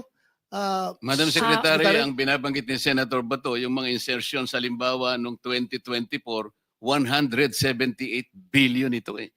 2025, 137 billion. Flood control lang po ito eh. Kaya ang tinatanong po niya, di ba sumagi sa isip niyo na advice ng Presidente, Sir, masyado pong malalaki po yung insertions. Ano po ang sagot niyo? Yung sa 2025 po, doon po nagkaroon ng direct veto doon sa ating President's budget. Meron pong almost mga 27 billion po na niline veto. And then all the rest po, lahat ng changes po doon sa ating General Appropriations Act, naging for issuance of SARO po siya. tinitingnan din po kasi ng ating mga economic managers din po, yung paglago po ng ating ekonomiya. Nagkaroon po ng study po ang ating DepDev na kung ang budget po, syempre po yung ceiling po na yan, meron po yan implication kung gaano kalakas yung ekonomiya, no? So, yun din po, tinignan po natin yung mga possible na pwedeng maging implication ng pagbaba ng level ng budget at kung hindi po, kung magkakaroon po tayo ng reenacted budget. Yun po yung mga tinitingnan po namin ng mga panahon na yon. Kaya po, pero po dito sa 2025 General Appropriations Act, yun nga po, nag-direct veto na po tayo at more than 800 billion po of projects ang hindi na i-release kaagad dito sa itong taon po to. Secretary, Yes po, pero Mr. Chairman, wala kayong na-direct veto na flood control projects? Sa 26 billion po meron po. ang Meron. alam ko. Thank you. Meron Thank you. po. Thank you, Mr. Chair. Thank you. Secretary, on June 23, 2023, this is 2 years ago, you wrote former Secretary Manuel Bonoan in regard to the proposed fiscal year 2024 national budget, expecting the submission of the outcomes, performance indicator targets, and details of the PAPs. In the third paragraph of your letter on page 2, you wrote this, and I quote, "As elaborated in our previous letter, may we respectfully remind your good office to exercise strict adherence to the approved amounts per PAP, specifically for the foreign assisted projects, considering that the recommended amounts have undergone review and evaluation by the DBM." Do you confirm this?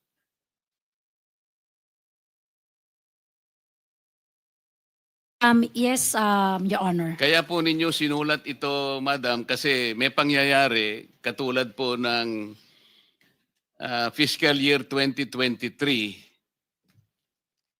Yung approved ceiling po ninyo galing sa inyo ay 75.7 billion.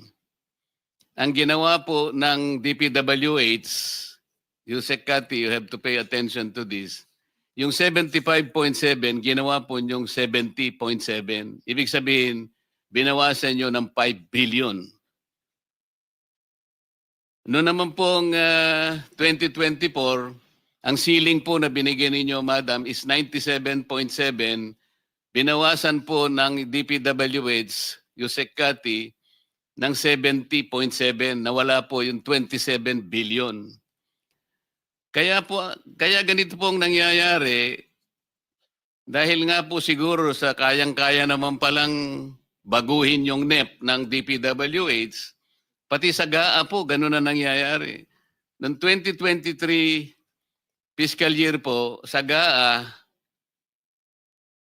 ang PAPs na po, 7.9 billion na lang. Sa halip na 75 billion, alam po nyo, 10% na lang ang natira. Ito po ang masakit pa. Fiscal year 2024, 97 billion ang ceiling, ginawa ng DPWH 70, inalis ang 27 billion, sa GAA po naging zero eh. Alam ko po, nag-complain dito ang Pangulo eh. Bakit naman hindi magko-complain ang Pangulo eh?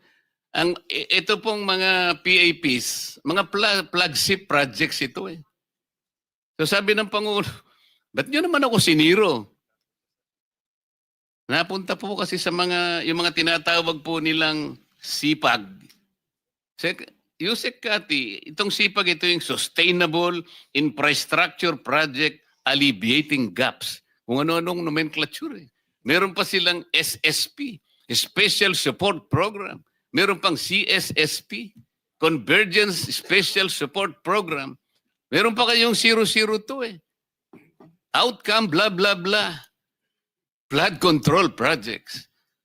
Kinukuha po nyo sa flagship project ng President, dinadala po nyo doon sa mga pork barrel. These are the modern pork barrel projects.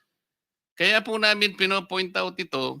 Pero Madam Secretary, sinulatan mo sila 2023. Ang sabi mo, to exercise strict adherence to the approved amounts.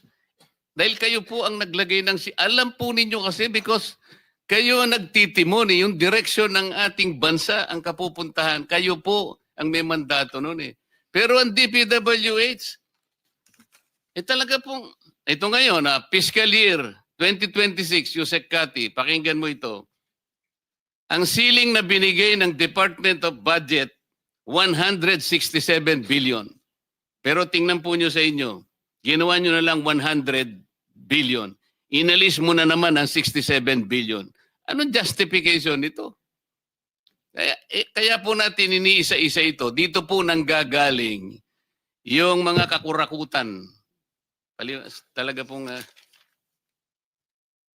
So, Madam Secretary, winarningan nyo na, nakiusap na kayo. Please, strict. Sundan naman po ninyo yung aming mga ceiling. Did you ever confront the DPWH for all this? 2026 po, ito inalisan na naman kayo ng 67 billion. What will you say?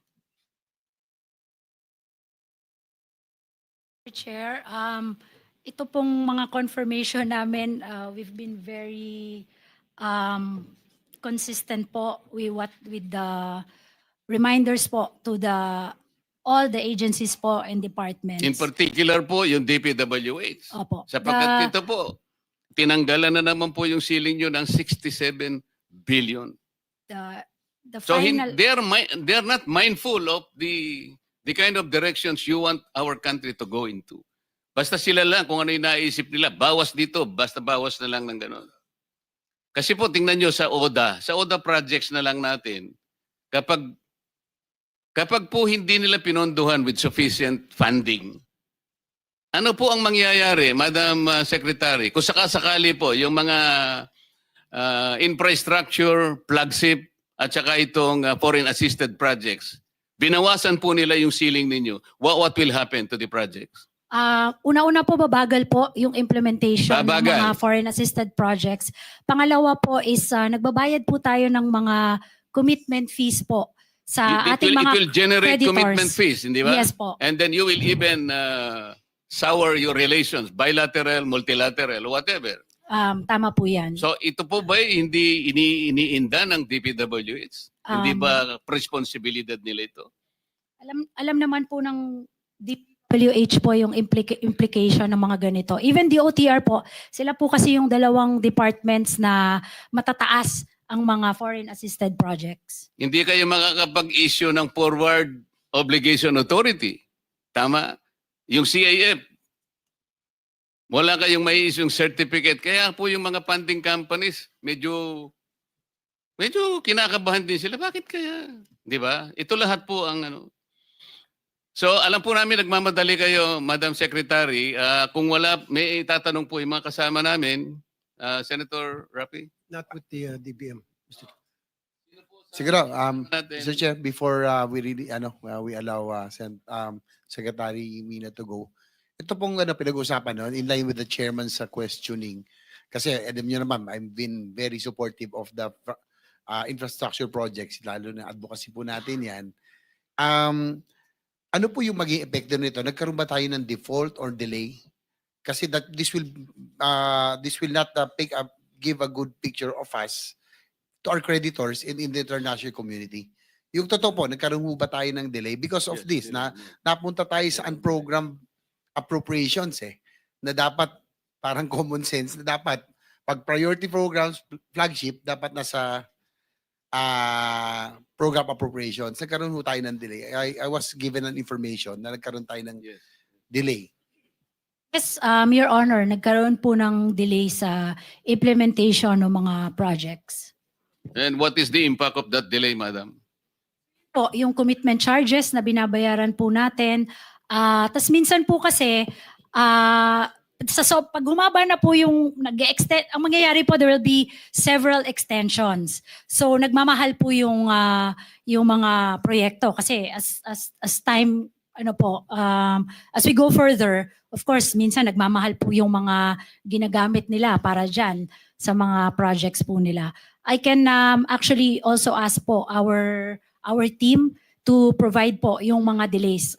Si DepDev po ang merong data po, no, information ng mga foreign assisted projects po. Not to mention Your Honor. the socio-economic benefits that should have inured to the communities, di ba? Right, Your Honor. Thank you. So kung wala na pong itatanong ang mga ibang kasama na, Senator Erwin, wala na. So Madam, salamat po sa Yes. inyong panahon and kung meron ka pang wala ka nang gusto sabihin. Gusto ko lang po sabihin, Mr. Chair, na tuloy-tuloy po yung hearing ngayon sa House of Representatives. Salamat po. Okay. Salamat po at salamat sa inyo. Sana po sa susunod makarating pa rin kayo. Thank you. Mr. Chair, since wala na yung si Secretary Pangandaman, pwede ba i-direct ko muna yung tanong Okay, ko? now. Less than Thank 3 you. minutes lang to. Sige. Thank you, Mr. Chair. Nandito ba si Dr. Pericles ba to? Pericles? Pericles po, Your Honor. Pericles, okay. Yes, sir. Dapat may issuean ka ng Immigration Lookout Bulletin kasama si Engineer Arthur Escalante, Attorney Herbert Matienzo, Doris Gacho, Attorney Marco Maat. Why? Ayon sa Commission on Audit Report, meron kayong under collection at 258,073,200.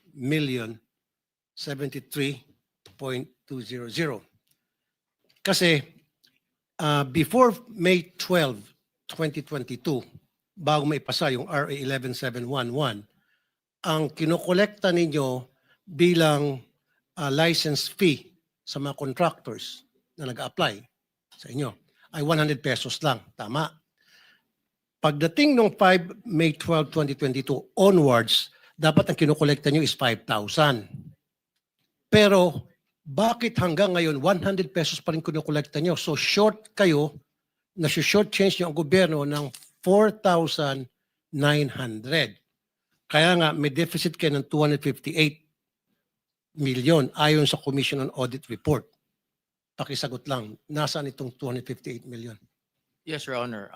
Actually, the notice of charge is an under collection because the RA 4566 only mandated a fee of 100 pesos per contractor. 100 pesos. Pero no May 12, 2022, dahil sa RA 11711, dapat ang kinokolekta nyo sa mga contractors na nag-apply ng lisensya supposed to be 5,000. Pero even after the 11711 law has been passed, naniningil pa rin kayo ng 100 lang.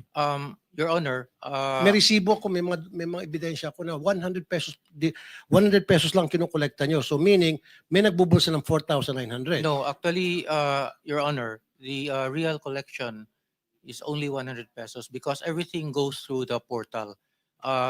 All of the payments are paid directly through Land Bank. Kaya nga, bakit 100 pesos lang ang pinakokolekta Yes, nyo? may I explain, Your Honor? Yes. Yes. Actually, when the law was changed, so it also mandated that IRR of RA 4566 would also be amended. So the IRR was already approved by the CIAP board and forwarded to the Office of the President for approval. We have already indicated to COA, Your Honor, that the shortfall will be charged prospectively to the contractors upon the signature of the IRR by the President. Because in the old IRR, it is the schedule of fees are mentioned. Teka muna, bakit kailangan pa ng IRR?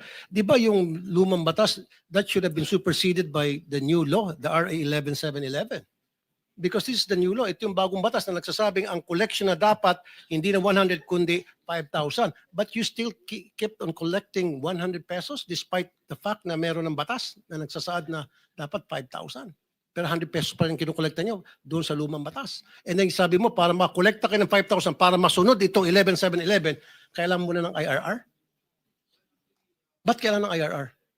Para sundin nyo itong batas na RA 11711 na nagsasabing kailangan mangolekta kayo ng 5,000 per contractor na nag-apply ng lisensya sa inyo, kailangan mo na ng IRR? The RA 4566, Your Honor, is covered Yung RA by 4566, yan yung lumang batas. Yes, Your Honor. So meron ng bagong batas that should have superseded by 11711. That's why, Your Honor, a new IRR was made. I still don't get it. A new IRR from the old RA? Or No, we amended the old IRR as well, Your Honor. And it's supposed to be, okay, sige. it's supposed to be forwarded to the office of the 22. president for Ngayon, signature. 22, 3, 4. For 3 years, hindi matapos-tapos yung IRR na yan. No, it's actually already in the office of the president, Your Honor. Kaya nga, bakit hanggang ngayon, hindi pa nagawa-gawa yung IRR? No, the IRR has been submitted to the Okay, office when of the was it president submitted? for approval. When was it submitted?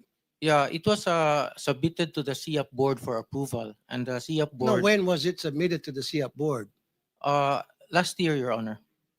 Last year, 2024. Yes, Yung Your batas pinasa noong 2022. At the time, Your Honor, the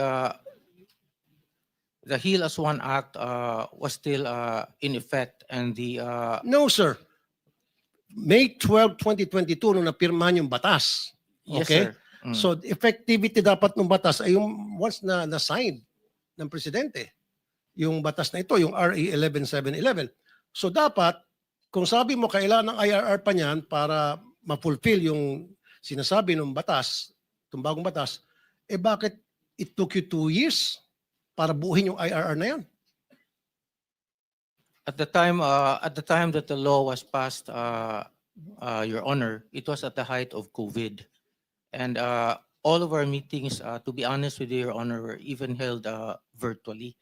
So the president revoked the HEAL as One Act on 2023, Your Honor. Okay. So, paano yung sagutin ito sa Actually, Your COA? Honor, we So- have already answered COA that we will collect this prospectively from the contractors to cover for the shortfall. So, when are you going to collect this from the contractors? As soon as possible, Your Honor.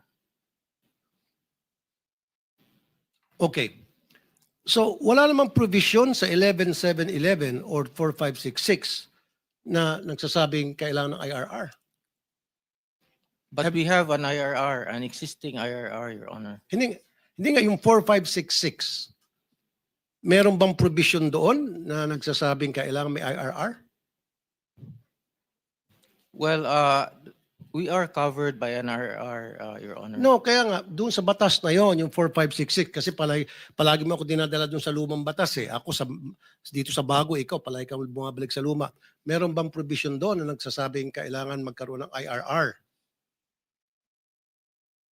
Your Honor, it was actually advised. It was actually advised by our lawyers at PCAB, and No, kung i-advise ka ng mga lawyers, then your lawyers should know better na self-executory yun. No need for IRR. well, we passed an IRR, Your Honor. No, which was- sir. Wala nga doon sa provision na kailangan ng IRR. Self-executory yun. So therefore, you could have just executed it na kolektahin na kung ano nakasaad sa batas ng 11711 na dapat 5,000. Binabalikan niyo palaging luma eh. And then you have to come up with an IRR and submit to the president and wait until now para tapos kolekta kayo ng kolekta ng 100 pesos. Eh di tablahin na natin itong batas na ito, itong 11711 dahil para sa inyo inutil pala to. Kailan pa No, Your mo ng IRR at kailan pirmahan pa ni presidente yung IRR para maipatupad itong 11711. Is that what you're saying? Well, that was what we were told, Your Honor. Dito that, ba sa 11711, did it say there na kailangan magkaroon ng IRR bago ma-implement yung 5,000 pesos na kukolektahin sa bawat kontrakto nag-apply ng lisensya? Meron bang provision doon? Well, it just says... No, tanong ko lang, meron ba? No, Your Honor. Kung walang IRR nakalagay doon, then self-executory yun. Execute agad. Ano ka nag-antay kapag puti ng uwak? No, of course not, Your Honor. That's Kaya nga, why- di ba sabi mo, lawyers, ako hindi ako abogado. Tinatanong ko lang sa'yo, simple question should be answered by a simple answer. Wala sa provision ng 4566, kasi doon ka palagi bumabalik eh. Even sa 11711, na kailangan magkaroon ng IRR bago ipatupad itong koleksyon na 5,000. Wala eh. Balikan mo, tingnan mo. Tapos kayo, kolekta pa rin ng kolekta ng 100 pesos. That's why, Your Honor, we are going to collect the shortfall. So inaamin prospectively to mo, the contract. nagkamali kayo. Sinadya nyo yun o nagkamali lang kayo? Your Honor, of course not, Your Honor, na sasadya yun, Your Honor. Maybe there is an error from the lawyers of PCAB and SIAP in interpreting. So ibig the sabihin, law. bobo yung mga lawyers ninyo? Sigurado. Eh kung lawyer siya, di alam niya. He should know better na, uy, wala sa provision dito na kailangan magkaroon ng IRR. Eh, kailangan i-execute na natin to. Collectahin natin 5,000, alisin na natin 100. 5,000 dapat from here on. Pero sabi ng lawyers mo, sabi mo, nagkamaling lawyers ninyo, eh bobo yung mga lawyers nyo, sibakin yung mga yon. Ba't ka pa kukuha ng mga lawyers kung mga bobo rin lang? I'm sorry, Your Honor, but we have a solution already, Your Honor, to And what is the solution, sir? to actually collect it. What is the solution, sir? To collect it prospectively from the contractors. So, kukolekta nyo, babalikan nyo. Yes, yung mga Your Honor. contractors. So, meron kayong records na mga yon. Of course, Your Honor. Okay. 258 million pesos ang kukolektahin nyo. Yes, Your Honor. Sinabi niyo na yan sa Commission on Audit. O dapat lang, isubmit mo siguro dito sa committee na ito kung kailan nyo kukolektahin yon at kung nakolekta na, isubmit nyo sa committee na ito. We will do so, Your Honor. We will certainly do so, Your Honor. That's all, Mr. Chair. Thank you, Mr. Chair. Thank you, Your Honor. Mr. Chair? Yes, Senator JB. Yes, Mr. Chair. Siguro tapusin natin. I would like to center on doon po sa modus para po malaman natin, since this is an investigation, on the two notorious districts offices, no? Yan po yung Bulacan, tsaka po yung Mindoro. I'd like to take advantage of the presence of Governor Dolor who is here, siguro para makaalis na rin po kayo. Kanina po binanggit na ni Mr. Diskaya yung pong mga benefactors o yung mga proponents supposedly. Since doon po sa inyong probinsya, ang kanila pong kumpanya ay second biggest contractor, no? Mukhang SunWest, tapos sila po. For the record lang, Gov, meron po ba kayong natanggap doon sa mga, marami silang binibigyan, ano sila galante. Kayo po ba may natanggap pati sa local government ng, sa dami ng kanilang proyekto sa inyong probinsya? May natanggap pong project, kaya lang manananggal at saka ghost. Hindi nyo rin alam yung mga proyekto? Wala po, yun nga po yung sinasabi ko kanina sana na nagdi-discuss si Secretary Mina. The problem is when the DPWH advertised the list of projects, nakalagay po doon, walang DED at saka wala pong PAO. While it is not mandatory for the posting, but it is encouraged by no less than the policies of GPBBN 9184 as amended. The problem is, while it's encouraged, it's not obliged. Kaya po hindi namin ma-monitor and only now namin nakikita. May pie chart nga po ako, Mr. Chair. Yung pie chart po namin, makikita nyo kung sino yung mga contractor na nananagana with a multi-billion contracts. 2024 po, yung St. Timothy, tsaka po yung Elite, yun po nakakuha ng pangalawa sa may pinakamalaki. Well, wala, Mr. Chair, maraming salamat kay Gov. Bonso sa inyong pagdala sa committee to doon sa mga revelations na nangyayari sa inyong probinsya. Balik ako na, Mr. Chair, with your permission, yung pong kanina kay Engineer kay D. Alcantara tayo at kay Bryce Hernandez. Kasi ang sabi ni Bryce Hernandez kanina, pumupunta lang siya sa casino kapag sinasama siya ng boss niya. No? Yan ang sinabi mo kanina. Confirm ko lang kay D. Henry, totoo ba na ikaw lang ang nagdadala sa kanila? Kaya po sila nagpupunta ng casino? No, Your Honor. Pero yung hindi yung sinabi ko kanina, gaano kadalas kayong pumupunta? Hindi totoo ba yung 10 a.m., yung 2 p.m. onwards, nandun na kayo, yung grupo nyo? Hindi ko po ma-recall na may ganun time, Your Honor, pero ako po, normally po, umalis po ako ng office mga 4:30 to 5 po, Your Honor. So tinatanggi nyo po yung sinasabi ni Bryce na pumupunta na siya ng casino kapag hinahatak. Yes, Your Honor. Bryce, di ba sinabi mo kanina na pumupunta? So hindi ka pumupunta ng casino na wala si DE? Yes, Your Honor. Anyway, Mr. Chair, tignan na natin kung sino nagsasabi ng katotohanan. Gusto ko nang puntarin yung modus, no? Bulacan 1st District Engineering Office, headed previously by Alcantara, leads in terms of both highest number and cost of flood control projects, 450 projects, amounting to 28.9 billion. para kung sa kalaman ng ating makabayan, maaari po yung detalye yung proseso, pag-identify, pag-approve at pag-release ng budget sa mga proyekto sa district ninyo. Ano po ang kinalaman ninyo bilang district engineer sa bawat proseso? Yung briefly lang po, para malaman lang. Normally po, nagsisimula po yan sa wishlist. Yun po yung sa mga stakeholders na sinasabit po namin sa regional office po. After po nun, hindi na po namin nalalaman kung ano po ang lalabas sa NEP. Until such time po na we're just waiting for GAA. Pag lumabas po ng GAA, doon na po magsisimula yung pagpo-program at pagpa-procure po ng lahat po ng mga project, Your Honor. So may ano lang po ako katanungan, bago po pag-reach ng budget, kailangan mag-accomplish yung certificate of completion ng project, no? Tama po. Sabi po ninyo, nung nakarang hearing, pinagbabatayan nyo lamang ang presumed regularity ng mga dokumentong pinresente sa inyo ng mga kasama ninyo sa district office. Kumbaga kung anong hinain sa inyo, kumbaga nagtitiwala kayo. Tama ho? Yes, Your Honor. At inamin din nyo sa pagdinig sa House na nagre-rely kayo sa inyong deputy, project engineer, accountant, district inspectorate team, kahit na hindi mo mismo nakikita ang mga projects. Tama po ba? Yes, Your Honor. Kasi po nakikinig po ako doon sa ano, nakita ko yung inyong marami kayo inamin at inako doon sa pagdinig sa House. So, nagtiwala kayo sa inyo pong mga subordinates. Yes, Your Honor. Sino po ang nag-endorso ng mga dokumento sa inyo? Normally po, dumadating po sa office ko yon. Dinadala po yun ng mga liaison. No? Nakaikot na po sa mga project engineer, section chief po na nag-implement. May mga dokumento po kasi na step 1, step 2, babalik po sa accounting, gagawa po ng voucher, pipirmahan po ng implementing section chief, gagawa po ang accountant po ng LDAP, pagpirmado na po ng accountant, saka lang po ako pipirma. Pabalik-balik po yung rotation po ng dokumento. Ano po ang partisipasyon ni na Engineer Bryce Hernandez, ang inyo pong assistant, bilang Assistant District Engineer at Engineer JP Mendoza bilang Chief ng Construction Division sa pag-endorse ng mga papel sa inyo? Si Engineer JP Mendoza po ang construction chief, kung saan po sila po yung section na in charge po sa pag-implement ng project.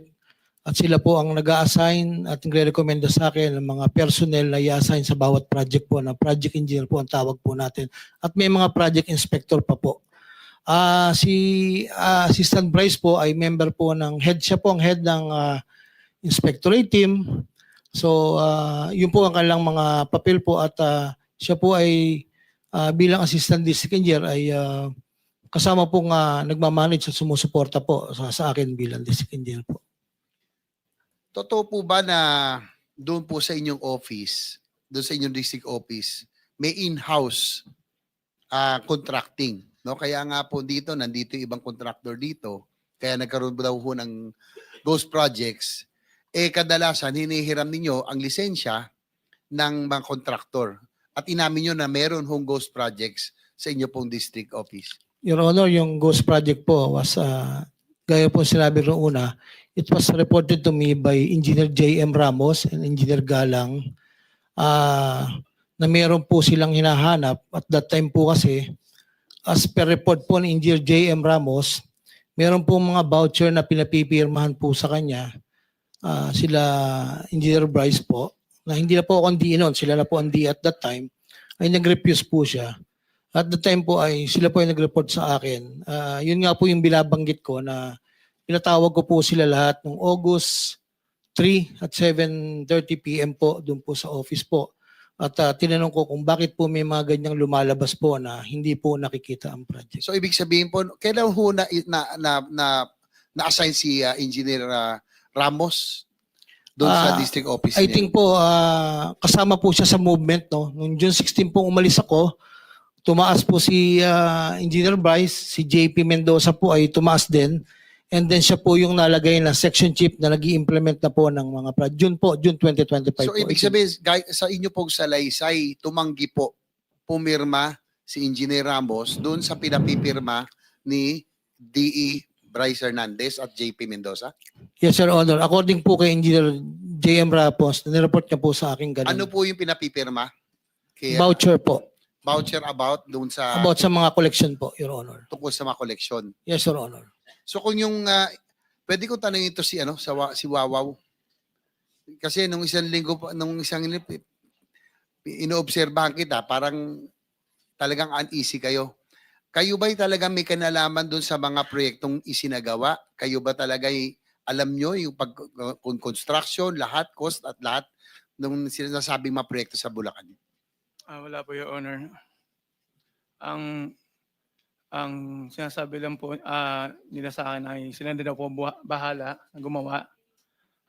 Wala na akong aalahan. Basta po, yung pong Tagaloob na po ang gagawa. Yun po ang sabi sa akin ni Tagaloob lamang ang Sally. gagawa. Opo, yung taga-DPWH po.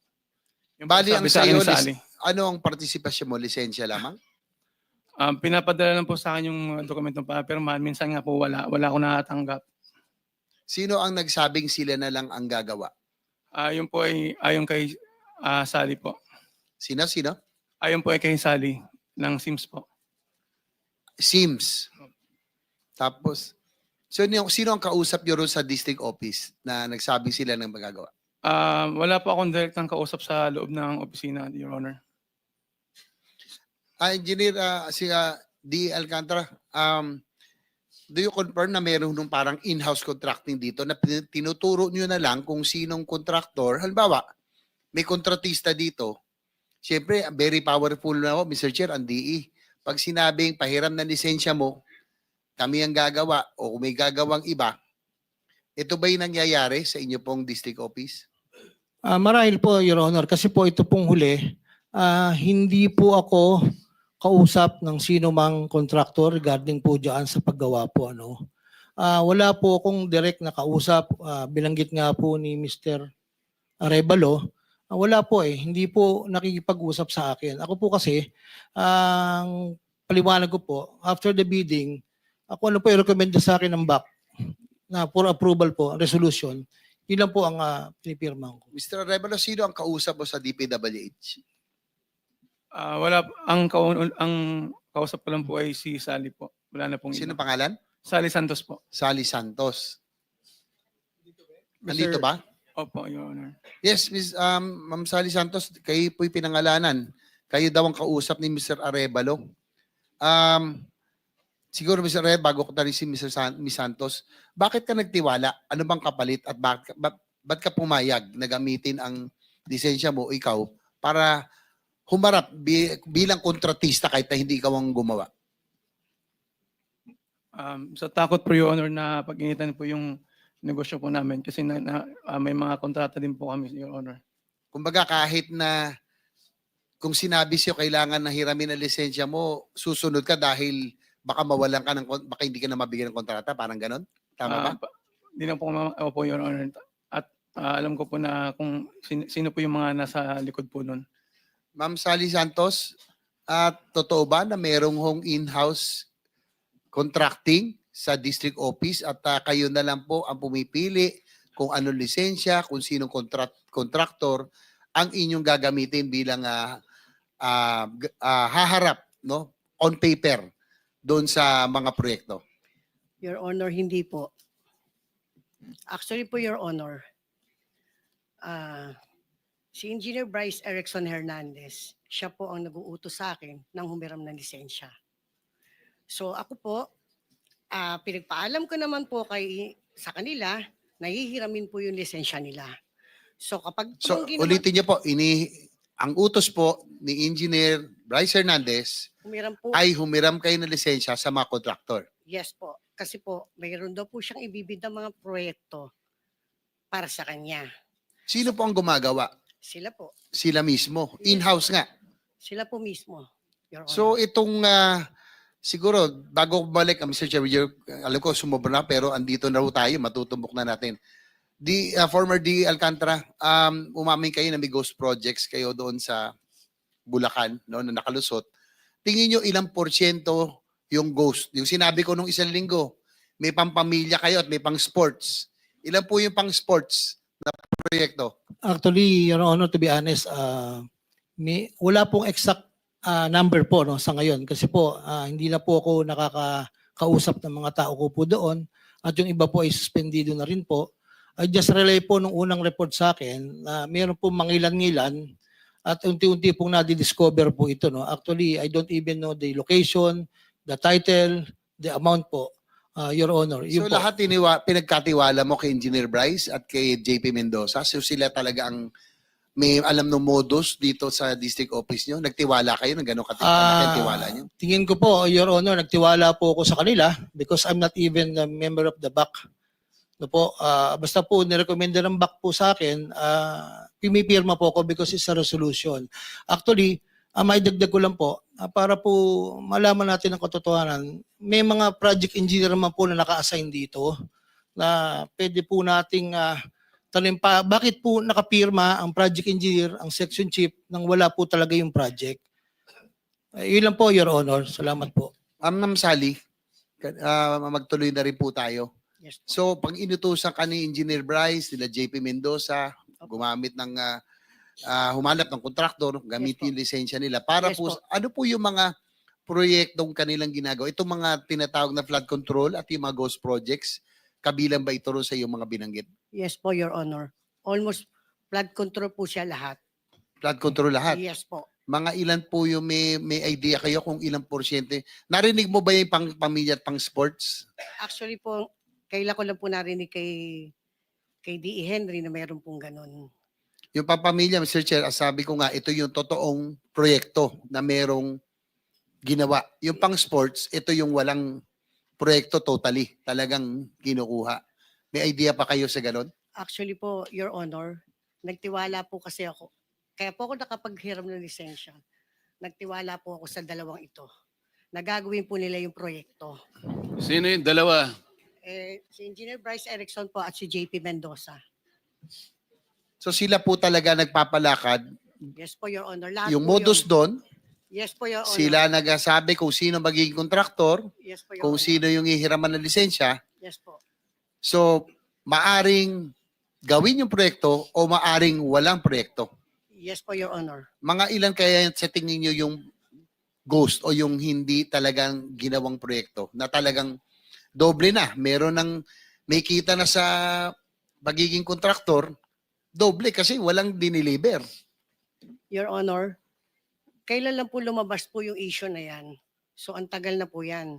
Since 2022, nagpapahiram na po sila ng lisensya sa akin.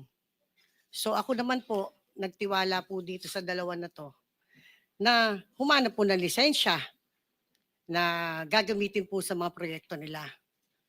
Iisipin ko po ba na isa pong opisyal ng DPWH na nire-respeto ay gagawa po ng ghost project? With the indulgence of the gentleman from San Juan, Mr. Chair, bakit ikaw pong inuutusan? Ano ka, katulong? Ano ka, na manghiram ng lisensya? Bakit? Kasosyo mo yung mga yan? Hindi po, Your Honor. Ano? Isa rin po akong contractor, Your Honor. Kaya nga, So, bakit bali po- ikaw? Bakit hindi pa siya dumiretso si Bryce at saka yung Opo. isa doon kay Wawaw? Ako daw po yung pwede niyo pong kausapin para manghiram. Nakikisuyo po sa akin. Siyempre po ako po, may takot din po ako. Kasi may mga, nandun po ako sa DPWH, pa project po ako. Kung di naman din po ako susunod sa kanila, paano po ako? So what's Paano in po it i-hand for po you? ito? Kaya mo ginagawa yun, sinusunod yung utos nila kasi natatakot ka, baka hindi ka na makakuha ng proyekto, ganun ba? Yes, Your Honor. Ito na, sige pa. Tapusin ko na pa. Engineer Bryce, totoo ba na merong, nabanggit may Lamborghini Urus ka? Ang balita, meron ka rin Lamborghini SVJ. Minsan daw, Ferrari ang iyong pinampapasok sa inyong opisina. Parang hindi ka na tinatablan. Pumasok ka, naka-Ferrari at ewan ko lang kung totoo, i-confirm na lang ni D. Alcantara, sinaway mo raw siya dahil pumasok siya minsan naka-Ferrari. Totoo ba? About the Ferrari po, hindi ko po siya nakita personally. May mga chismis lang po at sinabihan ko po siya na hindi po tayo dapat ganyan po sa ating pamumuhay. Yun lang po, Your Honor. I'll be honest. Engineer Bryce, totoo ba na meron ka ma-Ferrari? Wala po, Your Honor. At yung sinasabi pong Ferrari, actually nakita ko rin po yun sa opisina. Sobrang ganda nga po, pinicturan ko po yun eh. Kanino kaya yon? Upon checking kasi alam ko na rin po ako na baka matanong niyo po. bukal po ng Bulacan na may-ari, si Honorable Willie Villarica po. Hindi. Anyway, nakikita kasi ba picture mo? Last na, Mr. Chair. Mahilig din kay Cirilo. No? Si DE, nakapatek pilit. Yes, Your Honor. Kayo po, may patek din kayo.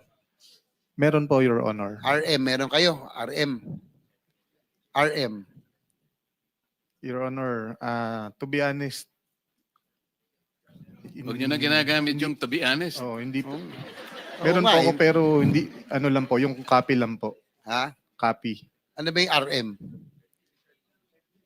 Richard Mill po. Kala ko rin na magnanakaw eh. Ano? Miss Sally Santos, tinatanong ni Senator JB, merong pampamilya, merong pang-sports. Yung pampamilya, ito yung merong nagawa talaga sa project. Yes yung pang-sports, ito'y nawala. Yes po, Your Ngayon, Honor. yung sa pampamilya, kung ito ay in-house, sa mga tweet, Engineer Alcantara, Engineer Bryce, ang ginagamit nyo, tao ng gobyerno, equipment ng gobyerno. Di ba? Kayo ang nagko-construct eh. Wala kayong sariling kumpanya, kaya ang ginagamit nyong equipment, mga tao ng gobyerno. Hindi ba? Your Honor, if I may po. Gaya po ng Si nabanggit. Bryce muna, hindi ba? In-house eh. Wala naman kayo talagang construction company, wala naman kayong tao, wala naman kayong equipment. So tao ng gobyerno, equipment ng gobyerno ang ginagamit nyo. Tama. Your Honor, hindi po ako gumagawa ng project. Eh ano yung in-house? Kanina lang sinasabi, Kagaya po nung nasabi ko po, pag po si SYMS nagdala po ng pera kay DE po, sa akin lang po nilalagay dahil po nasa taas yung kwarto ko, wala pong pumupunta doon.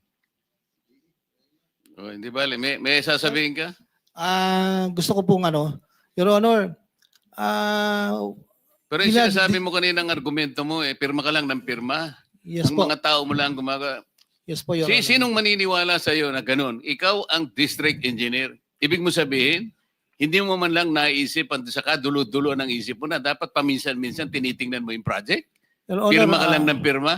May mga actually Hindi, po. tinatanong kita, maniniwala ba kami na ang isang katulad mo na responsableng opisyal ng gobyerno, papirma-pirma ka lang, hindi mo man lang tiningnan ni minsan? Paano mo kayo mapapaniwala na ang gawain ng isang responsable, kung talaga responsable kang district engineer, hanggang dun lang? Bakit kinuha ka pa ng DPWH kung ganun lang pala? Hanggang dun lang pala ang kaya mong gawin. Your Honor, every Monday po, tinatanong ko po ang section chief. Hindi nga tanong ang gagawin mo, titingnan mo rin para sa ganon ay matukoy mo kung talagang may nangyayari sa project. Ngayon ang katwiran mo eh. Ay pinamahala ko po sa lahat ng mga tao ko eh. Sino kaya? Sinong tao ang maniniwala sa ganong klaseng pangatwiran? Yung sagutin mo. Your Honor, yun po kasi yung protocol po ng mga sistema po. Yun ba yung protocol, Yusek Kati? Opo. Yun ba? Sorry, Your Honor, I am not involved in the operations. I guess the regional director. Tinatanong ko protocol, wala ba kayong guideline? Ang dami ninyo department order. Yun lamang quality control, yung QUA ninyo. Maliwanag na maliwanag. Yung QUA nandun sa inyong central office. Yun ay hindi makakawala sa responsibilidad. Titingnan nyo, susuyurin ninyo, hihimayin nyo yung project. Kaya tinatanong ko, yun ba yung protocol? Tapos sasagutin mo hindi ka kasali rito? Yun ba yung protocol? Yes, Your Honor. Yun ang protocol na hindi siya tumitingin? Kailangan, Sabi niya kanina, pinamahala niya sa mga tao niya, basta siya nandun lang pirma ng pirma. Is responsibility- that the protocol? Hindi po, Your Honor. Ha? Hindi po, Your Honor. O yun. Salamat. Mr. Chair? Meron kang itatanong. Meron na lang po tayo kasing halos sa isang oras, kaya maximize natin. Nandito si Yusek Kati kasi. Mr. Chair, just to continue yung mga tanong ni Senator JB. Tinitignan ko ho kasi news reports. may lumabas na news report on August 20 sa Privilege Pitching Center, Lacson, ang contractor Wawaw Builders, ang amount 77 million, construction of riverbank protection in Malolos City. Another news report lumabas rin, galing rin kay Senator Lacson. Wawaw Builders ulit ang gumawa, 77 million, riverbank protection structure in Barangay Iba, Hagonoy. Another news report, Wawaw Builders ulit, August 20, 77 million sa Hagonoy ulit. And then meron another news report, September 4, Wawaw Builders, 96 million sa Plaridel, Bulacan. Lahat ho to ay ghost projects according to Senator Lacson. No? Ito yung galing sa kanyang privilege speech. Have this been verified to The be last ghost pala, projects? sorry, on September 4, ito po yung inspection ni Secretary Vince Dizon sa flood control project in Barangay Sipat, Plaridel, Bulacan.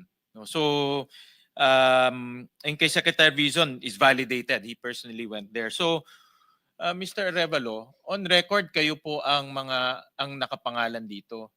At nabanggit ng ating Pangulo yung economic sabotage. So in other words, pag kayo nasampahan ng economic sabotage, kulong kayo kagad, walang bail yan. Kasi kayo ang on record na gumawa ng ghost project. Ngayon, ang tanong ko ho sa inyo, itong mga ghost project na ito, obviously ghost kasi nabayaran ho kayo. Natanggap nyo ba yung pera na nakuha ninyo? Ito po yung mga project na yun nasa sa pilitan pong hiniram sa amin, Your Honor. Ito lang pong ang mga bayad ay pumasok lang po sa account namin. Tapos po agad din pong itinatransfer sa account ni Sally. Parang dumadaan lang po. Sa katunayan po yung passbook ko po ay hawak nila. So yung passbook hawak ni Sally? Yes po, Your Honor. So ibig sabihin, pumapasok sa account nyo, lumalabas ng hindi nyo alam? Ang sinasabi lang po, Your Honor, natawag na lang po na i-confirm na lang po. Kaya, Mr. Arevalo, kung di kayo magsasabi ng totoo at isasabi nyo ang lahat, kayo makukulong dito. Non-bailable yan. Nagsasabi po, Your Honor, totoo, Your Honor. So ngayon, ano po ang nakukuha nyong kapalit? May naiiwan po ng konting may porsyento po. Ilang porsyento? 2.8%, Your Honor. 2.8% sa paghiram ng inyong lisensya? Ang pagkakasabi po nila ay para daw po sa buwis. Para ano? Sa buwis daw po. Para sa buwis? Opo, Your Honor. So dumadaan yung pera sa inyo, pero lumalabas din po agad, Your Honor, papapunta kayo sa account ni Sally. Pero kayo na nanalo sa bidding. Yun nga po, Your Honor, wala po kayong magawa dahil sa takot, Your Honor, na na baka kami po ay maipit po maipit po yung negosyo namin, Your Honor. So sumasali kayo sa bidding?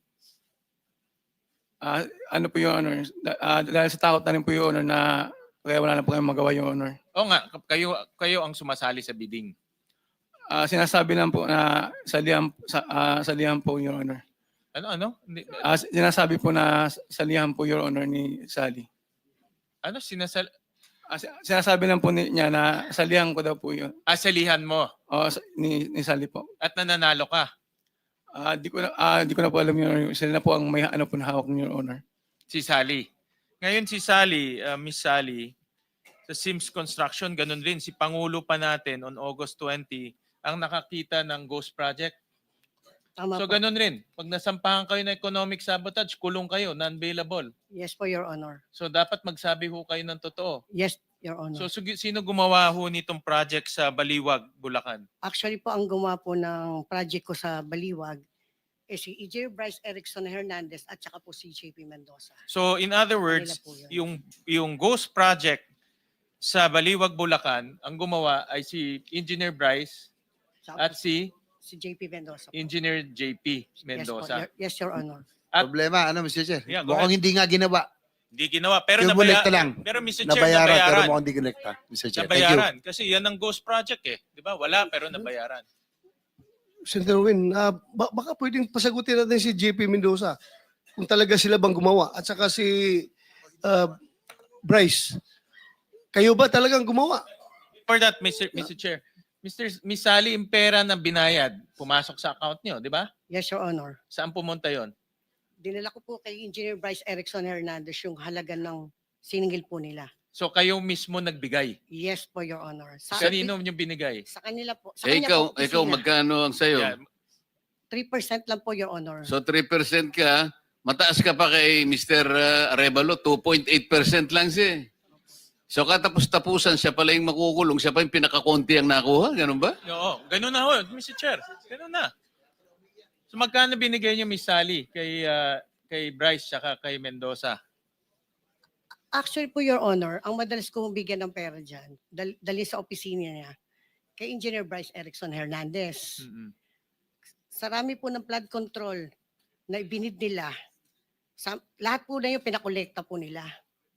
Kasi po, sila na po gumagawa ng SWA.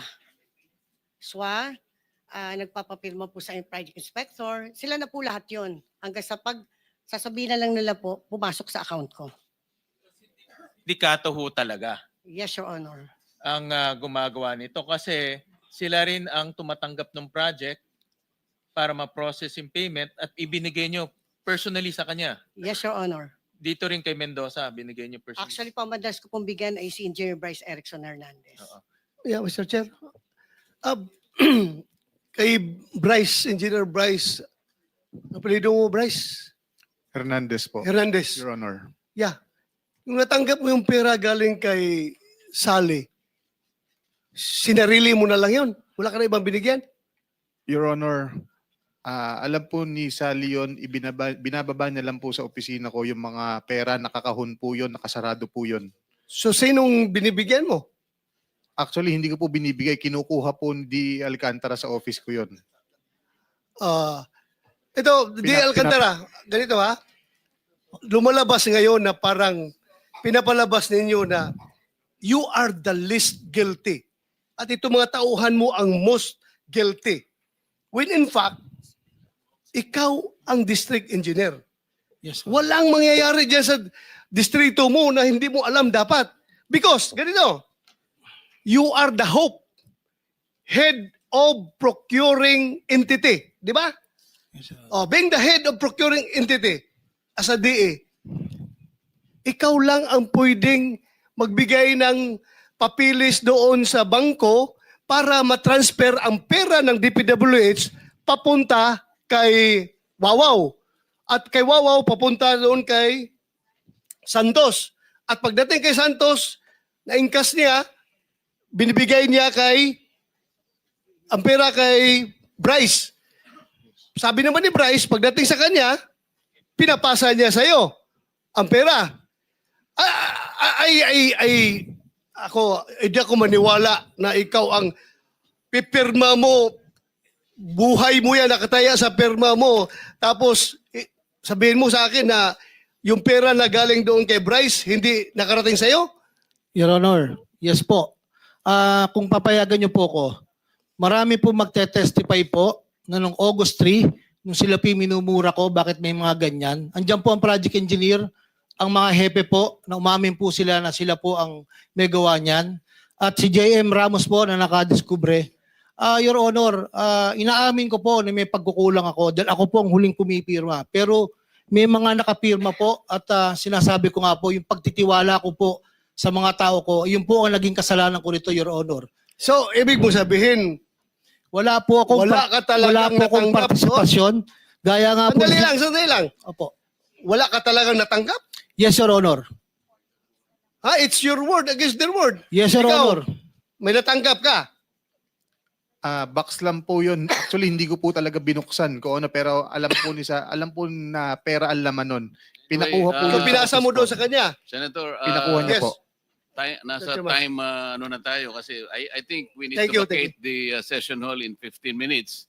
Sayang naman kung nandito si Yusek Kati. Well, let us devote the remaining 15 to 20 minutes para hindi masayang ang kanyang we have established that already between Alcantara and Bryce and Santos and Mendoza and Arevalo. Maliwanag na maliwanag pa yan sa sikat ng araw po. Secretary Cabral, itong mga pinag-usapan nating insertions kanina sa flood control, kanino mapupunta yon? Alam mo ba kung kaninong probinsya at district mapupunta yon? Ma-determine po kung saan po mapupunta yung mga nasa You will anong be district. able to do that. You will be able to determine that. Kung saan pong engineering district. Yes, and you Yes will po. be able to submit to the committee Yes po. kung kanino napupunta yung mga insertions. Kanina Yes po binanggit na namin doon sa questioning kay DBM Secretary, 69 billion 2022, 126 billion 2023, 178 billion 2024, 137 billion 2025. So yan po sana maibigay nyo sa amin. Aling district, anong probinsya ang kinapuntahan nun? Yun ang aming gusto mangyari. Si former Secretary Bonoan, palagi niyang sinasabi that there should be a proportionate allocation of projects in the NEP. Pwede kang mag-cite ng isang example lang na nangyari yung talagang proportionate allocation ng mga projects sa NEP. Can you cite an example? Yun pong sa National Expenditure Program, meron pong pinagawa si Secretary Bonoan na parang allocable formula. Yun po, meron naman pong basis. Yun po, Tinatanong ko yung actual na pangyayari na na-exercise ninyo yung proportionate allocation ng project. Kasi tingnan mo, Bulacan First District Engineering Office, ang inallocate ninyo 6 billion 80 million pesos. Bulacan Second District Engineering Office, 3.1 billion pesos. Third Bulacan District Engineering Office, 1.3 billion. Sa ibang mga distrito ba, ganito ang naibibigay ninyo? Halimbawa sa Tarlac, First District ng Tarlac, kung ano yung First District Engineering, hindi ko alam yung termino nyo. Ganito ba yung allocation? Napapanatilin yung proportionate? Your Honor, to be accurate about my answer, may I be allowed to check the records in the office? Because I You don't- will be given that opportunity. Yes, Your Kasi nga, isasubmit mo sa amin. Yes po, Your Pero sa ngayon, tinitingnan ko lang, kasi ito insertions na to eh. Because I will be asking you, Yes, Your Honor. kung alam mo na kung sino-sinong mga tao ang lumapit na sa'yo, kasi nung maging gaan na ito, natural lang napupunta sa'yo yung mga proponents, kung sino-sino man yan, para masiguro nila na madadownload sa kanilang lugar itong amounts na na-insert. Tama ba?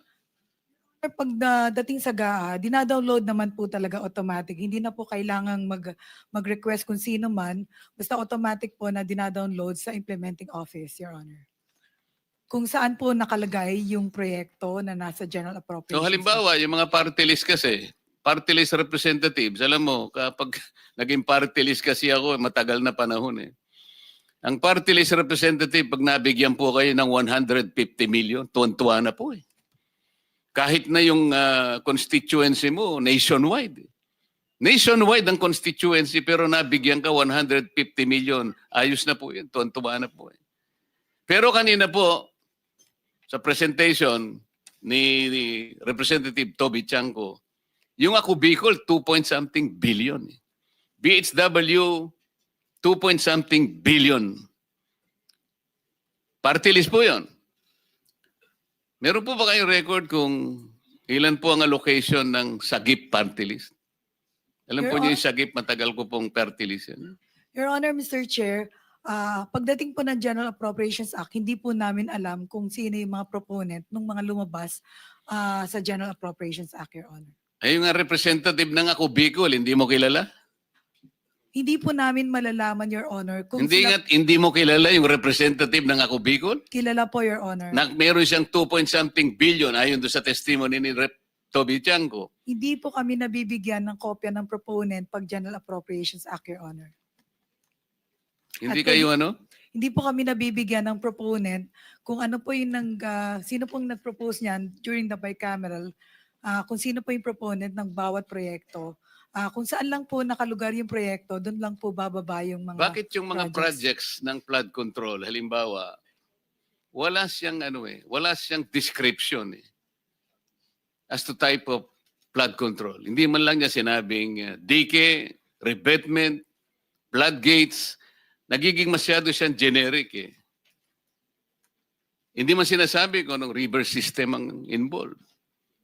Walang length, walang station, walang specified na saan bang start, saan ang ending. Masyado siyang generic, masyado silang vague. Hindi ba yun ang dahilan kung bakit nagkakaroon ng napaplug kayo dahil dyan eh? Kasi alam nyo,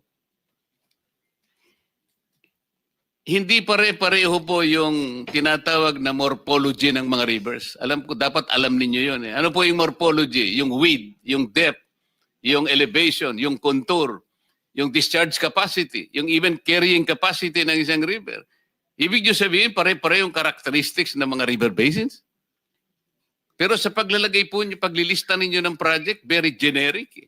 Doon po lumilitaw itong pangungurakot na nangyayari dito eh. Kasi kayo naman ang naglilista eh. Kanina po binanggit namin noong panahon ni DBM Secretary. Nakiusap sa inyo eh. You have to be very strict in adhering to the specified limits and ceilings na pinrovide. Bakit po ninyo pinapalitan, Madam Yusek?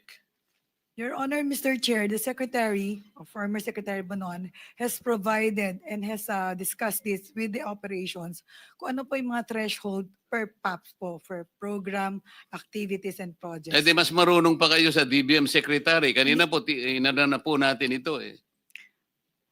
Fiscal year 2023, yung approved ceiling ng DBM, 75 billion. Ang ginawa po ninyo, pinalitan nyo ng 70 billion, tinanggalan nyo ng 5 billion. 2024, ang sabi ng DBM, ang ceiling, 96, ito po, flagship projects ito. Ito po yung foreign assisted projects. 97.7, 2024, ginawa nyo yung 70. Inalis nyo yung 27 billion. 2025, sabi ng DBM, ang ceiling, 66 billion, kaya nyo lang ginawang 70 dahil nag-complain nga ang Pangulo eh. Siniro nyo kasi sa GAA ang lahat ng flagship projects ng Pangulo. Can you imagine that? Pati flagship projects ng Pangulo, siniro po ninyo, nasa record to eh. Pero bumalik na naman kayo 2026, sabi ng DBM, 167 ang ceiling, foreign assisted projects, ginawa nyo na namang 100, tinanggal nyo na naman ang 67 billion. Bakit ninyo ginagawa ito? I will reiterate, Your Honor, the threshold for PAPs or program activities and projects has always been discussed by Secretary Bonoan to the Undersecretary in charge and has considered the absorptive capacity. Hindi po ang department ang nag-zero dun sa foreign assisted po. It was the result of the General Appropriations Act. Yusek Kati, narinig mo ang sinabi ni Secretary Pangandaman kanina. Kapag ka pinalitan ninyo yung ceilings na ibinanggit nila o nilagay nila sa NEP, magkakaroon ng negative effect eh. Nagge-generate meron siyang parang sinasabi na fees na babayaran. Bukod sa nai-slow down o kaya nag-i-incur ng cost overrun ng projects. Bukod pa dun sa nawawala yung tiwala sa atin ng ating mga bilateral and multilateral partners. Kanya-kanya sinulatan 2023 pa, sabi niya, please observe strict adherence to the ceilings na ginagawa namin. Pero kayo mismo, binabago ninyo eh. Kasi nga, tingnan mo itong nangyari. Itong operations, ito po kasama ng PAP ito. Operations 600 ito 2023. Itong ginawa mo ay inalisan mo ng 604 billion ang operation. Ito naman ang dinagdagan mo 630. Kaya ang nadagdag sa operations is 25 billion pesos. Bakit mo siya dadagdagan pero babawasan mo yung FAP? Alam mo, ito yung pinaka-problema eh. Itong nakikita namin, itong pagdagdag mo ng operations by 25 billion, Dito na pupunta doon sa sinasabi nating convergence eh. Ito yung conversion nyo. Meron kayong SSP, Special Support Program. Hindi ko maintindihan kung ano ibig sabihin ito. Meron kayong SIPAG. Ito yung Sustainable Infrastructure Project Alleviating Gaps, kung ano naman ang gusto niyo sabihin. Hindi ko alam kung anong na-alleviate ninyo. Ang maraming na-alleviate dito, mga bulsa ng mga kung sino-sino na ngayon ay nagtatapat na sa atin. Meron pa kayong 002. Outcome of Operations 001. Ito yung mga roads and bridges. 002, ito po yung flood control na napakarami. Alam po nyo, sa listahan namin na 60 na potential ghost projects, kalahati nun 002. Flood control projects. Sa makatwid, merong direct correlation yung pagdadagdag mo sa operation at pagbawas do sa flagship projects. Malaking problema ito, Yusek. Kaya namin pinopoint out ito. You want to say something?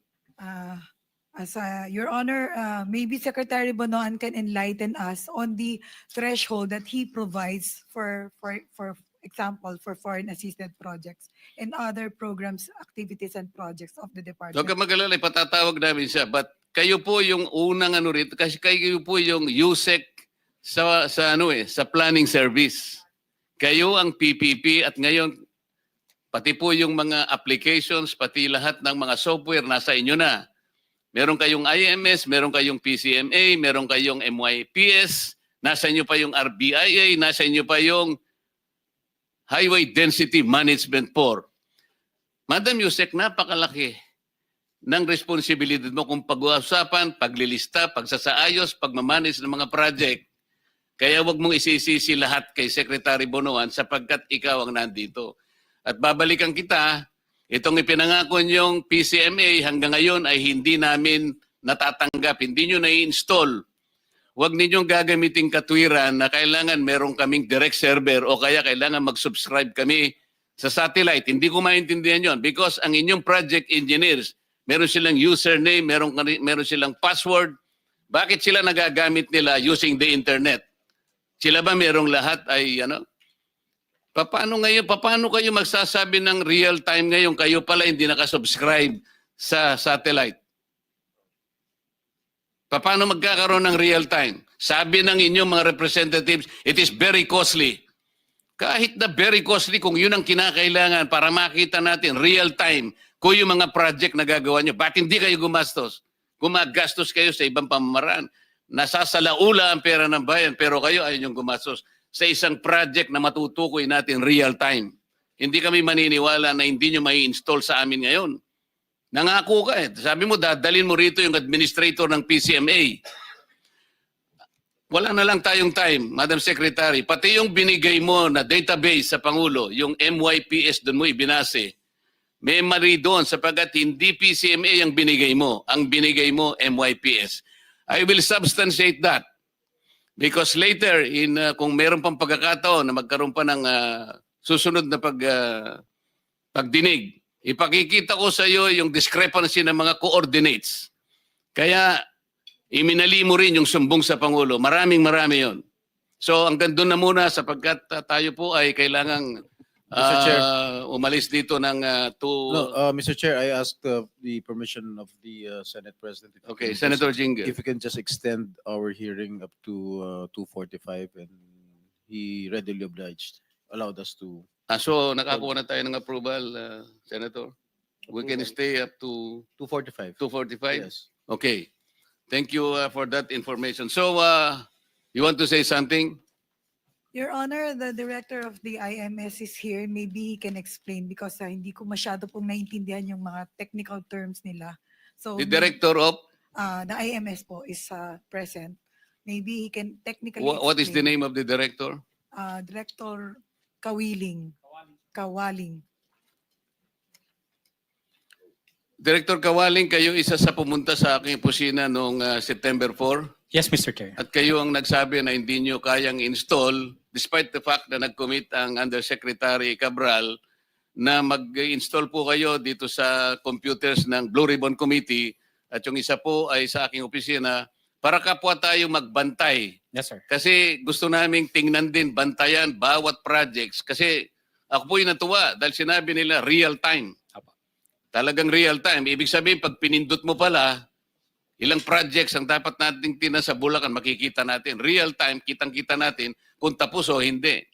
Only to realize and be sad by say, hindi pala pwede dahil kailangan namin ng direct server. Kailangan pa namin ng satellite. Tama ba yun? Mr. Chair, let me explain po, Mr. Chair. No? So, Mr. Chair, yung ating pong PCMA, Mr. Chair, it also utilizes other applications po ng department. Among others po, we have, sir, yung ating Active Directory and we also have, sir, yung database ng personnel. Yung binanggit po ninyo kanina, Mr. Chair, kung bakit nakaka-access yung ating mga project engineer is because nasa database po sila, sir, ng department as empleyado po ng department. So, kapag login po nila sa PCMA, Mr. Chair, i-check po muna, sir, kung nasa directory po sila ng department and kung sila po ba yung project engineer as per dun po sa ating personnel database. So yun po, Mr. Chair, yung in-explain ko, Mr. Chair, when we went to your office to install na hindi po siya outright, Mr. Chair, na mailalagay because of those dependencies.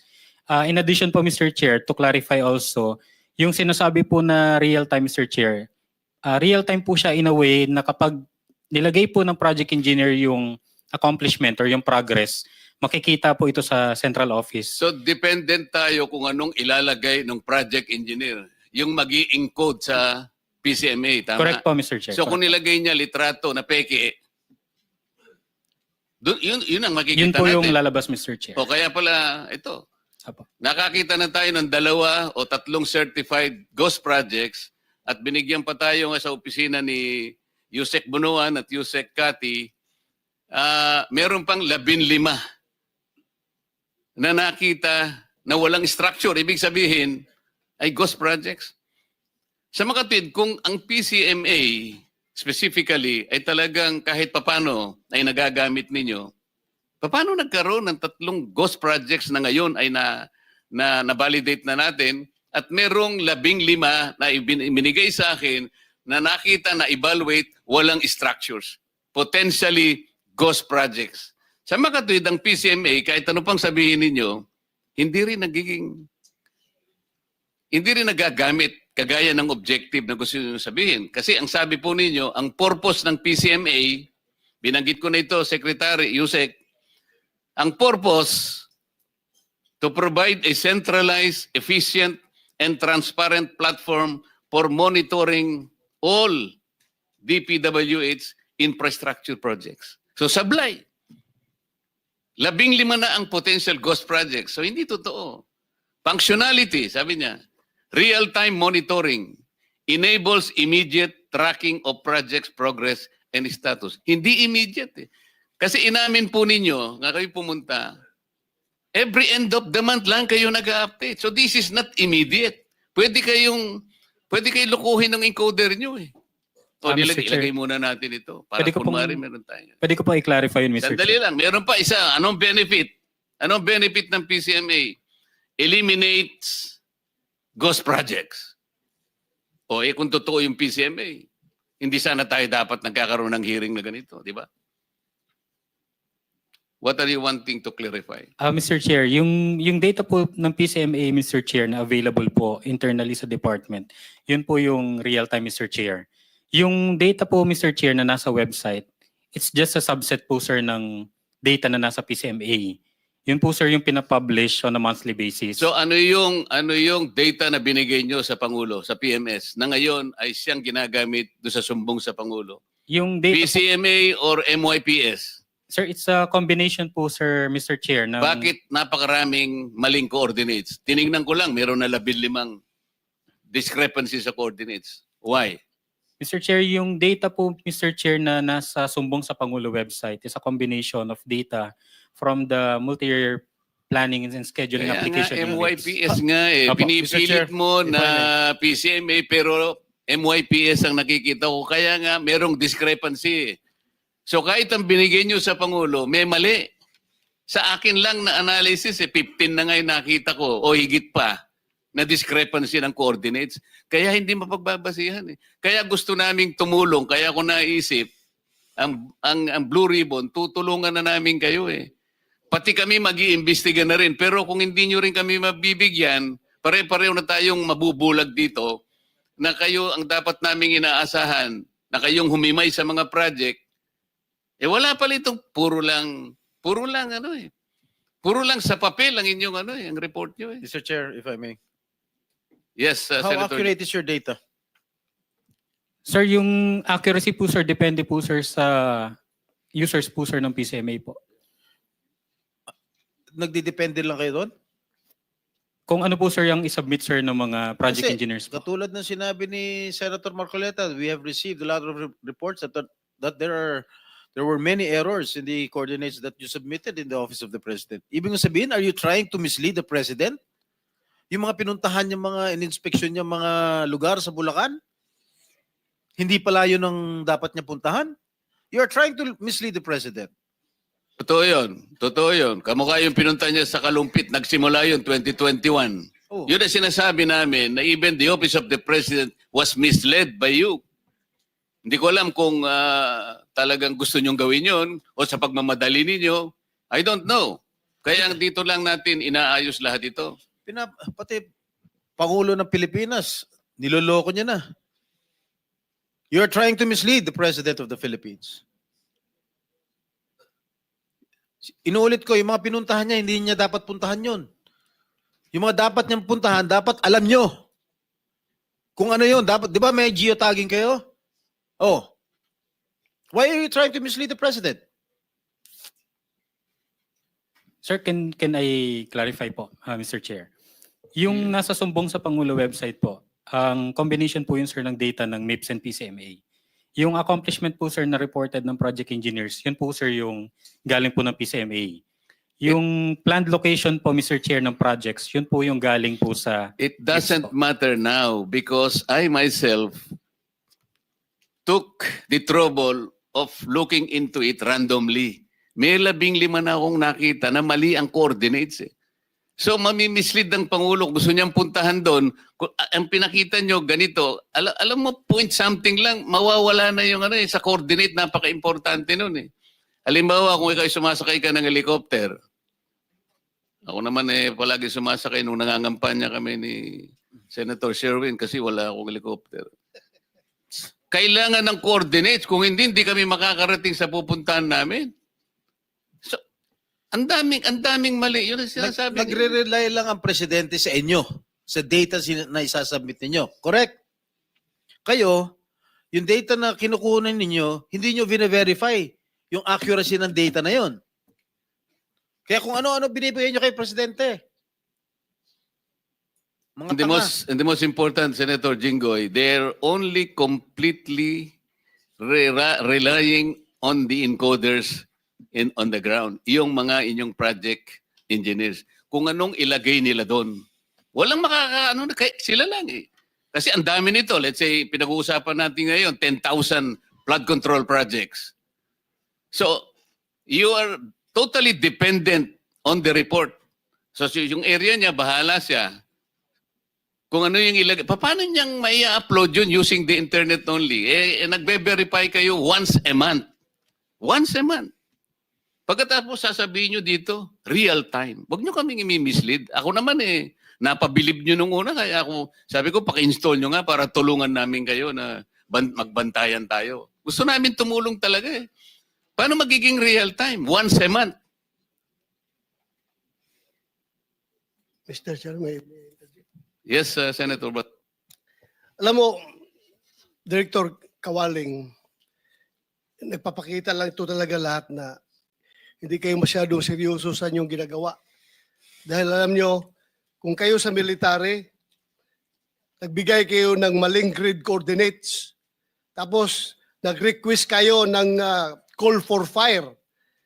Binigay nyo yung grid coordinates na yan, paghingi nyo ng call for, request for fire support galing sa akin, paliparin ko yung mga mortar ko, yung aking mga howitzer, mga kanyon, bagsakan yung coordinates na binigay nyo, patay yung mga inosenteng tao doon na hindi dapat mamamatay dahil mali ang binigay ninyong grid coordinates.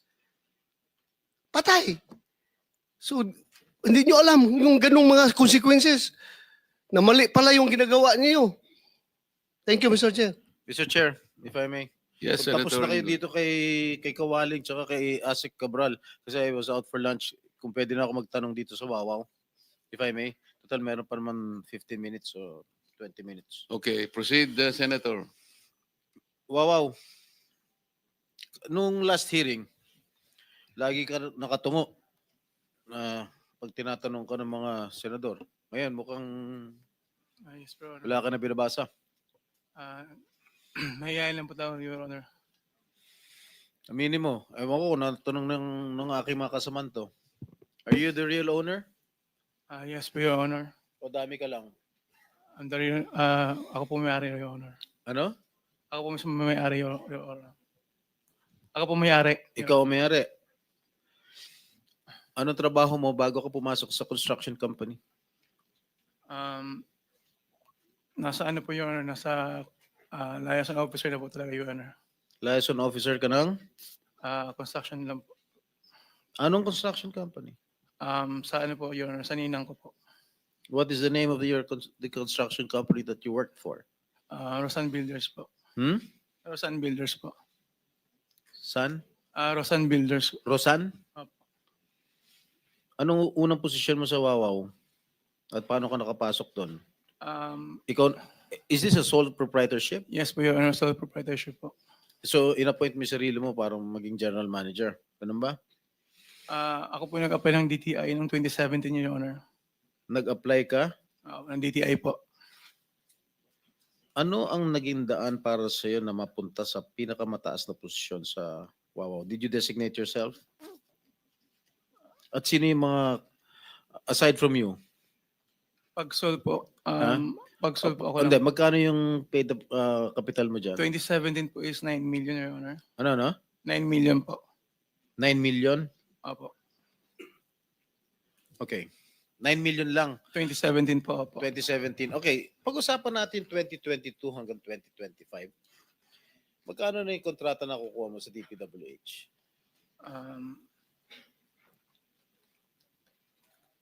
Doon po, Your Honor. Yun na po yung mga... Sabihin mo nga, ilan? Magkano halaga? Di ko po maalala, Your Honor. Billion, di ba? Siguro po yun. Billion. Opo, yun na po yung mga separate ang ginamit sa amin, Your Honor. Nagpapagamit ka lisensya? Nagpapahiram ka lisensya? Wala po akong choice, Your Honor, kasi nga sa takot po. nagpapagamit ka lisensya? Hindi po, Your Honor. Sa takot po na... Oo nga, kanino ka nagpapahiram? Sinabi What do you ko mean sa takot mo? Kanino ka natakot? sa taga-DPWH, Your Honor. Kasi sa taga-DPWH mo, Your Honor. Sino taga DPWH ka natakot? Kanino ka natakot sa DPWH? Yung yung contact po nila sa Sino? Sila Engineer Bryce po. Yung pagkakasabi Bryce. Pagkakasabi Ibig po mo sa akin. sabihin, itong Bryce, kinausap ka para magpahiram ng lisensya mo? Hindi po, Your Honor. Hindi ko po siya kilala ng personal. Oh. Ang lumapit po sa akin ay si Sally po. Sino? Si Sally. Sims. Sims po, opo. So, nanghiram ka ng lisensya? Yes, Your Honor. O, anong project yun? What is this? What is that particular project? Marami po yun, Your Honor. So, binabayaran mo royalty? Yes, Your Honor. Magkano bayad mo royalty? Actually po, Your Honor, hindi po ako nagbabayad nun. Kasi Kasi sabi mo lang nagbabayad ka ng royalty tapos ngayon... Hindi po, ibig ko sabihin, sa kanila, Engineer Bryce po nanggagaling yung royalty na yun. Kasi po, pagkapasa po sa account ko, binibigay ko po, dinadala ko po sa kanila yung pera. Totoo yan, Bryce? Ikaw nagbabayad ng royalty?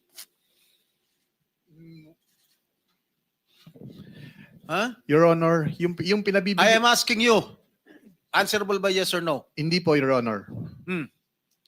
Your word against his word. Sabi ni Bryce, hindi raw siya nagbabayad ng royalty. Pwede po ba akong mag-explain? No. Miss Sims?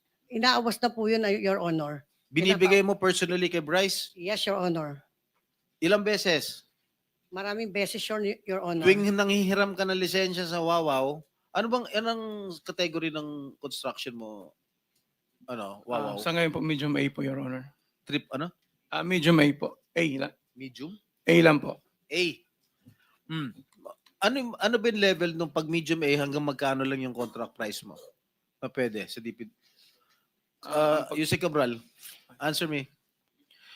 Pag A lang ang lisensya, ano yung ceiling ng contract price na eligible sila? Hindi ko masyado naintindihan yan. Hindi mo ako Your engineer. Honor, ako din po I apologize. Hindi ko po alam ang procurement. Sa tagal-tagal mo dyan si DPWH, hindi mo alam. Your Honor, kasi hindi pa ako napunta sa, hindi pa ako nag-back or... Well, at any rate, ano pangalan mo? Ano pangalan si Sims?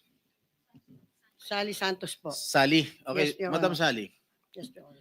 Involved ka sa ghost projects. Hindi po, Your Honor. Kasasabi nung unang hearing, first hearing, sinabi mismo ni Secretary Bonon that Wawaw and Sims are involved in ghost projects.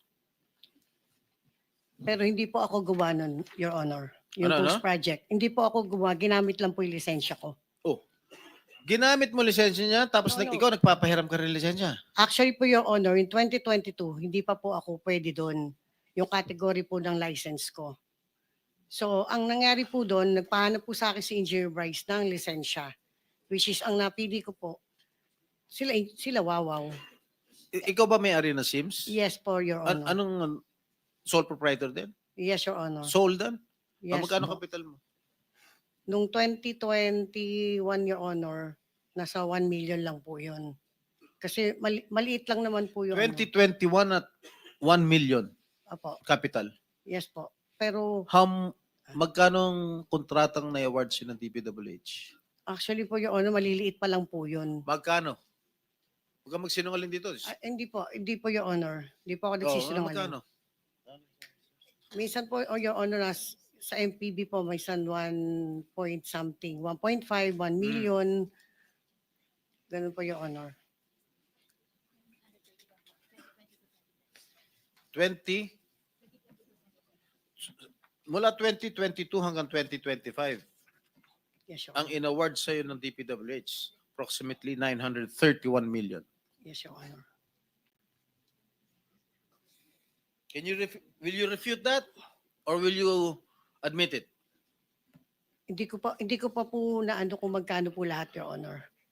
Yung complete, Sinasabi mo lang 1.5 1.5 nung million po, lang eh. Yung po kauna-ana po, I'm Your Honor. asking you from 2022 up to 2025 kung magkano yung mga in-award na kontrata sa'yo ng DPWH, madam. Actually po, Your Honor, hindi ko po kabisado. Hindi mo kabisado dahil napakalaki at napakarami. Yes, Your Honor. Tama itong, is this accurate? 931 million? Hindi po ako sigurado, Your Honor, kasi Breakdown. Meron kang 16 na proyekto. Naka-JV mo pa si Wawaw. Ibig sabihin ng JV, joint venture. yes, Your Honor. Hmm? Yes po. Tama? Yes po. Oh. So tama itong figures ko. Both of you garnered approximately na joint venture kayo 931 million. Sa isang And project, ikaw, ang puhunan mo lang, kapital mo lang sa milyon. nung po 2020 po, O kaya nga, 2022 hanggang 2025 nga ito pinag-usapan nun. One year difference. kasi po, Paano, saan ka kumuha pera? Your Honor, kasi po, naglo-loan din po ako. Ano? Naglo-loan din po ako, Your Honor. Tapos, Saan ka naglo-loan? nahiram din po ako ng pera. Kanino? Doon po sa mga iba ko po mga Sino? kaibigan. Mga kaibigan ko lang Sino din nga po. mga kaibigan mo? Baka pwede umutang din. Hindi po, Your Honor. Sino? Basta po Hindi, nanghiram sino lang mga ako. kaibigan mo? Let's be firm. Come on. Sino mga kaibigan mo na inutangan mo para makakuha ka nito ganitong kalaking amount of project? Actually, Your Honor po, yung NFCC ko po, pag I am asking you. Kanino ka umutang? sa mga kapwa-contractor ko lang po. Your Like? Honor. Kay Wawa po nanghiram po ako. Is it true, Wawaw? Mr. Arevalo? May pagkakataon po, Your Honor. Magkano yung pinautang mo? Hindi ko, Your And Honor, a joint matandaan. venture, di syempre magsasosyo kayo. Magkano yung kapital mo? Noong 2017 po is 9 million. 9 million. Pero yung from 2017 to 2019 po, wala pa po kami doon masyadong, wala pa kami. Kailan ka pumasok si DPWH? 2019 po. Yung una 2019? namin, Kasama na kayo nitong si Miss Sally? Hindi po. Ikaw lang? May, Kailan kayo nag-umpisa Joint venture. Your Honor, di ko pa matandaan kung kailan po, Your Honor. May amnesia kayo, no? Hindi pa. Hindi niya naalala, no? Oh, sino pa pinagkakautangan mo, Miss Sally? Wala na po, Your Honor. Sabi mo, mga Hindi kaibigan po. mo, ngayon Hindi wala po, na. Kasi po, Your Honor, Alam mo, siyempre po, Miss Sally, yes po.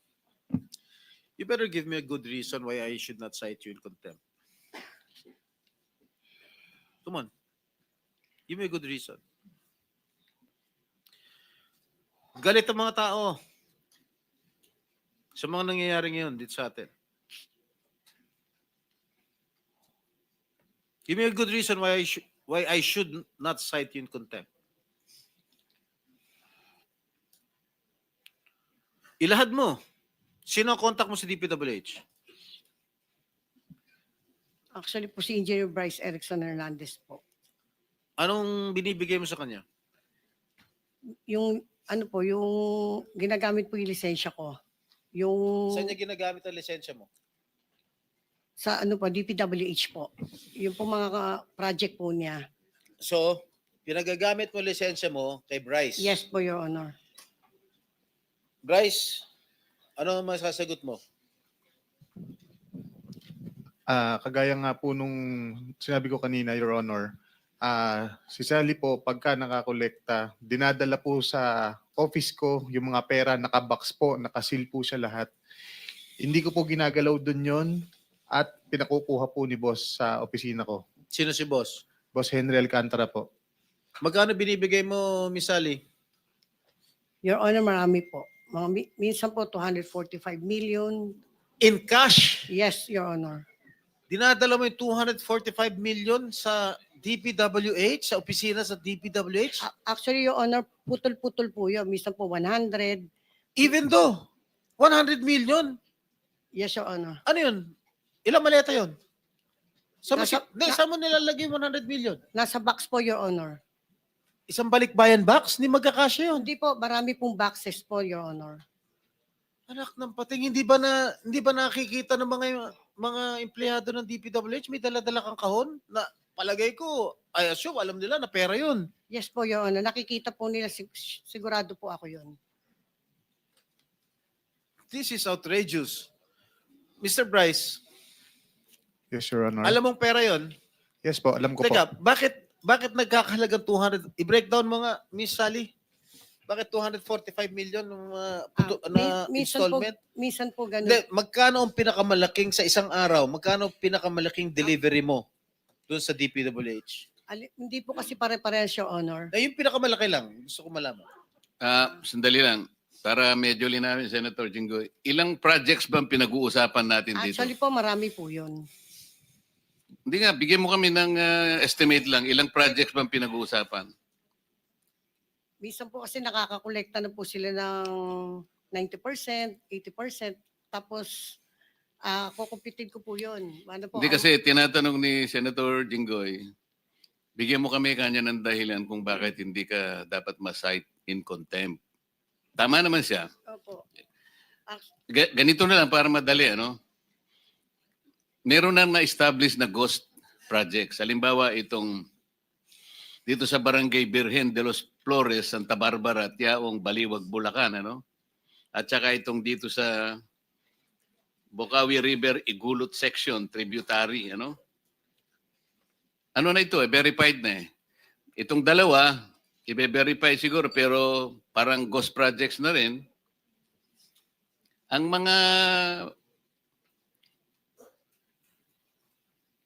Ang value nito talagang malaki yan. Kung kamukha nito, itong dito sa Barangay Birhen, 49,499,000. Yung isa, 96,499,000. Tapos yung dalawa, 77 million. Another 7. Halos pareho pa yung value eh. 26 pesos lang ang difference eh. Nakakapagtaka talaga ito.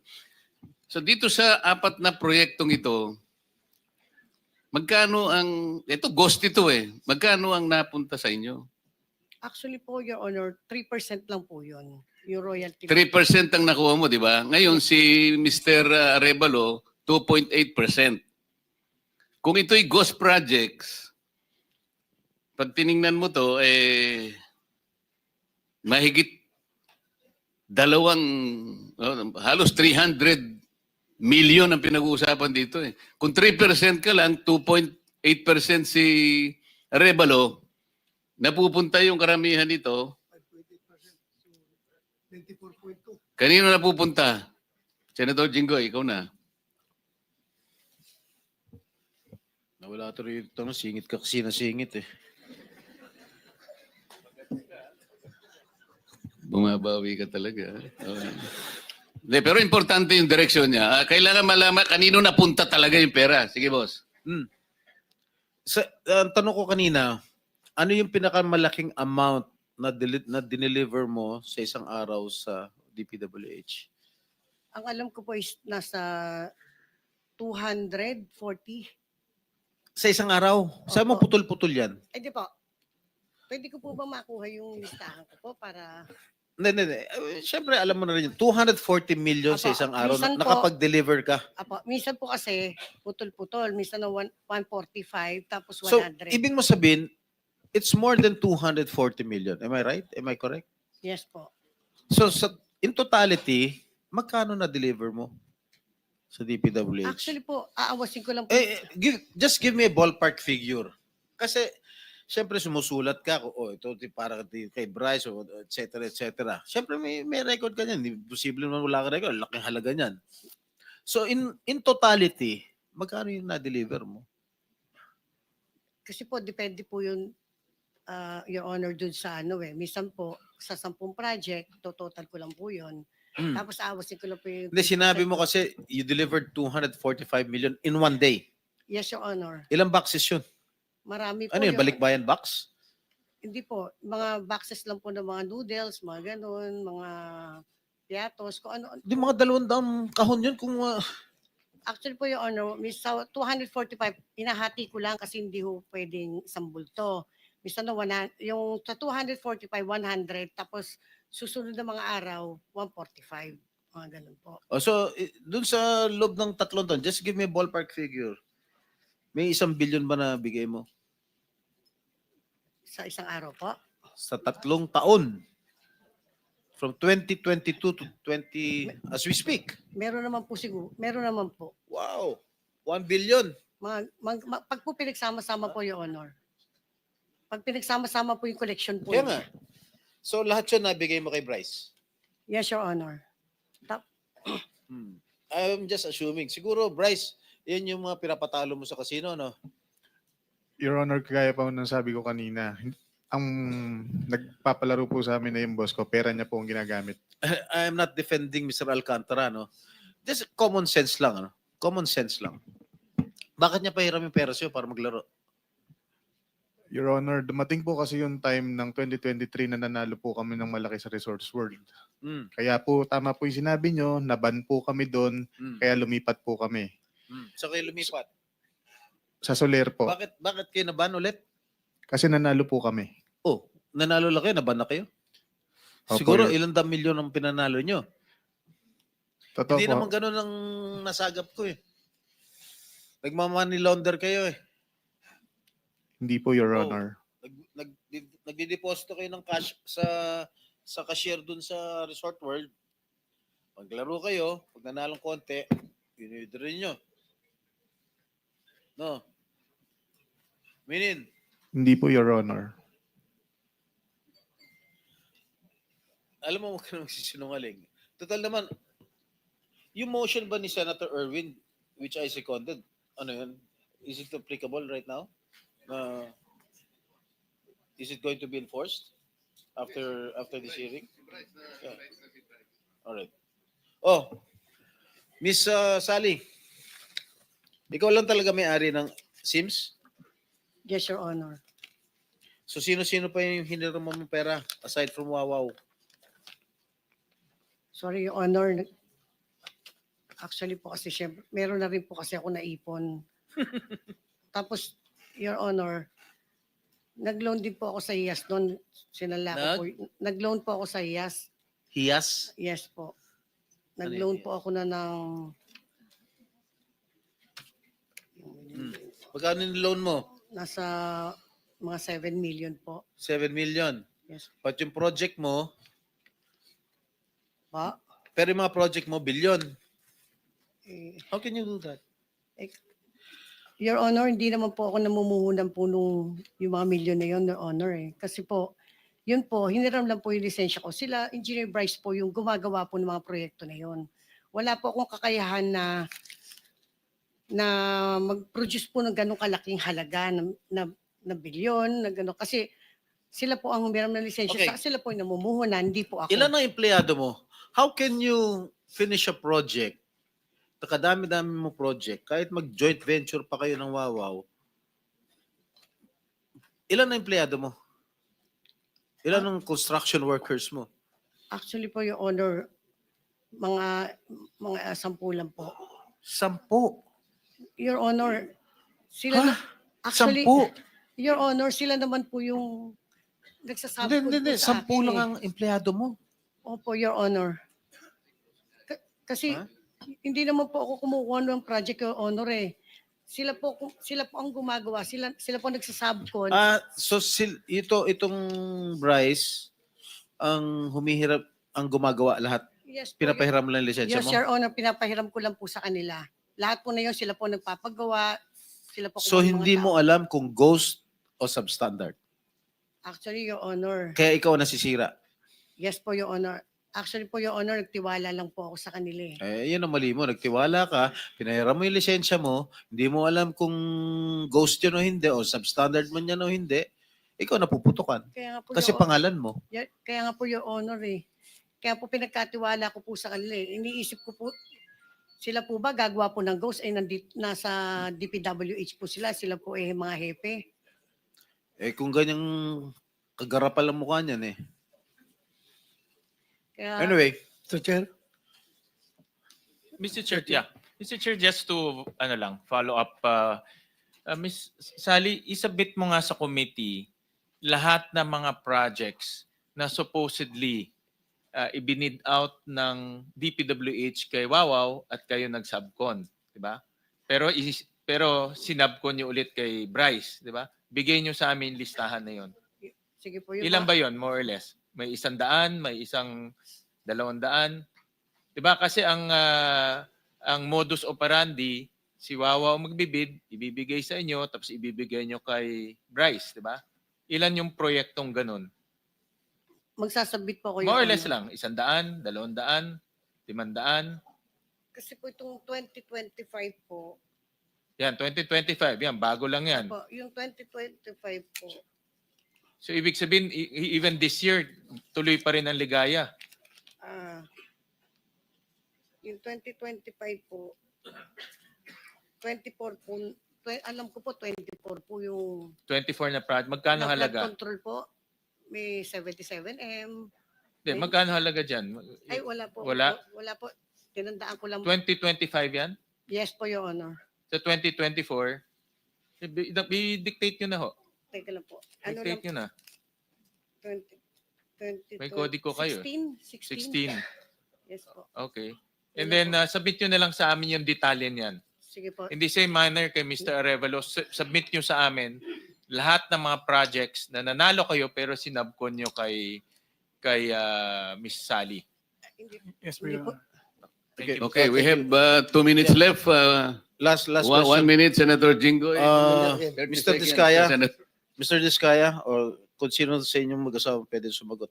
Itong bang mga binanggit nyo mga taga DPWH na tumanggap ng 25%, marami ba kayo dito mga hiningan ng tulong? Na mga tinext nyo na humingi kayo ng tulong? Actually po, yung tulong po na tinext ko sa kanila at chinat, yun po yung halaga ng dapat isauli nila sa amin.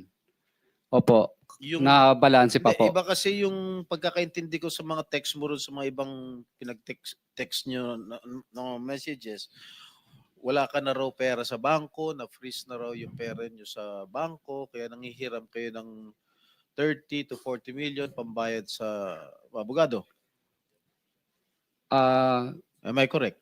Yes po. O, bakit iba yung sinasabi Yes po, opo. For example po, yung katulad po kay Kong Arjo Atayde po, Bali, 60 million po ang sinabi ko sa chat ko. Kasi 60 million po yung pinababalik ko sa kanya. Pinababalik mo sa kanya. Na Anong klaseng chat ito? pera po. Na pera po. Na ibinigay mo kay Congressman Atayde, ganun ba? At sa tatay po niya. Sa tatay niya? Opo. Well, hindi. Okay. Doon sa mga ibang tinext mo, kaya nyo, katulad ni Congressman Atayde, tumulong ba? Binalik ba? Hindi po, nakiusap Kasi po na yung tenor ng text mo doon sa yung pinabasa sa akin, hindi yun ang tenor mo eh. Ang tenor ng text mo, humihiram ka ng pera dahil wala ka na raw kapera-pera, na-freeze na raw yung pera sa bangko at kailangan mo ng pambayad ng abogado. Correct? yes po, Your Honor. Pero hindi mo pinapasoli kung ano yung dapat isoli. Hindi po. Bali, utang po ang dating ng tema ng dating ko, pero pinasasauli ko po yung mga Hindi. kinuha nila sa akin. You want me to read the text that you forwarded to one of the officials of the DPWH? Yes po, sige po. Gusto mo? Yes po, lahat po. Tinext ko sila lahat, napakarami po nila. Opo, napakarami po nila.